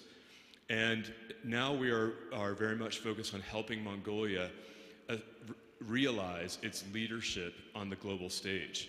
So yes, Mongolia has bold commitments on the climate change, but it also has been a leader on biodiversity. In Montreal last year, the world committed, all countries in the world, including the United States, who has not ratified the convention, committed to protecting 30% of the planet in national jurisdictions by the end of this decade, by 2030, so 30 by 30. Mongolia committed to this 30 years prior. Mongolia took the leadership to do that long before any other country was taking this on. And that leadership also requires support from all of us. It requires support from the private sector, as was mentioned. It also requires support from the nonprofit sector. And that's what we're committed to doing as the Nature Conservancy. We're really proud to be partnering with the President, the Prime Minister, with Davidla, and the Minister Badardin in developing an initiative called Project Finance for Permanence, which I can describe momentarily. But that initiative is going to help deliver the 30%. We're at 21% of conservation of lands and waters right now in Mongolia, to help Mongolia reach that commitment and to finance it so that that money is not necessarily all coming from Treasury. We're developing innovative sustainable finance mechanisms that Lynn was talking about to ensure that Mongolia can achieve that price tag, which is about $15 million per year for the protected areas, and be able to sustain that in perpetuity. And so by bringing that innovation and the ability to raise those funds, and we're also bringing a $70 million, at least $70 million fund to help kickstart or to begin that transition to sustainable financing. And we hope to close that initiative, that deal, with government and other partners in early 2024. That initiative is called Eternal Mongolia, because we do believe that Mongolia can achieve can maintain the nomadic herding traditions. It can maintain its natural biodiversity and can do all of that in a way that is aligned with economic development. Our science in this planning process is going to help not say no to mining development. It's going to help us say, where can we move that development forward faster without environmental conflict? And where can we build other economies, economic transitions for this green economic revival of Mongolia? For example, in sustainable cashmere. For example, in high-end conservation-focused tourism, of which there's a huge demand. Mongolia is one of the countries with one of the rarest resources on the planet. It's not the rare earth minerals that go into each of our phones. It's actually intact nature, and it still has that, and people will pay to go see that. And so we are working to develop the framework to support government in building parks that people can visit, in attracting impact investment from outside that can help ensure that there is the infrastructure in Mongolia for people to travel and see the beauty and the leadership and the wonders of Mongolia. So those are just examples of what we're trying to do in the green finance space. Bring innovative philanthropy from outside, to bring sustainable financing mechanisms, to help grow green sectors such as conservation-related travel, and to attract impact investment in those areas. And we're humbled to do that in partnership with the people of Mongolia. Thank you very much. За ингээд дараагийн панелист одоо үйлдвэрлэгч салбарыг төлөөлж байгаа ноён Таникава Шиничигваг өрөө. За Nissan Motors бол одоо монголчуудад маш их танил нэр, бүгдээрээ одоо Nissan-ы автомашиныг унаж хэрэглэж нэлээд одоо өргөн хэрэглэж сурсан юм ард юм. Тэгээд Nissan Motors яагаад одоо ногоон санхүүжилт, ногоон одоо уур амьсгалын өөрчлөлттэй холбогдож байгаа талаараас нь одоо энэ үйлдвэрлэлийн төлөөлөгчийн хувьд сонирхож асуух асуулт байна. Ер нь уур амьсгалын өөрчлөлтөнд одоо нэлээд одоо юу гаргаж байгаа хүчлийн хий гаргаж байгаа үйлдвэрийн салбаруудын нэг бол энэ автомашины үйлдвэрлэлийн салбар байдаг. Тэгэхээр энэ танаа компани энэ carbon emission буюу энэ уур амьсгалын өөрчлөлтөд дасан зохицох талаараа ямар ажил, ямар You're not getting any translation? Are you getting?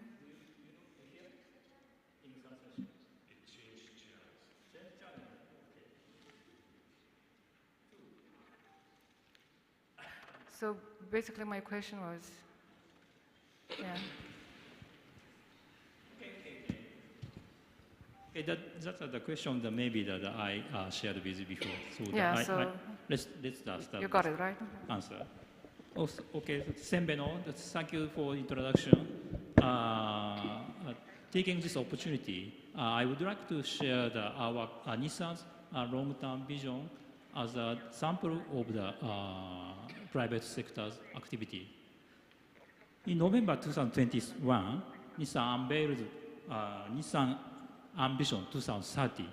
This vision shows key essence for our action to the changing world.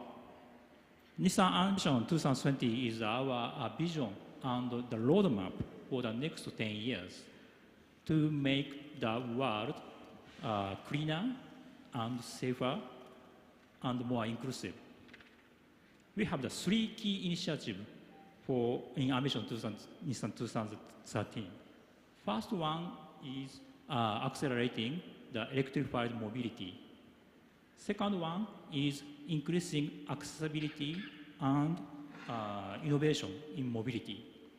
And the third one is establishing the global ecosystem for mobility and beyond. That is our key activities. Nissan would like to adapt the change and realize sustainable society by expanding the mobility possibility and through Ambition 2030. As a global automotive company, we Nissan, as you know, now is under the transforming to become the sustainable company. Then we would like to lead the society changing to the sustainable one. That the current Nissan's long-term vision. Thank you very much. За ингээд ноён даваа далуугаас дараагийн асуултаа асууя.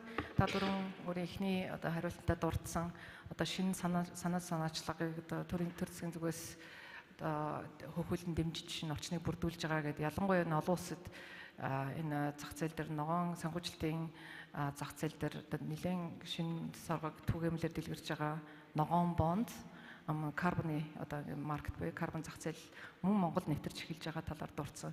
Энэ талаараа та дэлгэрэнгүй тайлбарч өгөхгүй юу?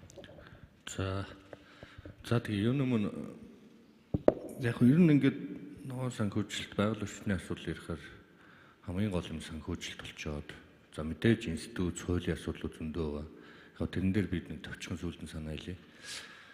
Яг карбоны асуудал гэж ярихаар одоо ингээд нийт том зураг харахаар ийм болчиход байна.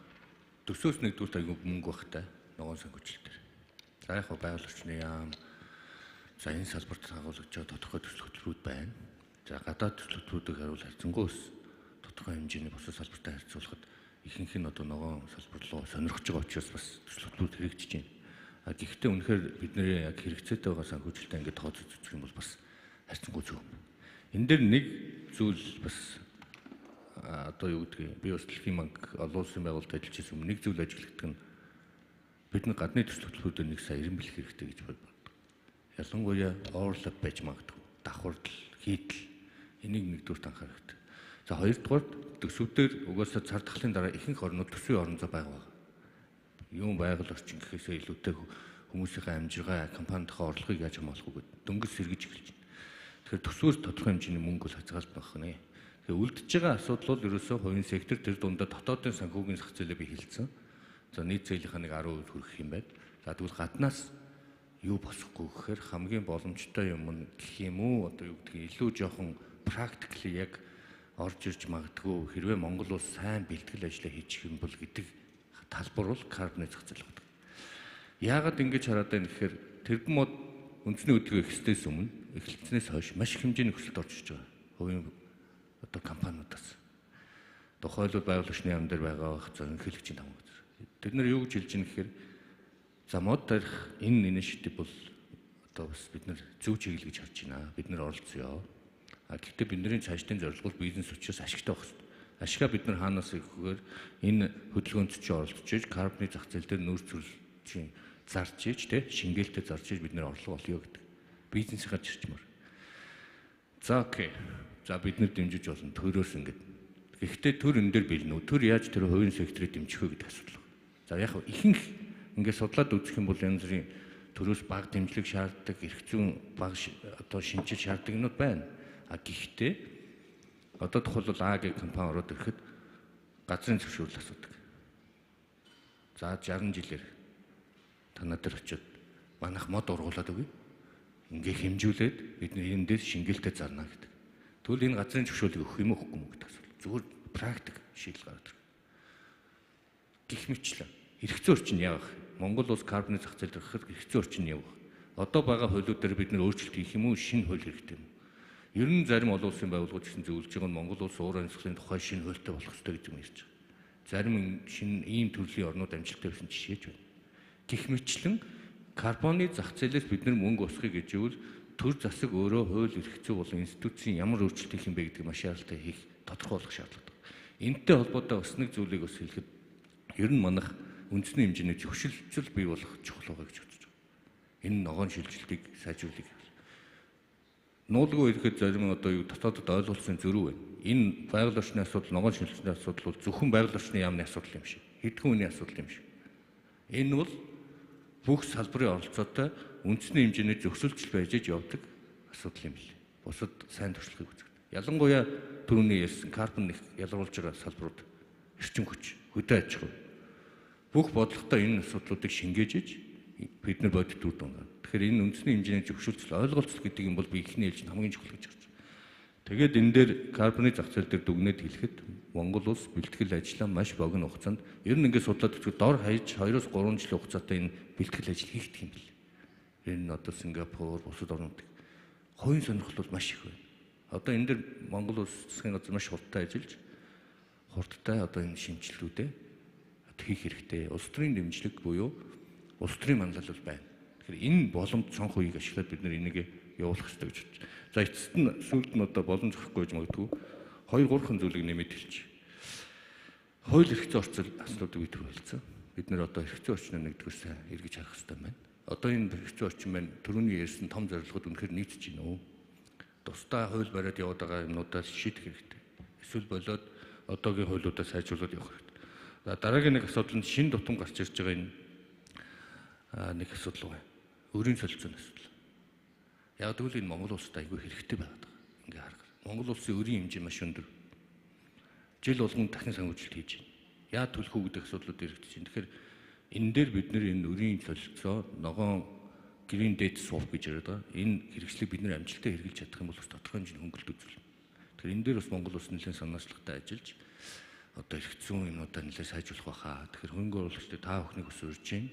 Ялангуяа энэ одоо шин тутам орж иж байгаа санхүүгийн хэрэгслүүдээр Монгол улс тодорхой хэмжээний дэмжлэг үзүүлнэ үү гэж. За PF-ийг түрүүний TNC бол ярьсан. За эднийх бол нэлээд ажил хэрэг болоход ойрхон болсон. Гэхдээ яг одоо засгийн газар нийцсэн байр суурьгаа гаргаад төр засгийн зүгээс тодорхой чиглэлүүдээ өгөөд явуул бас ойрын жилүүд ногоон санхүүжилтийн асуудал нэлээд явах хаа. Ингээд өгнөд хэлэхэд бол Монгол улс нэг цаг үеэ бодох нь ямар ч гэсэн санхүүжилт бол нэмэгдэж байна. Тодорхой цаашдаа хийх ажлууд байна. Нөгөө талд нэг том үлдэж байгаа асуудал бол эрэлт талаа шийдэх буюу иргэд бизнес эрхлэгчдийг ногоон бизнес хийх сонирхлыг яа төрүүлэх вэ гэдэг юмудаа эртнээс бодож эрчимжүүлэх ёстой л гэж хэлмээр. За маш их баярлалаа. Та өнөхөр бас хоёр чухал асуудал нөлөө. Нэгдүгээрт одоо нэгдсэн ойлголт биднэрт байна уу гэх тээ. Одоо ногоон хөгжил гэж юу гэж ойлгож байгаа юм? Юуг ойлгоод байна? Ногоон санхүүжилт гэж юуг ойлгоод байна? Сүүлийн одоо нэг green washing буюу ногоон гэдэг нэрийн дор одоо бүх юугаа нэр зүүх төдий тийм нэг юм чих хандлага явагдаад байгаа юм шүмжилд өртөж байгаа. Тэгэхээр бид нар одоо нэг юу гэдгийг нэг жижиг үүдэндээ нэг мод тарсныгаа ногоон гэж нэрлээ те. Бид нар ингээ манай байгууллага ногоон болчлоо гэж тэрийг одоо манай ногоон үйл ажиллагаа гэж явах уу? Эсвэл үнэхээр одоо нэгдсэн стандарт одоо нэгдсэн ойлголтын зүйл маань байна уу гэдэг нь бол үнэхээр яхагч чухал асуудал. Хоёрдугаарт нь одоо debt swap буюу те тэр өрийн солилцоо. Энэ бол яхагч маш одоо шинэлэг санхүүгийн инструмент манай байгууллага ч гэсэн одоо шинээр одоо туршиж эхэлж байгаа. Одоо улс орнуудаас хилцээр дороо явж байгаа. Тэгэхээр Монголд үнэхээр бас боломж байгаа гэж бодож байна. Энэ өрийг одоо солих swap гэх юм зах зээл opportunity бол байгаа хаа. За ингээд хатагтай лин танд одоо дараагийн асуулт. Ер нь ногоон хөгжил ялангуяа одоо хөгжил рүү одоо юуны эрчим хүчний шилжилт ногоон хөгжлийн чиг рүү явхад хамгийн чухал нэг яригдах асуудал бол зөвхөн одоо тийм эдийн засгийн үр өгөөжтэй байдлаас хангахаасаа гадна одоо хүртээмжтэй байх, шударга байх. Одоо ялангуяа marginalized буюу одоо энэ нийгмийн одоо хамгийн одоо эмзэг энэ бүлгийг одоо харгалзан тэгш хүртээмжтэй энэ ногоон хөгжил доктортой хөгжлийг бий болгох нь хамгийн чухал байдаг. Тэгэхээр энэ чиглэлээр одоо бас таны санал бодол Монгол улсын өнөөгийн төлөв байдал ямар байгаа талаар хэлэхгүй. Thank you very much. Actually, I'm really glad to have this opportunity, to bring the fairness and equity perspective of the transition or shifting to green development. I think now we can very confident to see that the renewable energy resources potential of Mongolia has been widely recognized, and they are also increasingly evident for everybody that Mongolia, this country, can attain its energy independence and address all this environmental, public health, social, economic challenges associated with the traditional energy sector through shifting to the renewable energy. But nonetheless, I think it's very important to note that we have to make sure this transition process from the fossil fuels to renewable managed very carefully to ensure the fairness and equity. This is also where UNDP really wanted to focus on, and this is also going to be the theme of the 2023 National Human Development Report of UNDP, which is we're working on together with relevant stakeholders. So basically, we really want to make sure that we want the concept of just transition is accepted and integrated in the policy making and the process of energy transition in Mongolia. Basically, just the transition is to make sure that all the cost and the benefits of the transition to the low carbon or green development economy will be shared by everyone, by all. Right? In particularly, we gave significant importance to giving voices and considering the perspectives of those who are most vulnerable or who might be most affected by the transaction process.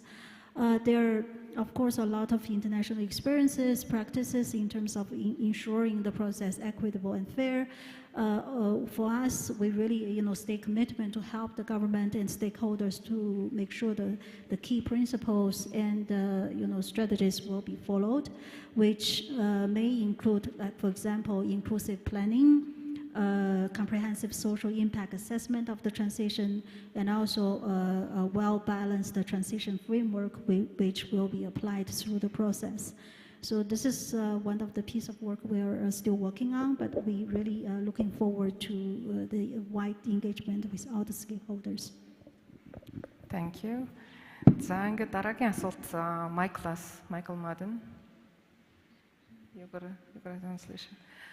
За хөрөнгө оруулагчийн хувьд ер нь энэ бас манай энэ ерөнхийлөгчийн эдийн засгийн бодлогын зөвлөлт аваад алгаас дурдсан энэ төр хувийн хөвшлийн хамтын ажиллагаа бол маш чухлаа. Энэ төр бол дангаараа энийг хариуцах боломж байхгүй. Монголд бол 11 тэрбум тий 11 тэрбум яг энэ Парисын гэрээгээр хүлээсэн үүргээ биелүүлэхэд 11 тэрбум төгрөгийн одоо санхүүжилт хэрэгтэй. Тэрний 10% төрөөс одоо санхүүжиж болохоор байна. Үлдсэн хувь нь бол яхааргүй төр хувийн хөвшлийн хамтын ажиллагаа public private partnership. Тэгэхээр та одоо хувь хөрөнгө оруулагчийн хувьд одоо тэрний төр хувийн хөгжлийн хамтын ажиллагааны ирээдүй болцоо ямар байна гэж харж байна? What's the prospects here in Mongolia? Public private partnership in a green finance. I think there's clearly there's lots of opportunities, and we've seen some of the smaller initiatives. You can't wait for government; you have to partner with government, and you can't depend on grants because it works for small projects, but it's not sustainable. So I think it's taken on a number of industries, maybe not under the heading of green financing, but it's going in solving problems on tourism, on agriculture, on how even commercial buildings are built today. So you could pick up, 4 or 5 subsectors and really focus on those and make sure that there is international financing in qualify in a sustainable way as an investor, because there's no such thing as free money. And I think then it's working with government to get incentives to promote those industries, and thereafter, economically there should be tax gains for the government in terms of, putting money behind them. And we've seen this in many sectors in terms of, whether it be green vehicles or, for alternative energy. And we're seeing the motivations as well. The cost of energy has gone up. The cost of electricity in your typical home anywhere in the world has gone up. So I think there's we're forced to do this. This is a moment of truth. We're forced to do this. We're forced to reinvent the way we source energy. And we hear lots of things about transmissions. There's lots of, you can say it's transmission lines, or it's the government, or it's the laws. There's solutions, and if there's enough innovation, there is solutions, then go to the government and ask them to work with you. In my experience in Mongolia, that always happens. Very versatile. But I think, it's scaling up. I think there's a lot to be done in agriculture in a sustainable way. But there's a catch-22 there in Europe. Methane gas is a problem. So in countries like where I'm from, Ireland, it's a big issue because they're saying the cows are a problem. So, you build up an industry while you're doing it in a more efficient way, but are you creating other problems as well? So that has to be thought through also. But I think I think the buildings, for me, the commercial buildings, there needs to be better planning laws. I know that, and I can see that. I think all of you can see that as well. I think some of these buildings could be built in a more thoughtful way going forward, and that could add a huge amount in terms of operating efficiency as well. Thank you. За ингээд дараагийнхаа панелист ноён Jeffrey Paris-Ross та бас түрүүн анхныхаа танилцуулгатаа дурдсан илтгэлцлийн сан байгуулах одоо юм санал санаачлага өрнүүлээ явж байгаа. Ингээд төр засгийнхантай хилцээр уулзалтыг явж байгаа. Тэгээ энэ талаараа таны дэлгэрэнгүй танилцуулж өгөөч. Энэ ногоон санхүүжилттэй яаж холбогдож байгаа? Монгол улсад энэ Парисын гэрээгээр хүлээсэн үрийг биелүүлэхэд ямар хувь нэмэр оруулж байгаа талаар. So you mentioned Conservation Trust Fund. Yes, thank you. And I am pleased that just before coming into this panel with my esteemed colleagues that we made an announcement with the government of Mongolia, UNDP, the Wildlife Conservation Society, and GIZ, amongst other partners, to create Mongolia's Conservation Trust Fund. Now, the reason that's important is because it's another vehicle to attract investment from donors and from other sources of funds where that money needs to be distributed beyond government, to government, but also beyond government. And it's transparent and accountable. And so that's what donors are looking for. So this is a powerful opportunity to attract more investment from Rio Tinto or carbon markets that come to the country, and to make sure that there is some equity in the sharing of that, so that herders, for example, are not only generating revenue for their country, but they're also essentially herding carbon rather than too many livestock. And so this CTF, or Conservation Trust Fund, is a really powerful mechanism to house those revenues for the green recovery and green revival of Mongolia. In the very near term, I mentioned the Project Finance for Permanence, or Eternal Mongolia, and that is immediately a vehicle for the $70 million plus that we're raising to go into that trust fund. Donors are committed. I just spent time with a $25 million donor to this fund this past week in Hoofd, and that money will flow into this Conservation Trust Fund. But it's not just the PFP, or Project Finance for Permanence. I'm grateful to David La for mentioning debt swaps. These debt transactions are also extremely powerful. They can help economic conditions. We are able to get on the market because of these ESG commitments that Michael and others have been speaking of. And because of insurance for that debt, we've been able to get much better interest rates and tenor for those debts, so that Mongolia doesn't have to go year on year financing a given tranche of debt, but instead can generate savings that can then go back into some of its cost in the green development agenda, that can go back into nature conservation and back into its climate agenda. And so this Conservation Trust Fund can also house that revenue as well. And so it's I'm excited about that opportunity, and also with the commitment of the government of Mongolia to move that forward. And it's wonderful to see this major step forward with this Conservation Trust Fund that can help attract more investment into Mongolia's green agenda. Thank you very much. За ингээд ноён Таникава шинэж байгаас Nissan талбартай асуулт асууя. Nissan Motors бол бас дэлхийд автомашин үйлдвэрлэлээр тэргүүлэх одоо компани нэг. Мөн түнчлэн цахилгаан автомашины үйлдвэрлэлээр бас нэлээд тэргүүлж явах гэж бодож байна. Энэ талаараа та дэлгэрүүлж ярихгүй юу? Цахилгаан автомашин ер нь энэ цахилгаан автомашины зах зээл үйлдвэрлэлийн одоо ирээдүйн төлөв байдлын талаар та бас ярьж өгөхгүй юм. Түнчлэн одоо Монголд цахилгаан автомашиныг хэрэглээг одоо өргөжүүлэх энэ зах зээлийг бий болгоход одоо ямар хүндрэл бэрхшээл асуудал байгаа талаараас тодруулж өгөхгүй юу?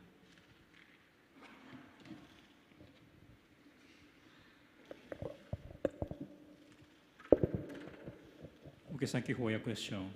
In order to popularize the electric vehicle, we have a lot of the experience through the global side, and we need both the effort, private sector and the public sector. Today, I would like to point out the three aspects from the Nissan point of view. Firstly, we need to provide the customer very attractive product. That's a very basic point under the variety of the product, which is not only the vehicle, but also the advanced technology.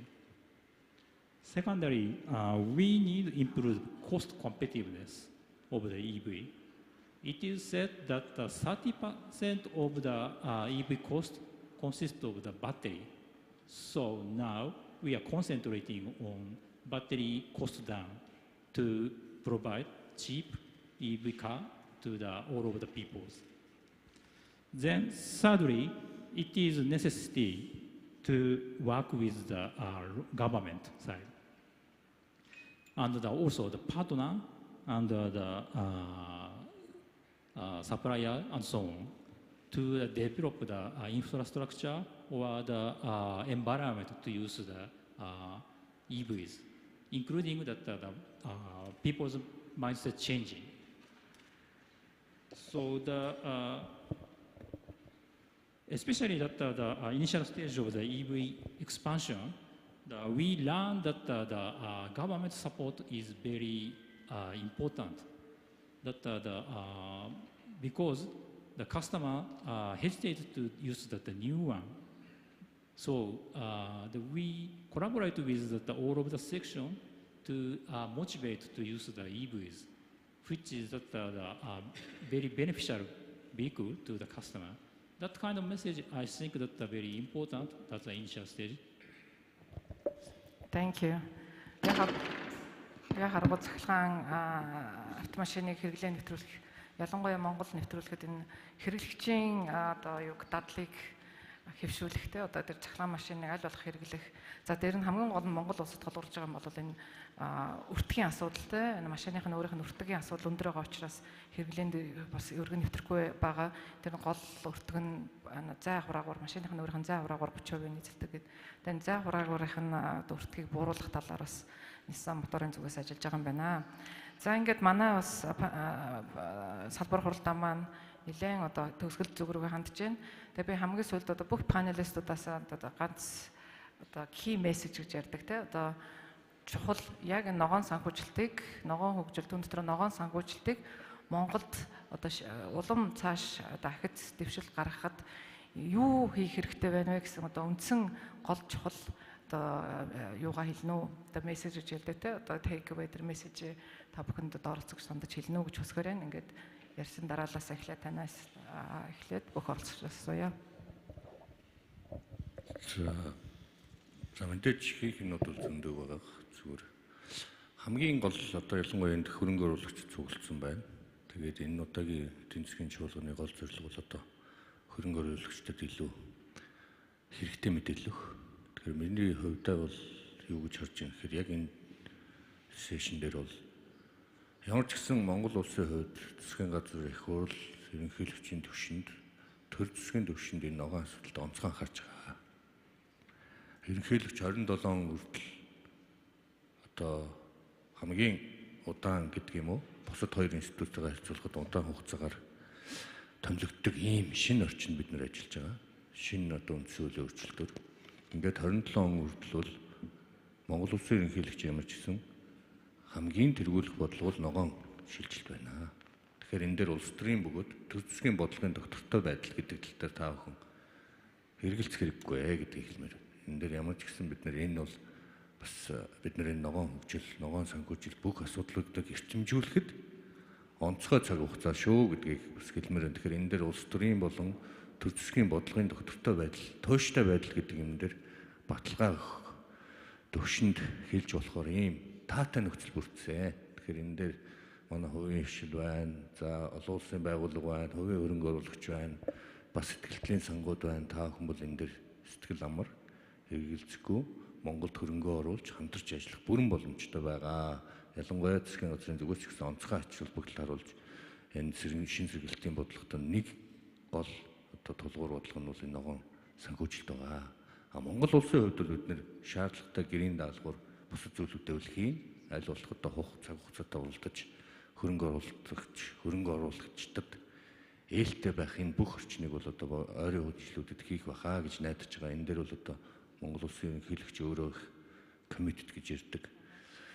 Тууштай одоо юм бодлогын том зорилтыг манлайлж явж байгаа. Засгийн газар их хуралж гисэн энэ дээр нэгэн хүчээр нэгдмэл байдлаар харж байгаа учраас бид нар бол одоо ойрын 5 жил за цаашлаад 2030 он гэхэд Монгол улсын ногоон хөгжлийг бас Азтай нэлээд тодорхой амжилт үзүүлсэн ийм том орн болох байхаа гэж бодож байгаа. Тэгээд бусад зүйлсүүдийг бол бид нар хамтдаа хийнэ. Хамгийн гол нь та бүхэн бидэнтэй илүү ойрхон хамтарч ажиллаарай. Энэ бол өмнөх жилүүтэй харьцуулахад бодлогын болон улс төрийн хамгийн том дэмжлэгтэй түүхэн он цагууд биех болох болно гэж хэлмээр.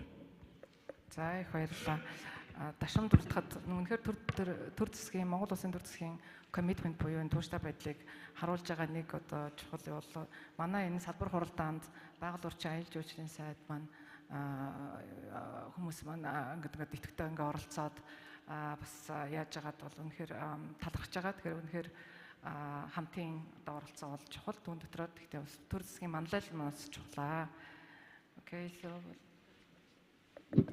maybe from my perspective, I would like to see that investing in green development in Mongolia is business viable, is profitable if managed well. And from UNDP perspective, we stay commitment to supporting, the government's efforts and the people's efforts to building the enabling ecology for the SDG investment and impact investment.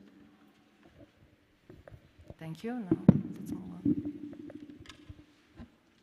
I think there's a lot of small businesses, successful businesses in Mongolia. I think it's a bit broader than green finance, but I think it's about creating national champions where Mongolia gets recognized internationally for the work it's doing.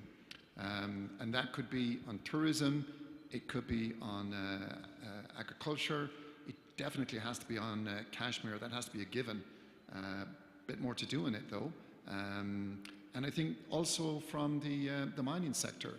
And it may be a bit of a contradiction talking about mining when you're talking about green finance, but let's applaud all the great work that Rio Tinto are doing and where they're investing their money as well both into education and also bringing software engineers into Mongolia as well. And I was speaking to Bol Badr, the head of copper, probably one of the most famous mining people in Mongolia, but hearing what they want to do as well, and why does Mongolia could be the leader in terms of research and development. It doesn't have to be as it relates to mining. So my key message is pick up 2 or 3 areas and become the global champions and get Mongolia recognized. The rest will follow, and I also believe the rest will take care of itself as it relates to green financing with good policing and good guidance.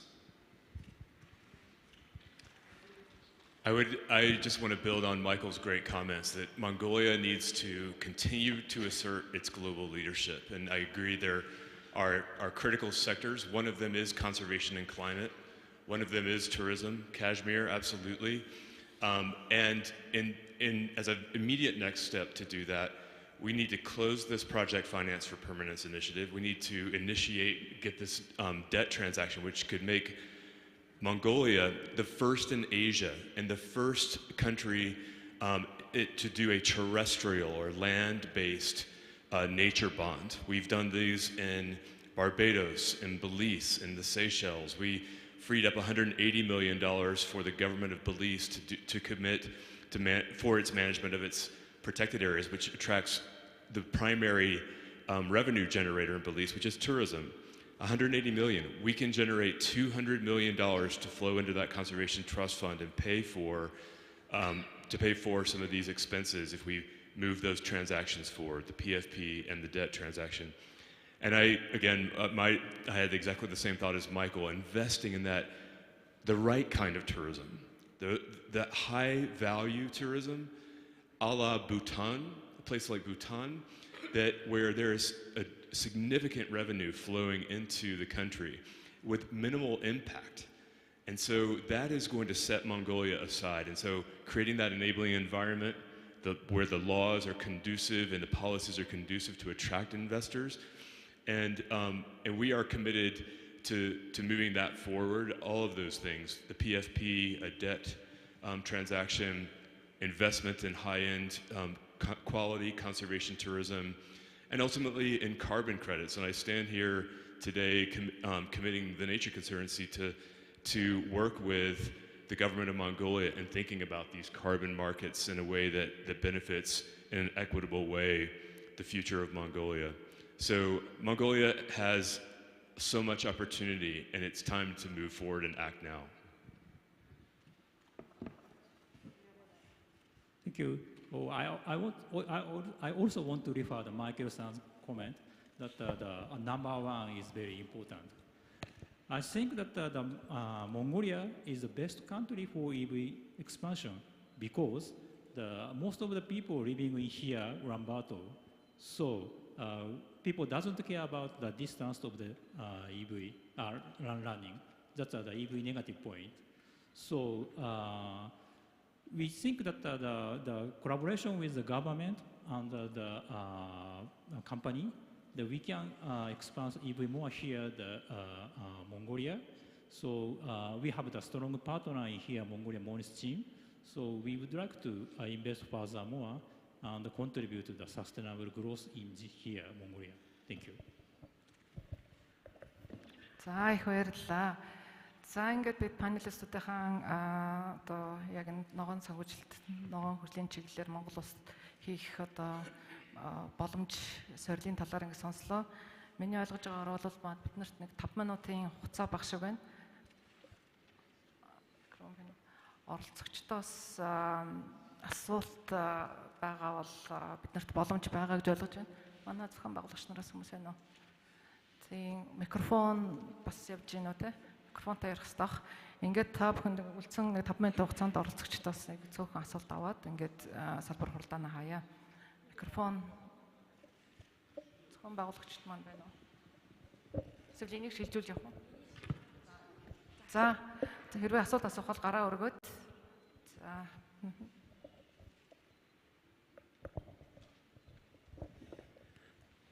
За би эхлээд компани танилцуулчих. За Elbish технологи гээд Mimo Erz Permex мал амтны Erz Permex мөн nutrition тэжээлийн зөвлөх үйлчилгээ үзүүлдэг ийм компани байгаа.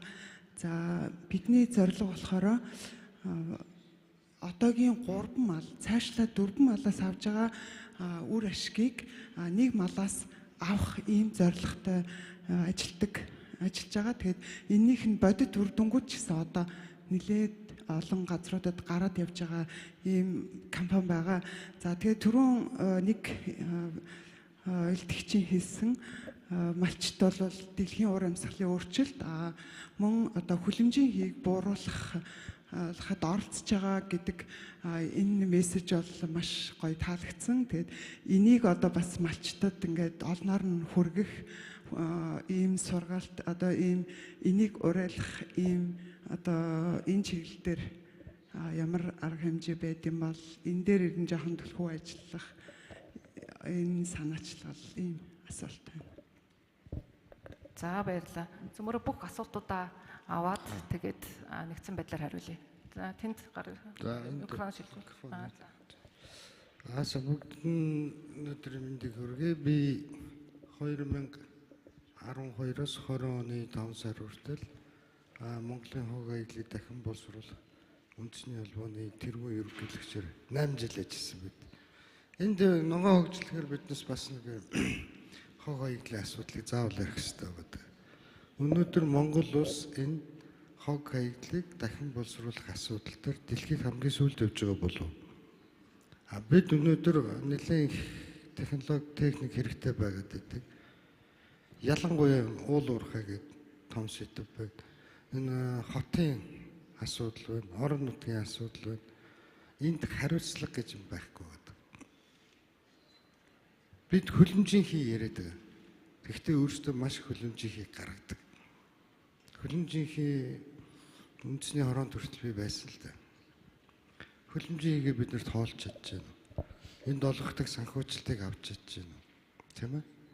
Ингээд ярихаар энэ recycle талдаа биднээс энэ ялангуяа Nissan-ы хүмүүс байна. Дэлхийн том хүмүүс байж байна. Бид энэ чиглэл рүү эхлээд өөрсдөө бохирдлоос гаргах тал дээр анхаарах хэрэгтэй гэмаа. Тэгэхээр одоо манай байгаль орчны сайд өдөөс минь хараа сууж байна. Энэ чиглэлийн санхүүжилтүүдийг авах боломжийг байгаль орчны яам маань ямар хөө хэмжээнд авч байгаа болоо гэж би цаа сууж байгаас асууж байгаа л да. За тэнд асуулт авах шиг байна. За юуны намайг оюутан гэдэг эдийн засагч мэрэгчлээ. Тэгтээ сүүлийн ковидын үед болохоор Moral Science-ийн магистр Туркид хамгаалсан. Тэгээд судалгааны ажил маань болохоор ерөнхийдөө хөдөө орон нутгийг доктортой хөгжүүлэхэд agroecology concept Европын холбоо болон Туркийн одоо кейсэнүүдээр ажилласан. Тэгээд хоёр асуулт байна. Нэг нь болохоор ерөнхийлөгчийн зөвлөхөөс нэг ихний асуулт асууя. Ер нь цаашдаа agroecotourism-ыг хөгжүүлэхэд бодлогоор яаж дэмжих вэ? Ерөнхийлөгчийн зөвлөхийн хувьд судлаач болон мэрэгжлийн бизнес девелоперууд болон product developerууд энэ чиглэлд бизнесийн зөвлөх үйлчилгээ үзүүлдэг компаниудтай хэрхэн хамтарч ажиллах вэ? Хоёр дахь асуулт нь болохоор хөрөнгө оруулагч Nissan Motors Corporation-гийн захирал болон хас банкны хөрөнгө оруулагчаас асууж байна. Монголд үйл ажиллагаа явуулж хөрөнгө оруулалт хийдэг компаниудын хувьд нийгмийн хариуцлагын хүрээнд ногоон эдийн засгийг дэмжихээс гадна agroecologic tourism-ыг хөгжүүлэхэд төсөл хөтөлбөрүүдийг санхүүжүүлэх бодлого баримтлах уу? За баярлалаа. Бид нар ингээ бүх асуултаа за дахиад хоёр асуулт аваад яах вэ? За сайн байна. Нэгдсэн үндэсний байгууллагын хөгжлийн хөтөлбөрийн биофин төсөл. За ерөнхийлөгчийн зөвлөхөөс асуух асуулт байна. Ногоон санхүүжилтийг нэмэгдүүлэх тал дээр та ярьлаа. Тэгэхээр одоо байгаа санхүүжилтийг ногоон болгох тал дээр та ямар бодолтой байгаа вэ? Өөрөлдөх юм бол байгаль орчинд халтай байгаа ийм татасыг дахин өөрчилж халгүй болгох тийм ээ, хал хор хөнөөлийг нь бууруулах, өөрөлдөх юм бол ногоон болгох тал дээр. Баярлалаа. За ингээд сүүлч асуултаа хөгжлөөр тэнд аваад тэгээд хариулт өгье. Микрофон байна уу?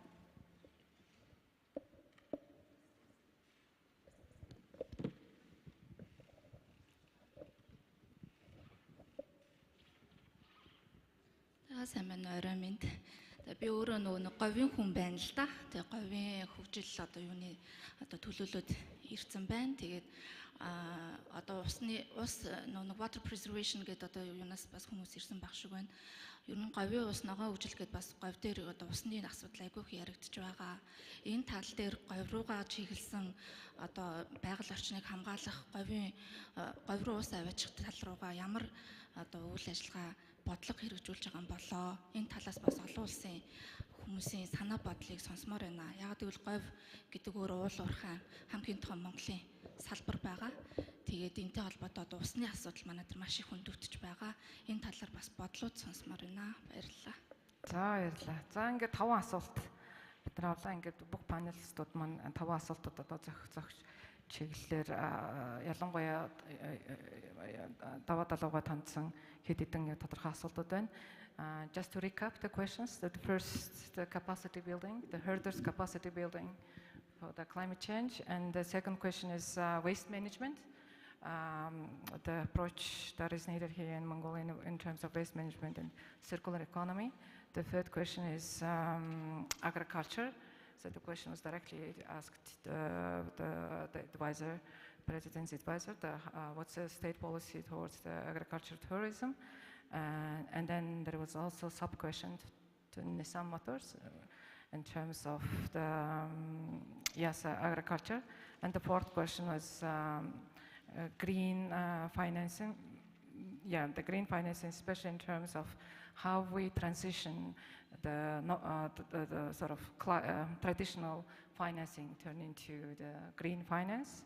And the fifth, we've had a representative from Gobi countryside, and she wants to know the water conservative initiatives here in Mongolia. So those are the 5 questions, so feel free to pick up any of the relevant questions. Over to you. I think I'll pick up on the farming question as a good Irish guy. But in terms of agriculture, it needs to be done clearly in a different way. there is lots of land, but in terms of grazing, strip grazing, in terms of raising animals, and you said you provided food and nutrition, it's essential to make sure that the stock can be grown and managed in the right way. I was speaking to someone from Xanadu. There's many Xanadus, but Xanadu on the agricultural side, who actually, works with the herders, raises the animals, and has also got an abattoir and selling the meat here. But again, it's about how do you do that on a scaled basis? How do you do that you're providing enough of meat in Mongolia, but actually I know the meat is exported, but export more meat. So yes, there's an issue about methane gas. I just flag it. But, I think Mongolia needs to get to first base on the agricultural side. I qualify one comment. This is one of the few industries globally that does need government intervention and government subsidies to make it sustainable. Thank you. And maybe what to you? Oh, sorry, go. Yeah, go ahead. Yeah. Yeah, actually, maybe just to add a little bit in terms of how we can help herders to really addressing this overgrazing issue, right? This is obviously one of the big challenges in Mongolia. We see the number of livestock has been increasing very rapidly for good reasons, right? Because this is one of the main income resources for the herder families. So from UNDP perspective, I think we also need to look into sort of integrated, solutions. On the one hand, of course, is improving the agriculture technology capacity. On the other hand, for us, is also to really look into the supply chain to make sure the unit value and the money really life of the herd has been increased.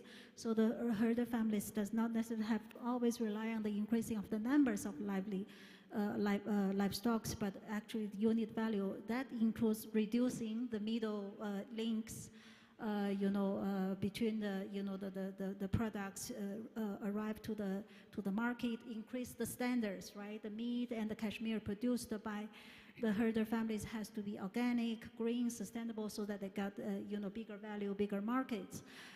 It's also related to help to some herder families to find alternative livelihood, right? They don't necessarily have to rely on like ecotourism or some other livelihood. We're also working on to provide some direct support to increase their resilience vis-a-vis the extreme weather conditions, like we are building wells, we're building feather, storage for the herders to go through the, through the winters in the most smooth way. So I think it does require a sort of integrated approach. Maybe I can add to Lynn's great comments.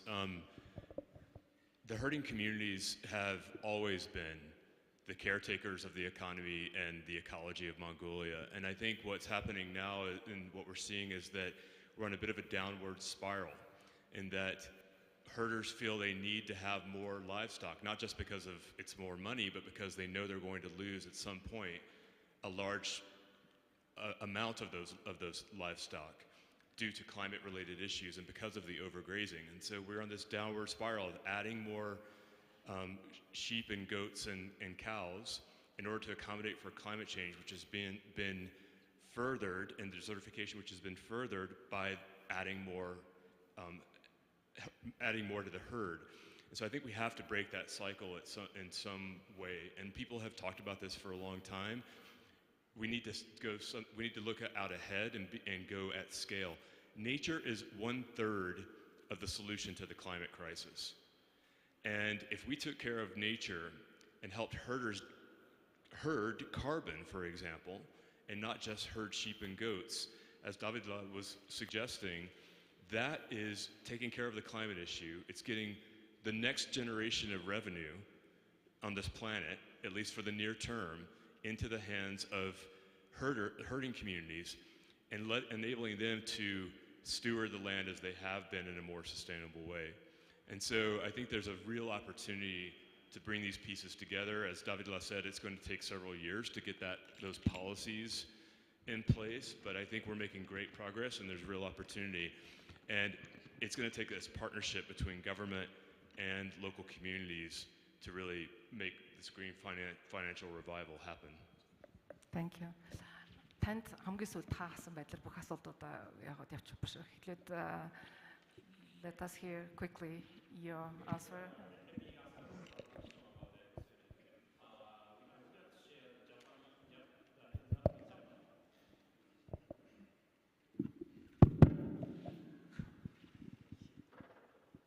Okay.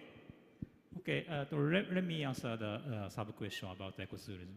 I would touch upon that the activity in Japan, so-called Blue Switch activity. We Nissan asked the local government to introduce EVs so many times, so many vehicles. Then now they are using the vehicle as a public car. But such kind of a public car is only used in the daily weekday. Weekend, not used. So each local government provide this public car for the tourist as the eco vehicle. That kind of activity now in Japan we are proceeding. Thank you very much. За ингээд танд бас хаяглаад тодорхой асуултууд ирсэн байгаа. Та бүгдийг нийлүүлээд хариулаад. За сүүлийнхээс эхлэе. За одоо байгаа санхүүжилт бодлогуудаа яаж ногооруулах вэ гэж. За энэ бас нэлээд суур чухал асуудал нөлөө гэж бодож байна. Ялангуяа энэ хөдөө аж ахуйн за дээрэс нь орчин хүчний салбарт бол манайх нэлээд татаастай. За үнэн ч гэсэн нэлээд өөрөө одоо нөгөө fixed price байдаг тийм. Тэгээд ялангуяа хөдөө аж ахуйн салбар дээр үл энэ татаасын асуудал дээр бид нэр за манай independent хийсэн олон улсын байгууллагууд хийсэн ер нь нөгөө distributional analysis гэж байдаг. Тэр үнэлгээгээр аваад үзсэн ч гэсэн бас бидний анхны зорж исэн бас тэр зорилготой төдийлө хүрэхгүй. Хоёрдугаар бас ногоон хөгжлийг дэмжих чиглэл бас анхаарах асуудлууд байгаа. Тэгээ энэ дээр бол зүгээр бидний байр суурь бол сангийн яам, дээрэс нь эдийн засгийн хөгжлийн яам, за байгууллагын яам нэлээд нэг энэ татвар татаасын асуудал дээр нэг эргэж харах хэрэгтэй гэж харж байгаа. Тэгээд шаардлагатай юмнууд дээр ер нь татаасын асуудлууд дээр нэгдсэн байр суурь, бие засгийн байр суурийг юу гэж харж байгаа гэхээр аль нэг салбарыг өөрөө сөрөг нөлөөнд очиж ундаг учраас ер нь энэ татаасын асуудлууд дээр эргэж харах зөвхөн хөдөө аж ахуй биш. Нөөт дээр бусад асуудлууд дээр. Нэгдүгээр айгүй их улс төрчдөг сэдв. Яг техник талаас нь мэргэжлийн зүгээс харахаар олон асуудлууд гарч ирдэг. А сүүлийн жилүүд тарин харагдаж байгаа засгийн газрын байр суурийг харахаар бол энэ татаасын асуудлуудыг эргэж харнаа. Ер нь одоо сөрөг нөлөө нь зөвхөн нэг салбарыг юм уу татаас өгөөд энэ дэмждэг байдал бол ер нь бид нэр явагдсан байна гэдэг юм одоо харсан. Тэгэхээр хөдөө аж ахуйн салбар дээр, эрчим хүчний салбар дээр л нэлээд. Гэхдээ эрчим хүчний салбар бол тусдаа та бүхэн бүгд мэдж байгаа. Суур асуудал маань өөр асуудал те. Үний асуудал байдаг учраас бас их төвхтэй.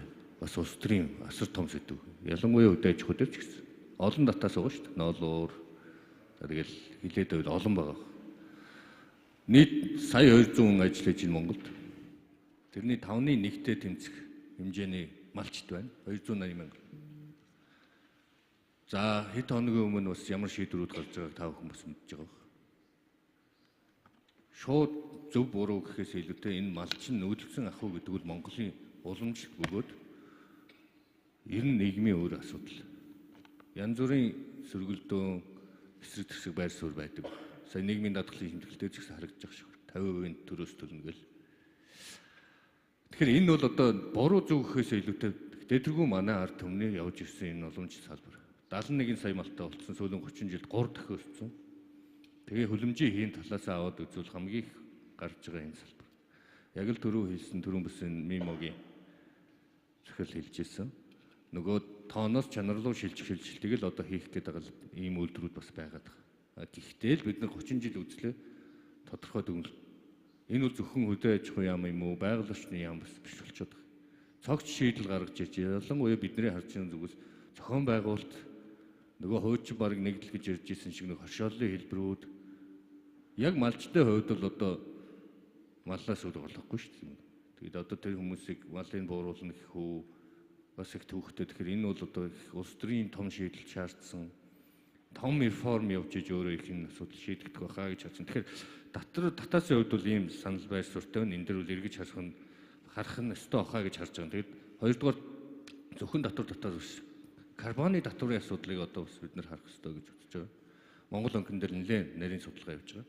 Тэгээд бас энэ намартаа нэлээд тодорхой шийдвэрүүд гарах болов мэдээж байгууллагчны яам энэ дээр тодорхой ажиллах байх. Ер нь эрчим хүч хөдөө аж ахуйн салбар дээр. Одоо хоёрхан хэрэгсэл байгаа шүү дээ. Ер нь миний харж байгаагаар хөдөө аж ахуйн салбар. Нэг нь малын үлийн нөгөө малын доотлогоо татвар, нөгөөх нь орон нутгийн хөгжлийн сан. Гэхдээ яг хэрэгжилт тохиолбол татврын хэмжээ маш бага тийм. Ингээ үр дүнтэй байна уу гэж олон асуудлууд байгаа. Тэгэхээр ийм юмнуудыг хэлж болохоор байна. Тэгээд өөрөө асар том олон салбарыг хамарсан асуудал учраас бас та бүхэн бас наантай цантаа ойлгож байгаа хаа. За хог хаягдал эко туризмын асуудал бол хог хаягдал бол одоо манай засгийн газрын зүгээс бидний харж байгаагаар бол энэ шинэ зөвлөлтийн бодлого дээр бол онцгой анхаарч ялангуяа нөөц хүчний таны хэлдгэр маш тодорхой хувь нь бол энэ асуудлаас үүсэж байгаа учраас нэлээд онцгой анхаарч байгаа гэж бодож байна. Яг төсөл хөтөлбөрийн хувьд бол та бас тусдаа яамны одоо мэрэгжлийн байгууллагаас нь асуусан дээр баха. Яг надад бол нарийн тав нь бол алга. Эко туризмын хувьд ч гэсэн бас л одоо шинэ зөвлөлтийн бодлогыг харахад бол одоо бас нэг том тэргүүлэх чиглэл юм байна гэж харж байгаа. Тэгээд энэ чиглэл дээр одоо юу гэдгийг ногоон хөгжлийн чиглэл дээр бол эко туризмын байр суурь засгийн газар бол нэлээд өндөр ач холбогдлоор авч үзэж байгаа гэж харж байгаа. Зөвхөн энэтэй холбоотой төсөл хөтөлбөр мэдээллүүдийг бас яамнаас нь авсан зүг баха. Тий, тэрийг бас тэгэлж. Тэгээ ингээ базаад хэлэхэд түрүү хэлсэн яг ногоон хөгжлийн тал дээр тэрбум мод ч гэдэг юм уу, хөх морч гэдэг юм олон төсөл хөтөлбөрүүд явж ийн гэхдээ нэг зүйлийг дахиад бид нар одоо анхааруулах гэх юм онцолж хэлвэл эрчим хөтөж аж ахуйн салбар онцгой өрхтэй шүү энэ дээр. Мэдээж энэ явж байгаа төсөл хөтөлбөрүүд бол тодорхой үүрэг гүйцэтгэв. Гэхдээ суур реформ бол эрчим хүч хөдөө аж ахуйн салбар дээр явж иж энэ хөлөмжийн хий ногоон хөгжлийн асуудал дөрвтэй өөрчлөлт гарна шүү. Валютын сангийн судалгаа байлээ нэг эмпирик. Тухайлбал эднийхээр харахад жил болгон юу гэдгийг 1 тонн хөлөмжийн хий дээр $10 carbon tax тавиад нэмээд малын тоотлогоогоо жил болгон 3% бууруулчвал 2030 он манайх одоо тавьсан нэг энэ 25-27% бууруулах юм боломжтой юм биш. Энэ бол зүгээр жишээ тооцоо шүү. Бууруул гэж байгаа юм биш. Тэгэхээр энэ хоёр салбарын өөрийг оролцоо энэ ногоон хөгжлийн асуудалд ямар онцгой үүрэгтэй вэ гэдгийг бас та хүмүүс онцолж анхаараарай гэдгийг хүсмээр байна. За их баярлалаа. Тэгээ юуны өмнө бас би түрүүнд дурдсан манай энэ салбар хуралдаанд байгаль орчин аялал жуулчлалын сайд Бат Эрдэнэгүй бас цаг заваа гаргаад бүтэн одоо сонсож суус явдалд асар их талархаж байна. Ингээд танд хандсан асуултаас гадна ер нь энэ ногоон санхүүжилтийн талаар бас дурдаад энэ сайн дурдгдсан асуудлаар засгийн газрын бодлого, яамны бодлогын талаар бас өөрийн санаа бодлоо хуваалцвал маш их сайн байна. Баярлалаа танд. За баярлалаа.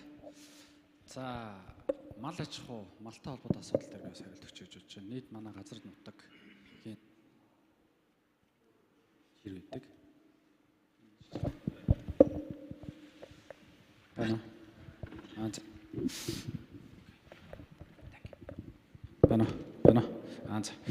Нийт газар нутгийн маань 75% бэлчээр. Тэрний 57% нь бол аль хэзээний дөрөдсөн. Энэ бол юунаас холбоотой вэ гэхээр урамсгалын өөрчлөлт, нөгөө хүний хүчин зүйл буюу малын тоо толгой хит өссөнтэй холбоотой асуудал. 1990 оноос өмнөх судалгаа байдаг. Монгол улсын газар нутагт дээр нийт газар нутаг болон малын бэлчээрийн даацыг судалсны үндсэн дээр Монгол улсын газар нутаг буюу 1.5 сая хавтгай дөрвөлжин талбай дээр 25 сая мал даацтай. Одоо 71 сая мал. Монгол улс бас их сонирхтой. 61 онд 1 сая хүндээ хүлээж аваад 88 онд 2 сая хүнээ аваад 2015 онд 3 сая хүнтэй болсон байдаг байхгүй. 26-аас 28 жилийн үечлэл дээр 1 саяар нэмэгдэж байгаа хүний тоо. 1 жилийн хугацаанд 3 саяар малын тоо толгой нэмэгдэж байгаа.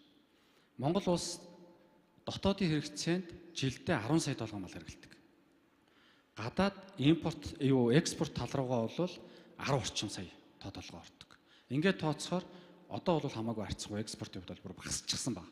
Тэгэхээр бид нэр жилдээ дунджаар 15 сая толгой мал одоо бас ингээд зарцуулаад хэрэглээд байна гэсэн үг. Яагаад мал давжираад байгаа холбоо бүхий асуудал бол яг үүнтэй холбоотой. урамлал нь байхгүй болсон, зүлэг ногоо нь байхгүй болсон, ургах нөхцөлийг бүрдүүлж өгөхгүйтэй холбоотой. Энэ яг цаана ямар бодлоготой холбоотой вэ гэхээр манай улсын хурлын дийлэх гишүүд орон нутгаас сонгогддог. Өөрөөр хэлбэл малчтын саналыг авч сонгогдох магадлал асар өндөр гэсэн үг. Тэгэхээр эргээд малын тоо толгойтой холбоо бүхий татврын бодлогыг явуулахад сөрөг байдаг.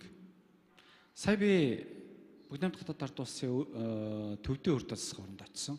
1.2 сая автогад оруулж газар нутагтай километр газар нутагтай. 1.2 сая дээр 18 сая мал байгаа. За 1 м квадратад ноогдох малын тоо толгой гаргаад илүү гарах юм бол та өндөр хэмжээний татвар төлнө. Ийм татврын зохицуултын бодлоготой. Монгол улсад тийм бодлого байхгүй. Тийм учраас энэ малын тоо толгой 100 сая хүрсэн байхад ч манайх гайхаад ах ямарч үнс суург болчих.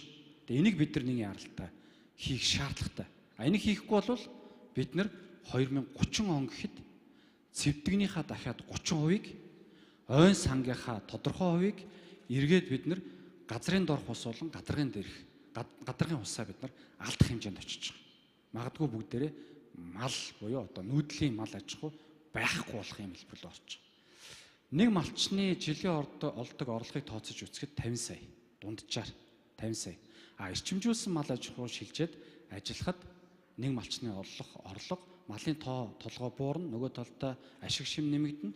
Жилдээ 250 сая төгрөгийн орлогыг дунджаар олох боломжтой тооцоолыг байгаль орчин аж ахуйн яам дээр гаргасан байна. За тэгэхээр бид нар цаашдаа бол ерөөсөө л мал дээр барих гол бодлого маань бол бэлчээртэй байлгая гэж бодож байгаа бол малын тоо толгойг ойрын хугацаанд маш хурдцтайгаар бууруулах ёстой. Ингэхгүйгээр бид нар усгүй, хөрсгүй, цэвдэггүй, бэлчээргүй, сүүлдээ бид нар идэх юмгүй болж байна. Би одоо яг бодит үннийг хэлж байгаа. Энэ дээр бид нар гадаадын хөрөнгө оруулалт буюу гадаадын инновац технологи босож зүйлсийг бол зайлшгүй ашиглах шаардлагатай гэж харж байгаа. Хог хаягдал дээр та мэдж байгаа. Цэрэнбат сайдын үед эко төлбөрийн тухай хууль гэж өргөн баригдаад жижиг дунд үйлдвэрлэл эрхлэгчдээс улбаатаагаар энэ хууль зогссон. Өнөөдөр Монголд хамгийн үнэгүй зүйл хог байна.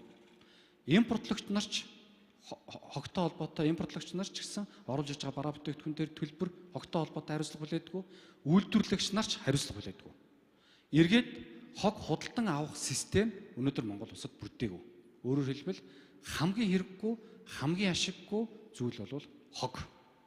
Тийм учраас Монгол улс өнөөдөр хогон далаад живсэн гэдэг ийм хэлбэрийг байгаль орчин аж ахуйн яам өнгөрсөн 2022 онд албан ёсоор зарлж ирснийг та бас мэдж байгаа. Тэгэхээр бид нар цаашдаа эко төлбөрийн тухай хууль нэршил ямар ч байж болно. Импортлогч, үйлдвэрлэгч нар хог үйлдвэрлэж байгаа бол нөгөө талдаа эргэн худалдаа авах ажиллагааг маш яралтай хийдэг. Энэ системийг бид нар бүрдүүлэх хэрэгтэй. Хоёрдугаарт хариуцлагын тогтолцоог бид нар бүрдүүлэх хэрэгтэй. Энэ бүрдээгүйгээс улбаатаагаар нөгөө аюултай хог хаягдал, нөгөө нэг батарей, одоо таны хэлж байгаа уул уурхайн чиглэлийн одоо томоохон компаниудын яг уул уурхаас гаралтай хог хаягдлууд те маш олон юмнууд яг үнэндээ бол ингээ эзэнгүү орхигдсон байдалтай байна. Нөгөө талдаа хог хаягдал хаана байна гэхээр Монгол улсын газар нутаг дээр хаягдчих. Монгол улс 3.5 сая. За яг нарийн тоогоор бол 3 сая 459 мянга 6 дугаар сарын одоо 23-6 сарын тоогоор 1.5 сая буюу 1 сая 564 мянган км квадрат газар нутагтай. Газар нутаг маань эзэнгүү байна. Өөрөөр хэлбэл эзэнгүү газар дээр хэн нэгэн дураараа хог хаягдлыг бий болгож авчиж хайж байгаа. Тэгэхээр бид нар хог хаягдлыг эзэнтэй болох хэрэгтэй, газар нутгаач эзэнтэй болох хэрэгтэй гэсэн үг. Энэ бодлогыг төрөөс засгийн газраас бодлогын хэмжээнд явуулна. Мэдээж хууль гэдэг бол хууль тогтоогдсон засаглал талдаа улсын хурл буюу парламентын бүр ирэх асуудал. Тэнд маань эргээд дахиад хөдөө орон нутгаас сонгогдсон улсын хурлын гишүүд нь дийлэнх холгыг эзэлдэг гэдгийг бас бодох хэрэгтэй асуудал нэг болж байгаа. Яагаад тэгэхээр аюултай хог хаягдлын үйлдвэр, энгийн хаягдлын үйлдвэр, бусад газар олголттой холбоотой асуудлууд ярихаар нутгийн иргэд бид нар энд байгуулахгүй, энд байгуулуулмааргүй байна.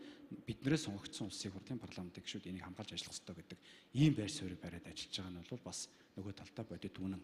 Тэгэхээр бид нар төр бодлогын хэмжээнд сая бид нар аюултай хог хаягдлын үйлдвэрийг одоо олон жил явсан, 12 жил гацсан асуудлыг шийдвэрлсэн шиг тодорхой шийдвэрүүдийг бол бид нар гаргаж авах. Хамгийн гол нь хог хаягдлыг бид нар нэгдүгээр эзэнтэй болох ёстой.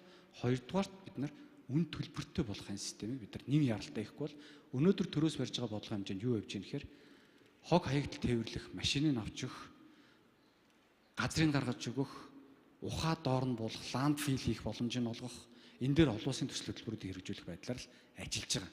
Өөрөөр хэлбэл үндсэн суур концепцээр бид нар эцсийн шийдвэрийг гаргаж чадаагүй байна л гэж ойлгож болно гэсэн.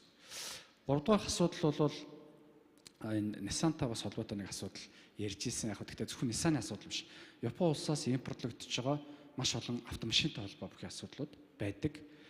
Дэлхийн худалдааны байгууллага Монгол улс гэрээтэй, Япон улс гэрээтэй. Япон улс бол үйлдвэрлэж байгаа машинда устгалын зардлыг үйлдвэрлэлийн цагаас нь авахлаад тусгадаг юм байна л.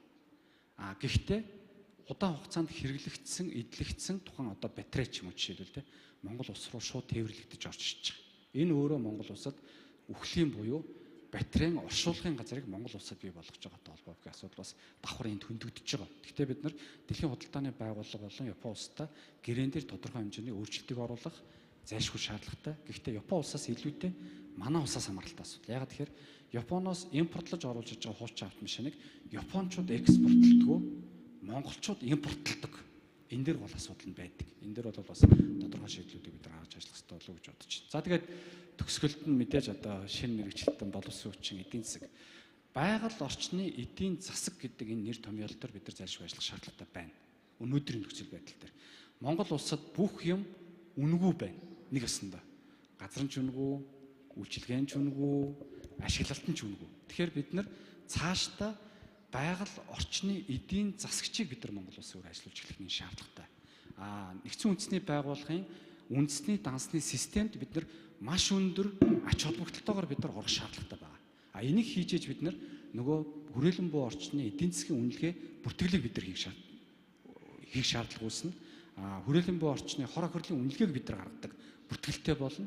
Дээрээс нь байгалийн нөөц буюу байгалийн нөөцийн бүртгэлийг бид нар маш сайн хийх юм боломж бүрдэж байгаа. Тэгээ энэ дээр бол бид нар бас TNC байгууллагад бид нар санал тавьсан.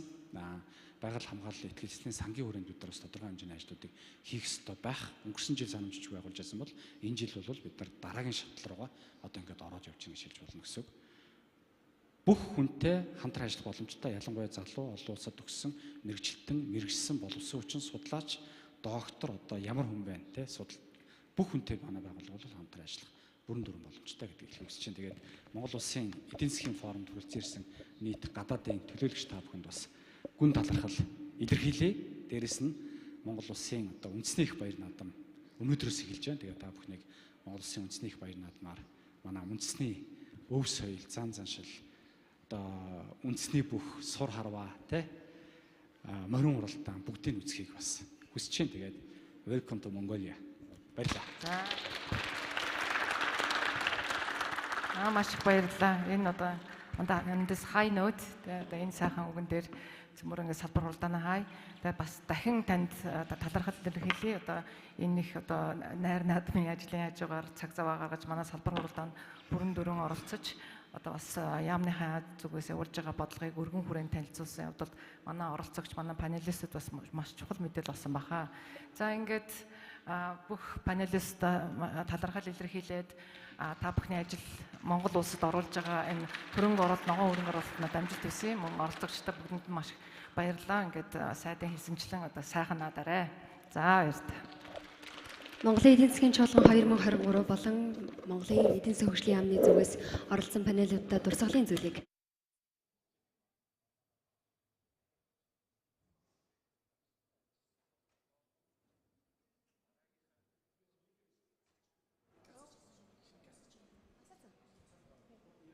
Нэг хоёр.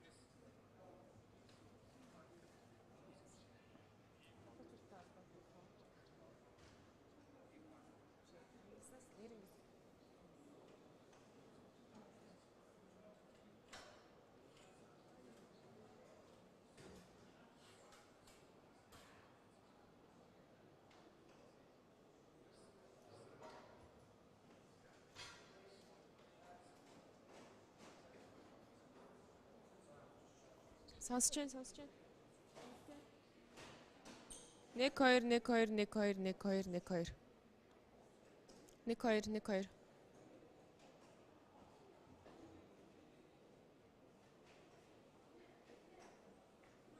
Харин тэгэхээр нөгөө доторх салбар уралдаанд дуусааг байгаа.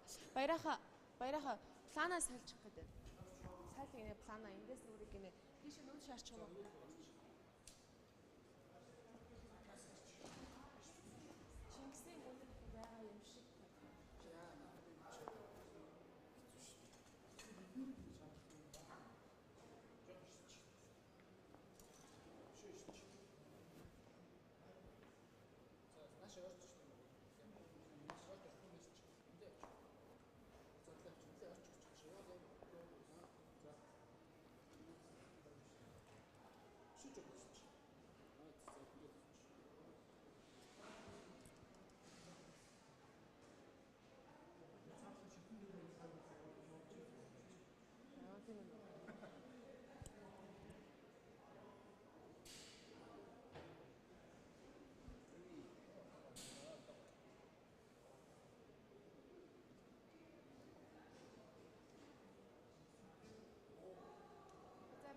Чимэг байж байгаараа яасан гэж ампагч? А? Хоёроо чимэг байж байгаараа sorry. А за. За.